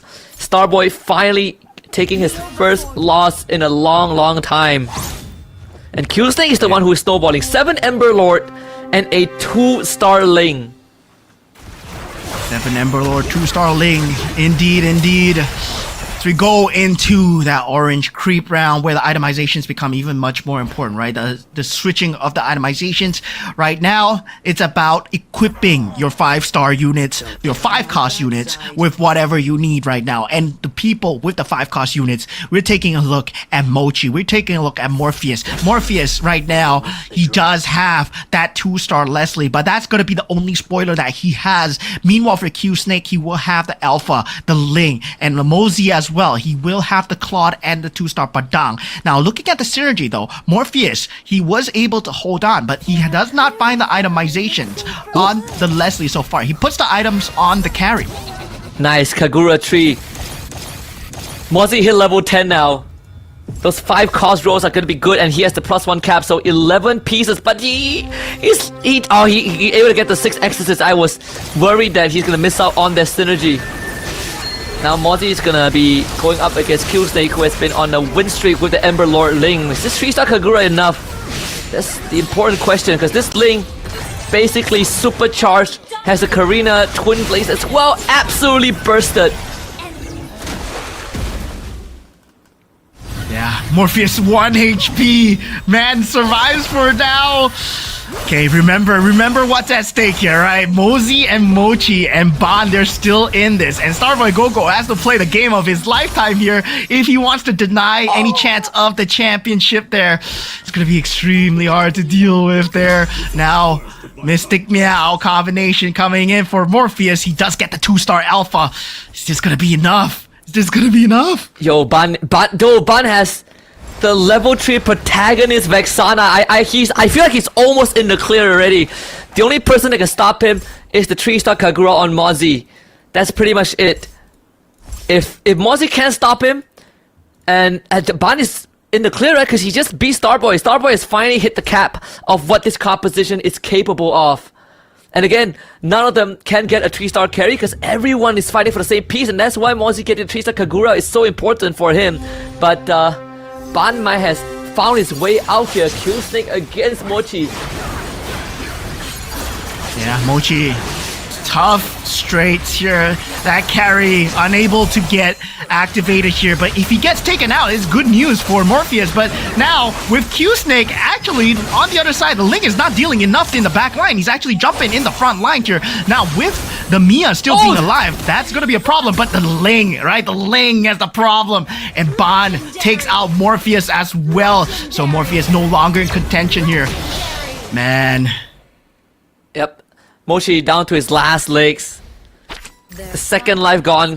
Q-Snake also on his last, but he's able to get the 2-star Hanzo that contributes to the Ember Lord synergy. Even more hybrid attack for the Ling. 2-star Leslie now for Mochi. That is a last resort.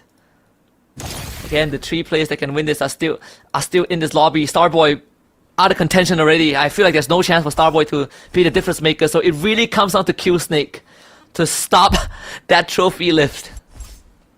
EECA, the Gold 1 region, the Gold 1 winner, now back at it again to stop the Indonesians. What a full circle, man.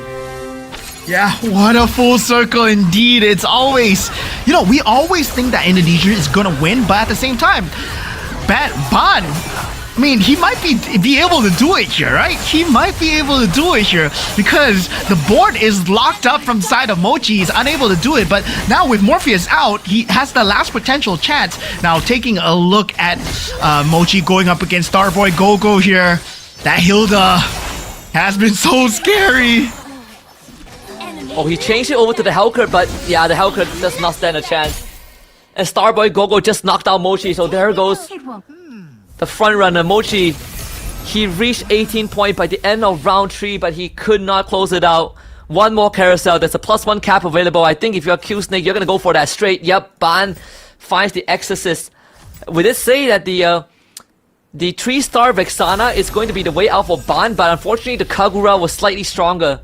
The Kagura from Mozzie, which I believe does have the Exorcist item, so everyone turns into the Kagura and just nukes the Vexana. So Ban with this Exorcist emblem gives it over to the Vex, and now everyone will be dropping Eternal Guards. This is insane. It's the Exorcist fight. Yeah, it's Exorcist versus Exorcist, right? And for them, I mean, for Mozzie, right? Mozzie is 2 Claudes away. 2 Claudes away from getting that 3-star Claude. So this is going to be one crazy game. And Mozzie and Ban, they're going for the championship here. There's no more Claude in the pool, so no pool because Ban is holding one of the Claude. So there's no 3-star Claude. Oh man, Ban, super spoiler here. Ban is saving himself. Okay, how many Eternal Guards are we going to get here? This is, Mozzie is definitely going to beat Q Snake. There's no way around this unless this link goes big. Wait a minute. Gets lifted up here. Needs one more temple to place. Not gonna find a Q Snake out. Oh no. This brings us closer. Oh, Starboy Gogo, the only one left. No, I don't think he can stop this. He is capped out. He just got ran down by like 6 Eternal Guards. Swift as a hare. There's one crazy Freud train coming out. I mean, okay, for Ban, the name of the game is just to hold on to that Claude, right? Don't give it to Mozzie. But can he win his potential lineup here? Because we talked about, a lot of Eternal Guards jumping down. But if he can't take out the Vexana early, this might mean good news for Mozzie here. Now, Mozzie going for a separate transition into the Badang as well. So for 6, the Claude. Yep. Puts the Claude back in the pool. Oh, puts the Claude back in the pool. He also takes the Vex. He's trying to roll for other 5 costs. In this case, it's gonna be the Badang. I don't think we are gonna make it to a 3-star 5 cost. Starboy, what else does he left? 6 defenders, 6 astral power. I still don't think it's gonna be enough here unless the Hellcurt can go big. But the Hellcurt doesn't really have big offensive item, only the golden staff, and that is just not good enough. It's gonna be staggered to oblivion by all the spells coming out from Mozzie's side. And Ban just bit Mozzie's mirror with the 3-star Vex. With the Exorcist Vex, excuse me. Yeah. Man. Exorcist Vex. I'm gonna do a run it back.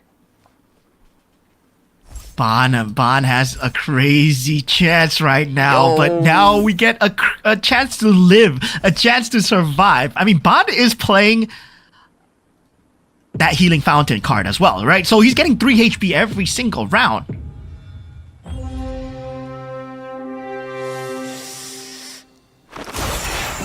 Man, I believe the extra blessing count that he added probably on the Fulvius too, right? That's why he got the Exorcist.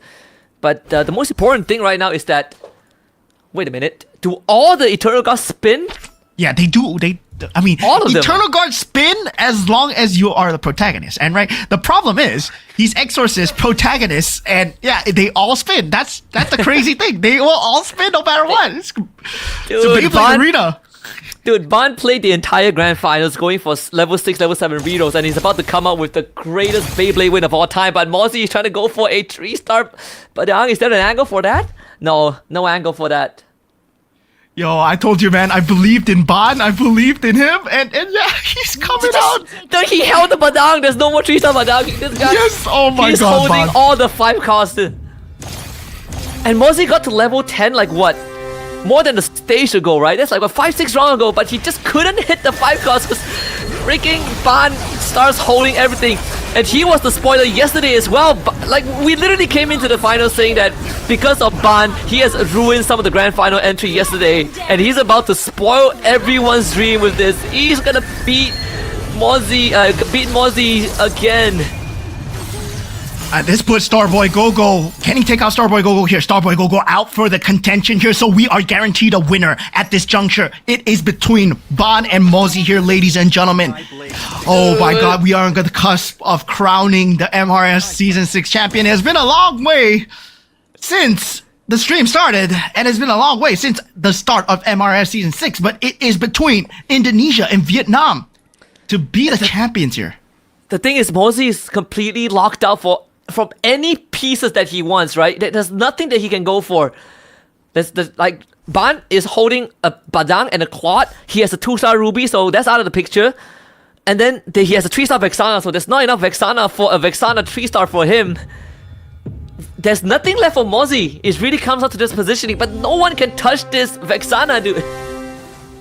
Yeah, and even if they do, right, the Molina's gift, yeah, the Feline Blade gets on him, but at the same time, there's so much mana recovery coming in. Then you look at the Eternal card Battlefield, it's a shade of purple, but then, he does find the damage through. No, the Exorcist damage.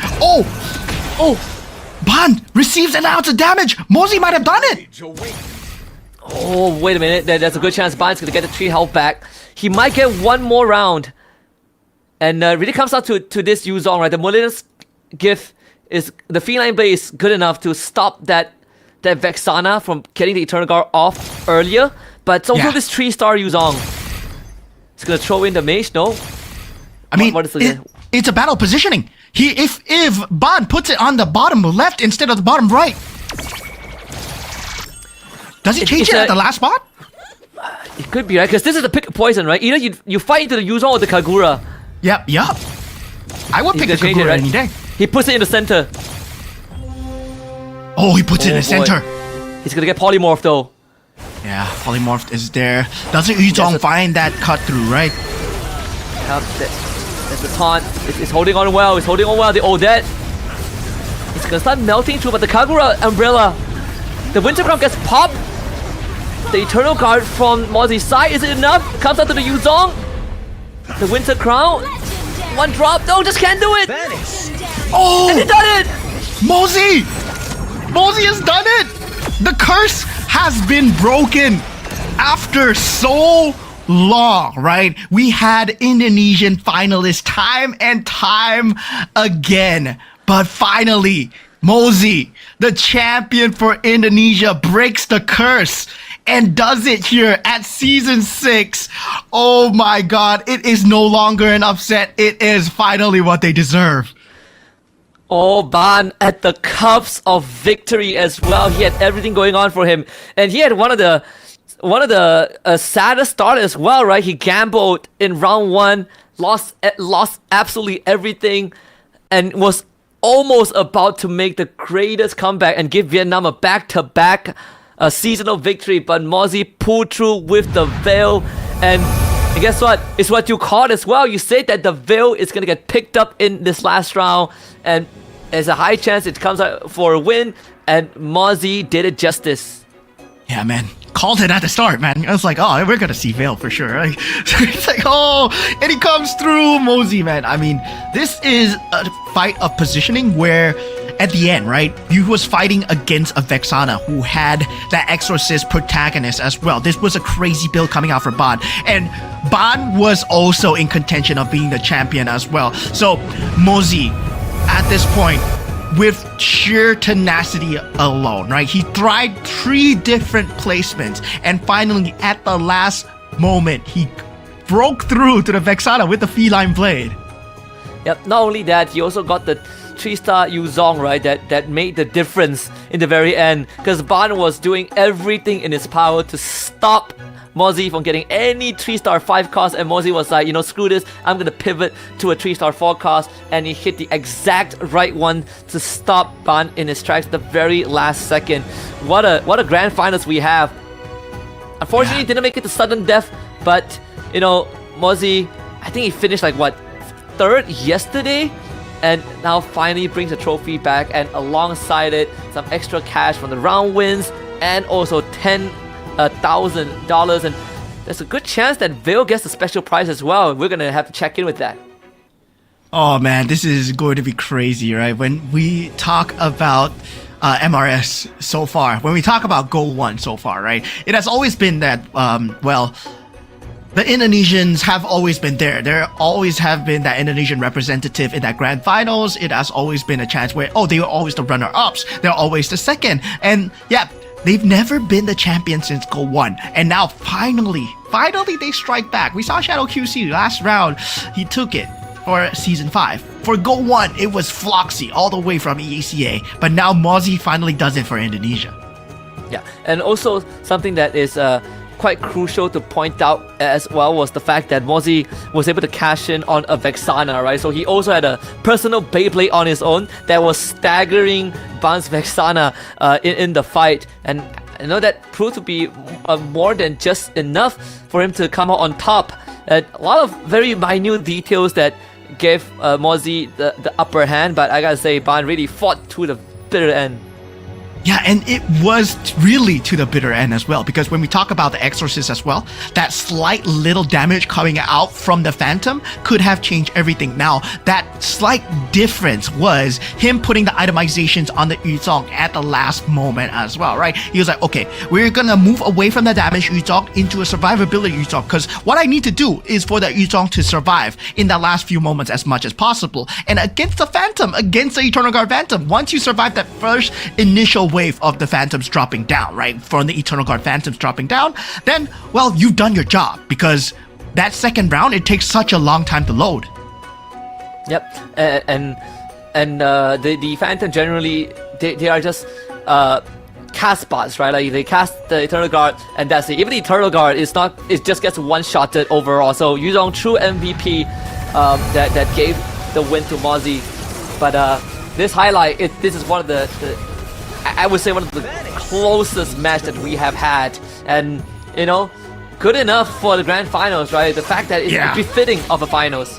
Credit where credit is due as well, right? Ban played an amazing grand finals because he denied away that five cost Claude. He denied away that 5 cost Padang. He made sure that Mozzie could not get that 3-star 5 cost because that was his only out. But then Mozzie found another out with the Feline Blade, and that was just extremely lucky for him.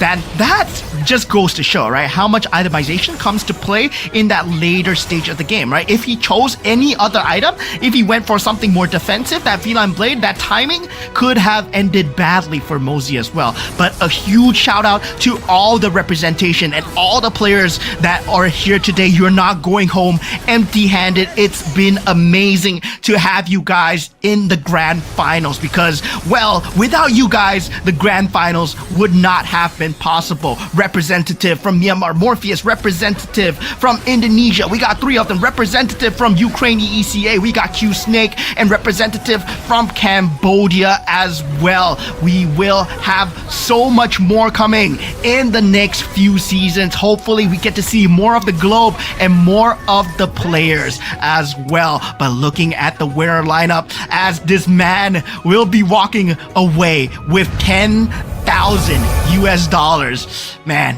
this was the winning lineup. The winning lineup with all the pieces in place. The Kagura 3-star was hit very early on, but right after that was getting absolutely ran down by a horde of Eternal Guards, getting basically blocked out of whatever possible 5 cost he wants to go for. Decides to go for the Feline Blade, takes a Vexana 2-star for himself just for the Enchanted Tail Beyblade. That's why he I put the Belleric in as well. But on top of that, gives himself a 3-star Yuzong and a couple of Winter Crowns to basically stall the initial burst out long enough for him to strike back. And just, again, very calculated. The in-the-moment decision-making was what made the difference for Mozzie. Yeah, that was crazy, man. I mean, Wow, what a match coming in from all players, right? Mosey, he was pushed to the end by Ban, and I really love this because he was forced to go that Vexana as well. Like, he's like, okay, enemy's playing Vexana, how do I disrupt him? I play a Vexana of my own. It's like, okay, Enchanted Tales, I'm gonna make my Vexana scale because my opponent is not playing Vexana as Enchanted Tales, right? He's playing 6 Mage, he's playing 6 Exorcist, so he does not have the Enchanted Tales extra damage scaling. So I'm gonna get that scaling from the Enchanted Tales synergy. So looking at that match overview, looking at Ban, right? That slight difference, it was that difference maker. If Ban had that Enchanted Tales synergy, if he had that board space, if he had that level to get the slight little damage, that percentage increase on that Vexana, it would have changed the game. Yeah, if he had just like you said, right, the enchanted tail on the Vexana, the extra 60%, that would have one-shotted everyone before Mozzie was able to get much done. Again, the slightest of margin that made all the difference. And even Q Snake with that Ember Lord Ling almost kind of took over the game, right? Gave him Thunderbell, gave him Antique Cuirass because he had the Karina Dual Blaze and just was banking on the iframe one-shots, but the rest of his lineup was not able to hold up because Q Snake had a very, very good chance of giving us round 6 too. Yeah, man, that was wow. We were saying, right, this is going to be a bloodbath of a match. If you take a look at the units across the board, right, all the 5 costs, they were in the pool. I mean, we got Morpheus playing Alpha. We got Mochi playing that 2-star Ruby as well. We got Q-Snake with that 2-star Ling. But it turns out, right, the Ling has slightly been nerfed. And it feels like, Ling Ember Lord is not the strongest right now. And a lot of them are not doing well with the Ling so far. Current meta, it feels like the Exorcist and the Kishin are just so strong. And looking at the final standings, man, oh man, everybody in that top 8, they'll be walking away, going from the bottom here. Tron from Canada, walking away with prize money in hand. Insomnia as well from Indonesia. Morpheus from Myanmar walks away at top 6. Q-Snake from Ukraine walks away top 5. Starboy, Kogo in that top 4. Our third place will be Mochi from Indonesia. Vietnam, second place Ban, and finally our grand champion for MRS Season 6 will be Mozzie, coming in to win it all at $10,000 US. $10,000 US, an extra $250 for winning this round, but it might be more, right? Because we still need to check out whether the Veil gets the special prize. So there's a potential of more on the board here for Mozzie, but either way, he has gotten the biggest share of the prize pool, and pretty sure Indonesia can be very, very proud of what Mozzie has achieved for him today. And the best thing is that he won 3 out of the 5 rounds today, so that's already $750 just from the finals rounds.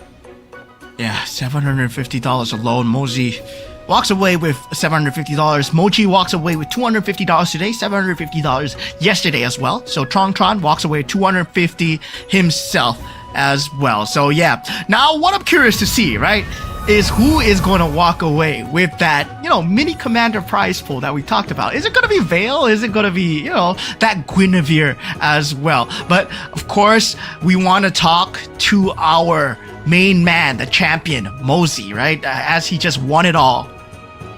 Yep, and let's see what Mozzie has to say in this euphoric victory after taking it all home. In a bit, I think. In a bit? We're waiting Mozzie to come online. Yeah, okay. So, let's celebrate. Okay. So, we gonna ask if, you can ask. I'll let you ask the questions. You'll be in the interview. Yeah, there it is. He's coming up. Let's talk to Mozzie. Hello, Husky Mozzie. Hello. Oke, mungkin dari kita dulu ya, Bude, untuk dari Mochi. Selamat dulu, congratulations. Mozzie akhirnya membawa gelar juara MRS untuk Indonesia. Gimana perasaannya dulu, Mozzie? Perasaannya dulu nih. Senang banget. Nyangka nggak kira-kira? Karena line up-nya itu kan bisa dibilang head to head ya. Line up-nya itu sama persis. Tinggal posisi menentukan prestasi, tapi kamu memindah kiri, kanan, depan, belakang. Gimana caranya supaya bisa memenangkan landingnya? Nyangka nggak kira-kira bisa Pede aja. Nyangka sih itu kak. Itu Oke. pede karena 2 hero jadi. Itu dia. Dan mungkin Let's go, Bro Husky. You have any question? yes. Oh yeah, of course. Yeah, Mozzie, again, congratulations. I know, Indonesia has been wanting this win for a very long time, but I just want to ask, look, we have finished season 6. What are you looking forward to most in season 7? Jadi kamu gimana caranya nanti buat season depannya, apakah mau ada back to back lagi atau ada apa masukan buat Untuk teman-teman mempertahankan Ya, gelar juaranya ya. dan juga saran untuk teman-teman semuanya Yang buat agar ke MRS season nge-push MRS 7. season yang ke-7-nya, Mozzie. Mainin aja itu event MRS. Playing Sama, MRS apa ya? And consistent. and consistent, Husky. Ya konsisten. Stay consistent, right? Stay consistent from MRS. I'm pretty sure we'll see more of you. Yeah, But yeah. I got one more, right? I got one more. Yes. Like, I know there are a lot of players like myself that play a lot of Magic Chess. Do you have any message or advice for the players out there who want to be as good as you? Ya, apa yang mau kamu sampaikan ke seluruh audiens yang bermain Magic Chess Go-Go? Biar bisa jago kayak Ya, kamu, biar kayak Mozzie. kamu. Biar bisa ada di posisi 1 nih, champion. Apa? Sering-sering main aja sih itu kak. Sering-sering main. Main di mode custom berbayar gitu. Ya, every Oke. single day he said playing in game every single day. Scream and Ya, fun match with match. community. Yes, this one. Ya. Okay, have any question Yep. again, Husky? That's all. I'm gonna train hard and hopefully I'll meet you in season 7. But yeah, that's all from me. Ya, oke. Oke. Dia bilang kalau semoga ketemu lagi di season 7 Ya. bersama dengan Husky. Tentunya Oke. untuk Ya, season semoga, 7 dan mungkin semoga. ini pertanyaan terakhir, hadiahnya mau dibuat apa nih, Mozzie? Dari 10.000 US dollar dan juga tambahan 1.000 ya, 1.000 US dollar total Iya. untuk winner prize-nya dari Mozzie. Ya. Banyak banget itu loh. Tabung. Ditabung ya. Dulu. Tabung. Oke. Oke. Sudah selesai? Husky? Enough atau Yep, that's it. Yeah, anything that's else? it for me. That's it. Enough, yes. Oke. Oke. Tentunya terima kasih untuk Mozzie dan Husky dan terakhir ini untuk Mozzie. Kesan-kesan nih dari Mozzie untuk season yang ke-6 dari MRS-nya gimana nih untuk semua Seluruh. player ataupun untuk Mozzie sendiri? Sangat-sangat seru. Sangat seru. Di tengah-tengah rollingan support atau Iya, Seru. betul. seru. Seru Oke. sih tapi ya deg-degan. Seru deg-degan. Oke, seru. Oke, Ya. oke. Oke, seru deg-degan dari Mozzie karena benar-benar mental yang bicara ya Oke. untuk di Grand Final. Oke, thank you Husky, thank you Mozzie, congratulations again untuk Mozzie. Sampai jumpa Thank nantinya you. untuk di season yang ke-7. Bye-bye. Oke, itu dia untuk ini. And that's it. You heard it from Mozzie, right? See, just keep on grinding, keep on training. Learn from everyone else online, people around you, and he's gonna keep on playing. So watch out for season 7. You might see Mozzie again. Yeah, inspiring words from Mozzie as well. And yeah, definitely going into that championship, I would not believe the amount of stamina that you need to have, right? Going up against 5 rounds of MCGG as well. Before that, in the semifinals as well, he played a very clean game. Of course, Mochi came out ahead in that semifinals, but as expected, whoever does well in the semifinals so far, the grand finals, they don't do well. And this is Mozzie coming out of nowhere. And Bod, he was extremely close too, right? We gotta give a shout out to all our players that have played their hearts out. They were just so close to getting that championship. Yeah, this has been a wild grand finals, right? It's gonna end one way or the other, but I'm glad that it ended in this fashion because Mozzie even heard him say in the winner's interview that he knew that he was going to win, and it's only a matter of time. And that's the composure that you need, when your back is against the wall, when it really felt like that's gonna be the end. He sees a way out and he finds the way out. Yeah, I mean, going forward, right, there is a lot of life-changing money for him as well, $10,000 coming in. Hopefully we get to see him more in season 7, but it has been the case where newer and newer players are joining into MCGG as well. And hopefully for all of you guys that are watching the live stream, you guys feel inspired to represent your regions as well. There will be slots coming in. Of course, the next season coming in, I believe the 12th of August in that Concerto Echoes as well, right? When the Echoes come in, there will be that next season where you will be able to play and represent in that season 7, because that's what we have in store for you for 2026. Yep, and of course we are still tabulating the final stats for the special prize pool. Maybe we have a couple of candidates online, and if you a couple of candidates on the table, but just a quick rehash on what it is. There is a prize pool of 3.2k US dollars, and it will be awarded to the commander with the lowest win rate, and every single player that has used that commander is going to be walking away with the prize pool. Basically, they share the pot of 3.2k. So the team, our data team is still tabulating that score. We had a few commanders that's on the list. The Amon actually didn't win. It's 0%. Yeah. So take a guess. Take a guess. I think it's gonna be a Gwyn. There's Gwyn, there's Popo and Koopa. There's Gwyn, Vale, and then Vale. Yeah, but like Gwyn basically is a 100% win rate. Have we seen any other Gwyn? Nah, Gwyn. Wait, yeah, no. we did see. We saw 2 Gwyns. Two Gwyns, right? So 50% on Gwyn. Is Mozzie's Vale win enough? And that's what we want to know right now. Yeah, so yeah, this is gonna be crazy, right? This is an amount that is not small either. $3,200 in that pool. So yeah, going to our most bravest players who dare to go against the grain, dare to play something different. We did have that result coming out. We did have PNKs, we did have Amons.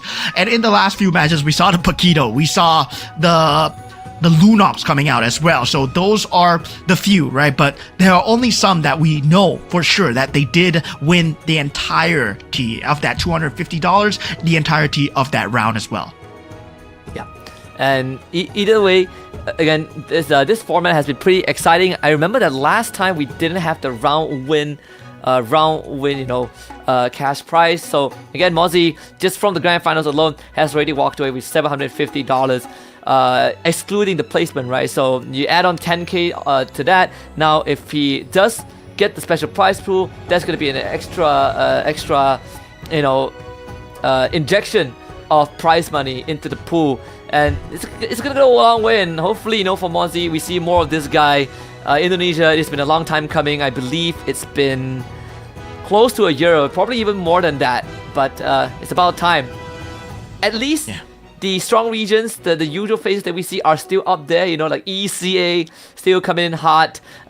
Vietnam as well, close behind. Yeah, definitely strong regions coming through. Hopefully we get to crown more regions as well. Finally, after a long hiatus, Indonesia gets crowned champion once again. And yeah, it's been a great day of MCGG going into that recap for that semifinals and also the grand finals as well, right? In the semifinals, we saw the Ultra Synergy coming out, that 10 Synergy for the first time ever in MRS season history, right? We don't generally see 10 Ultra Synergies, but we saw it in the semifinals, and we crowned a few of them walking away with, a lot of money, where $500 walking away, Tron, and $750 walking away is Mochi. And I mean, it felt like Group B was the way tougher bracket compared to Group A, because the Group A players, well, Tron did come out on top, but he did not perform well in this grand finals here today, I would feel. Yeah, I think, it's slightly unfortunate, right, for Tron. After winning match 1, really felt like he couldn't get much going. He has tried very different methods from round 2 onwards, but only got the mediocre results. But we are ready to let y'all know who is gonna walk away with the special prize and which commander got it. So right on your screens, special prize, drum roll, it is gonna be for winning commanders right here. The Cho, Fanny, Nana, Veil, PNK, Kagura, Guinevere, and Ruby. Okay, Guinevere is there. Veil is there. PNK that we suspect is there. Kagura, I'm surprised Kagura only got one, and Ruby only got one as well. So yeah, Cho actually won 3, Fanny actually won 3, and Nana actually won 2. I expected Nana to win way more than 2. Yeah, and the winning commander is gonna be the Guinevere. Yeah. So it's gonna be used by Mochi. That's again, right? We saw Guinevere used twice with 1 win, and it was Mochi that gave us the Heart Bond 6 Heart Bond Lunox, right? And only Mochi used it, so he is gonna cash out on the 3.2k. Yeah, 3.2k going in for Mochi. This is a field day for Indonesia, right? Trying to go against the grain. And yeah, I was saying, right, that Guinevere is in that pool. And yeah, Mochi, surprisingly, did get that prize money now with that Guinevere as well. So Mochi not walking away empty-handed, despite the fact that, I mean, he did have a disappointing grand finals, but not disappointing, not too disappointing, right? You are still walking away with a lot of prize money. Himself, I believe, 1,000 in terms of round prize money, 3,200 in terms of winning commander money as well. Yeah, so there's 4.2k just off of it, the prize pool that is not the prize pool from placements, right? So I mean, not bad, not too shabby, all things considered. So he should be proud of what he has achieved. Obviously, for this grand finals, by round 3, he already hit the 18-point threshold. Wish that he could close it out, but just again, it's not how you start in MCGG, it's how you finish, and that's why when you hit the 18 points, the points stop mattering. And for Mochi, it's gonna be a moment that he can look back on, and hopefully we see him in Season 7 as well, because he is one consistent player. Yeah, very, very. I was hoping to see a lot more of the consistent players coming up, but it seems like every single time they come up and they always surprise me, right? So ever since the start, the inception of MCGG, there has never been one champion resting on the laurels of the MCGG throne. Now going forward into the next season, going into Season 7, we look forward to you guys, right? Taking up your phones, taking up your PCs, joining the fray as much as possible. Go learn the new patch, go learn the new metas, and come on, join us in MCGG as we hope to be casting you guys. We hope that you guys will be representing your regions as well. Yeah, it is going to be very, very interesting from this point onwards, right? Ever since, Go 1 until now, MCGG has only been getting bigger. Again, we are always taking a feedback into consideration because we also want to give you guys the best possible experience on the live stream. But even in the new patches, remember, 12th of August is the date you want to mark down in your calendar, because that is going to be the date where Chrono Echo show up, goes live with new synergies, new ways to play the game, new innovations that changes and improves your experience, and perhaps you would be the one that shows up in Season 7 for a shot at the big prize pool. Yeah, of course, do take note of all updates on our Facebook and TikTok live channels as well, right? We will be consistently updating you guys when the tournament season opens, when you guys get to play in these tournaments as well. And hopefully you guys have enjoyed whatever you have watched today and also yesterday so far. We are your casters, Moman and Husky. We're proud to present you guys MRS Season 6. I mean, any final words from you, Husky? I mean, can't wait for Season 7, right? And yeah, it's been such a fun ride, such a fun ride here. And for me, I really feel like maybe we can increase the threshold for the grand finals, right? So we don't end by 5 rounds. Who knows, right? That could give us a better, longer grand finals experience. But here is the match winner prize. Again, Mochi himself walking away with 1,000 $1,000 just by winning rounds. So he won 4 rounds in total. Mozzie with 3. All of the 3 rounds that he won were in the grand finals. Tron with 3 as well. 2 from the semis, 1 in the finals. Ban 250, Q-Stage 250. Well, all the grand finalists at least have 250. Yeah, and in the exception of Durbin and Rage, right, who did manage to get the round wins, but albeit did not qualify into the grand finals, Durbin tied in terms of points, but in terms of head-to-head lost out to Q Snake, and yeah, sadly for him, did not manage to represent the Philippines in the grand finals here. And also for Rage, sadly for them, no Malaysia representatives in the grand finals. And looking at the rest of our representation, we have J-Par, we have Pain Ao, and we also have Dazer, the weakest, Doi, Ngakti Game, Morpheus, Starboy Go. We will not forget, you guys. You'll be walking away with prize money as well, but this is the match winner prize money. They will be walking away with their placement prize money. Placement prize money, if you didn't make it to the grand finals, there's still at least $250 that you're going to walk away with as well. So again, overall, nothing to be discouraged about. There is a piece of the pie, even though it is not the biggest one, but it's going to be an incentive to keep you guys coming back, hopefully in the future, to incentivize you to keep on working hard. We definitely want to see some of the names back as well, especially the lesser known regions. I think, the weakest, he has something going for him. Even Dazer as well, right? Very interesting approach to the game. Might not be the most optimal in this current meta, but he did bring us a breath of fresh air during the semifinals.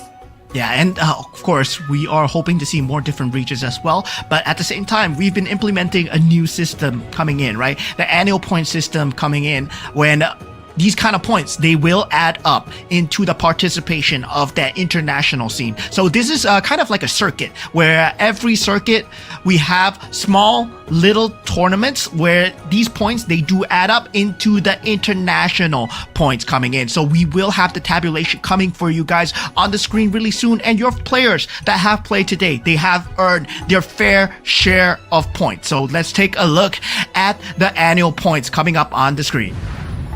Yeah, and we're gonna start with the ones at the bottom first. Of course, some of these players, you might notice that they are not in the semifinals at all, but they have participated in previous MRS seasons. So we have Moondance in 16th place. He did play in season 5 and the finals as well. So 1,009 for him. Tron locking in 2,000 in total. Sen ZT for 2,000. Insomnia 2.6k. Gideon X Koi 2.7k as well, and Familiar Cuteness SSB Morpheus 2.9k, Q Snake and Alexis with 3,000. Yeah, I mean, Q-Snake was so close to coming in for the S5 finals as well, right? And now for Mochi, he will be able to get 3,200 as he was there for Season 5, but did not qualify to the Season 5 finals. Now Jojo King as well will be there at 3,400. And for Starboy Gogo, 3,800. And for Long Mat Pro, very familiar name that we have not seen. Well, he'll be there at 3,800. Mozzie as well, 4,000 with this new entry. And Ban coming in at 4,000 points. I believe this is our SEA Games winner. He is coming in at 4,100. He did change his IGN, and Shadow QC coming in at 4,700 as well. Yep, so Shadow QC still in the lead with the annual points, which means that there's a good chance we see him end the world stage at Gold 2. But of course, there's still going to be more before that. And Shadow QC might have missed out Season 6, but there's no telling if Season 7, he will miss a Season 7, right? He might come back again to give himself a clear shot at this and secure more annual circuit points. Yeah, and if we come into the different patch, different metas, of course, different players will be favored as well. So hopefully we get to see a huge roster of players everywhere as well. And it has been our absolute honor to present you guys the grand finals here at MRS Season 6 as we crown the grand champion being Indonesia. Congratulations to all the players that have played. You're not walking away empty-handed. To make it to the grand finals and the semifinal stage itself, it is a huge honor. And meanwhile, we are your casters, Moman and Husky. And Husky, once again, do you have any final words left to say? All right, truly the final words. Looking forward to season 7. And for all of you guys out there, I know we've said this every single time towards the end of the broadcast, but you have the chance to be a part of this at the tip of your fingers, right? Join the MRS, join the Rising Star tournaments. You can do it at the comforts of your home, on your PC, on your phone. Turn on the client. You will have access to the circuit already, and just keep on grinding, and maybe one day you'll be the ones in the grand finals. All right, guys. With that said, thank you and bye-bye.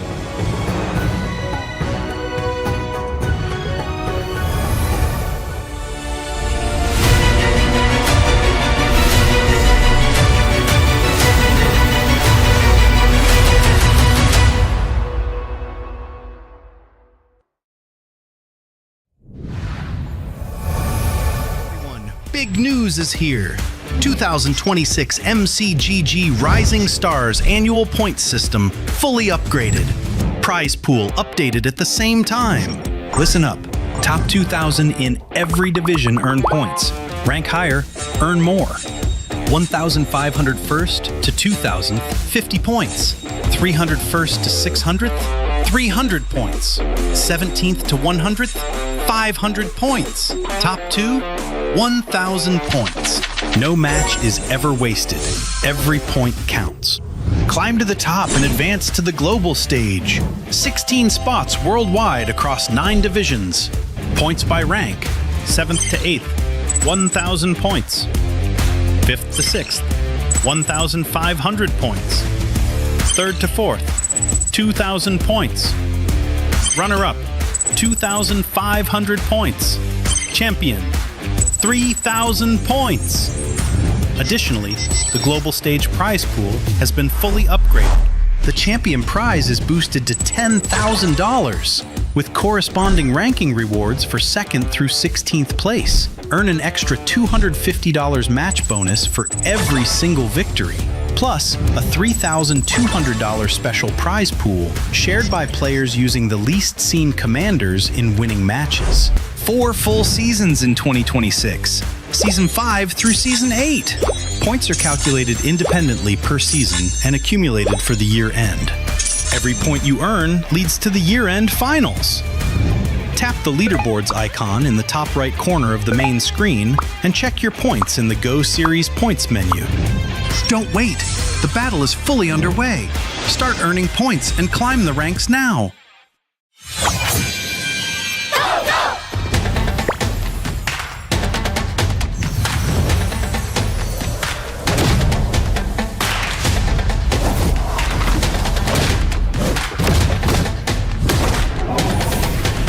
Justice in hand, resolve in heart. Let the mind be like water.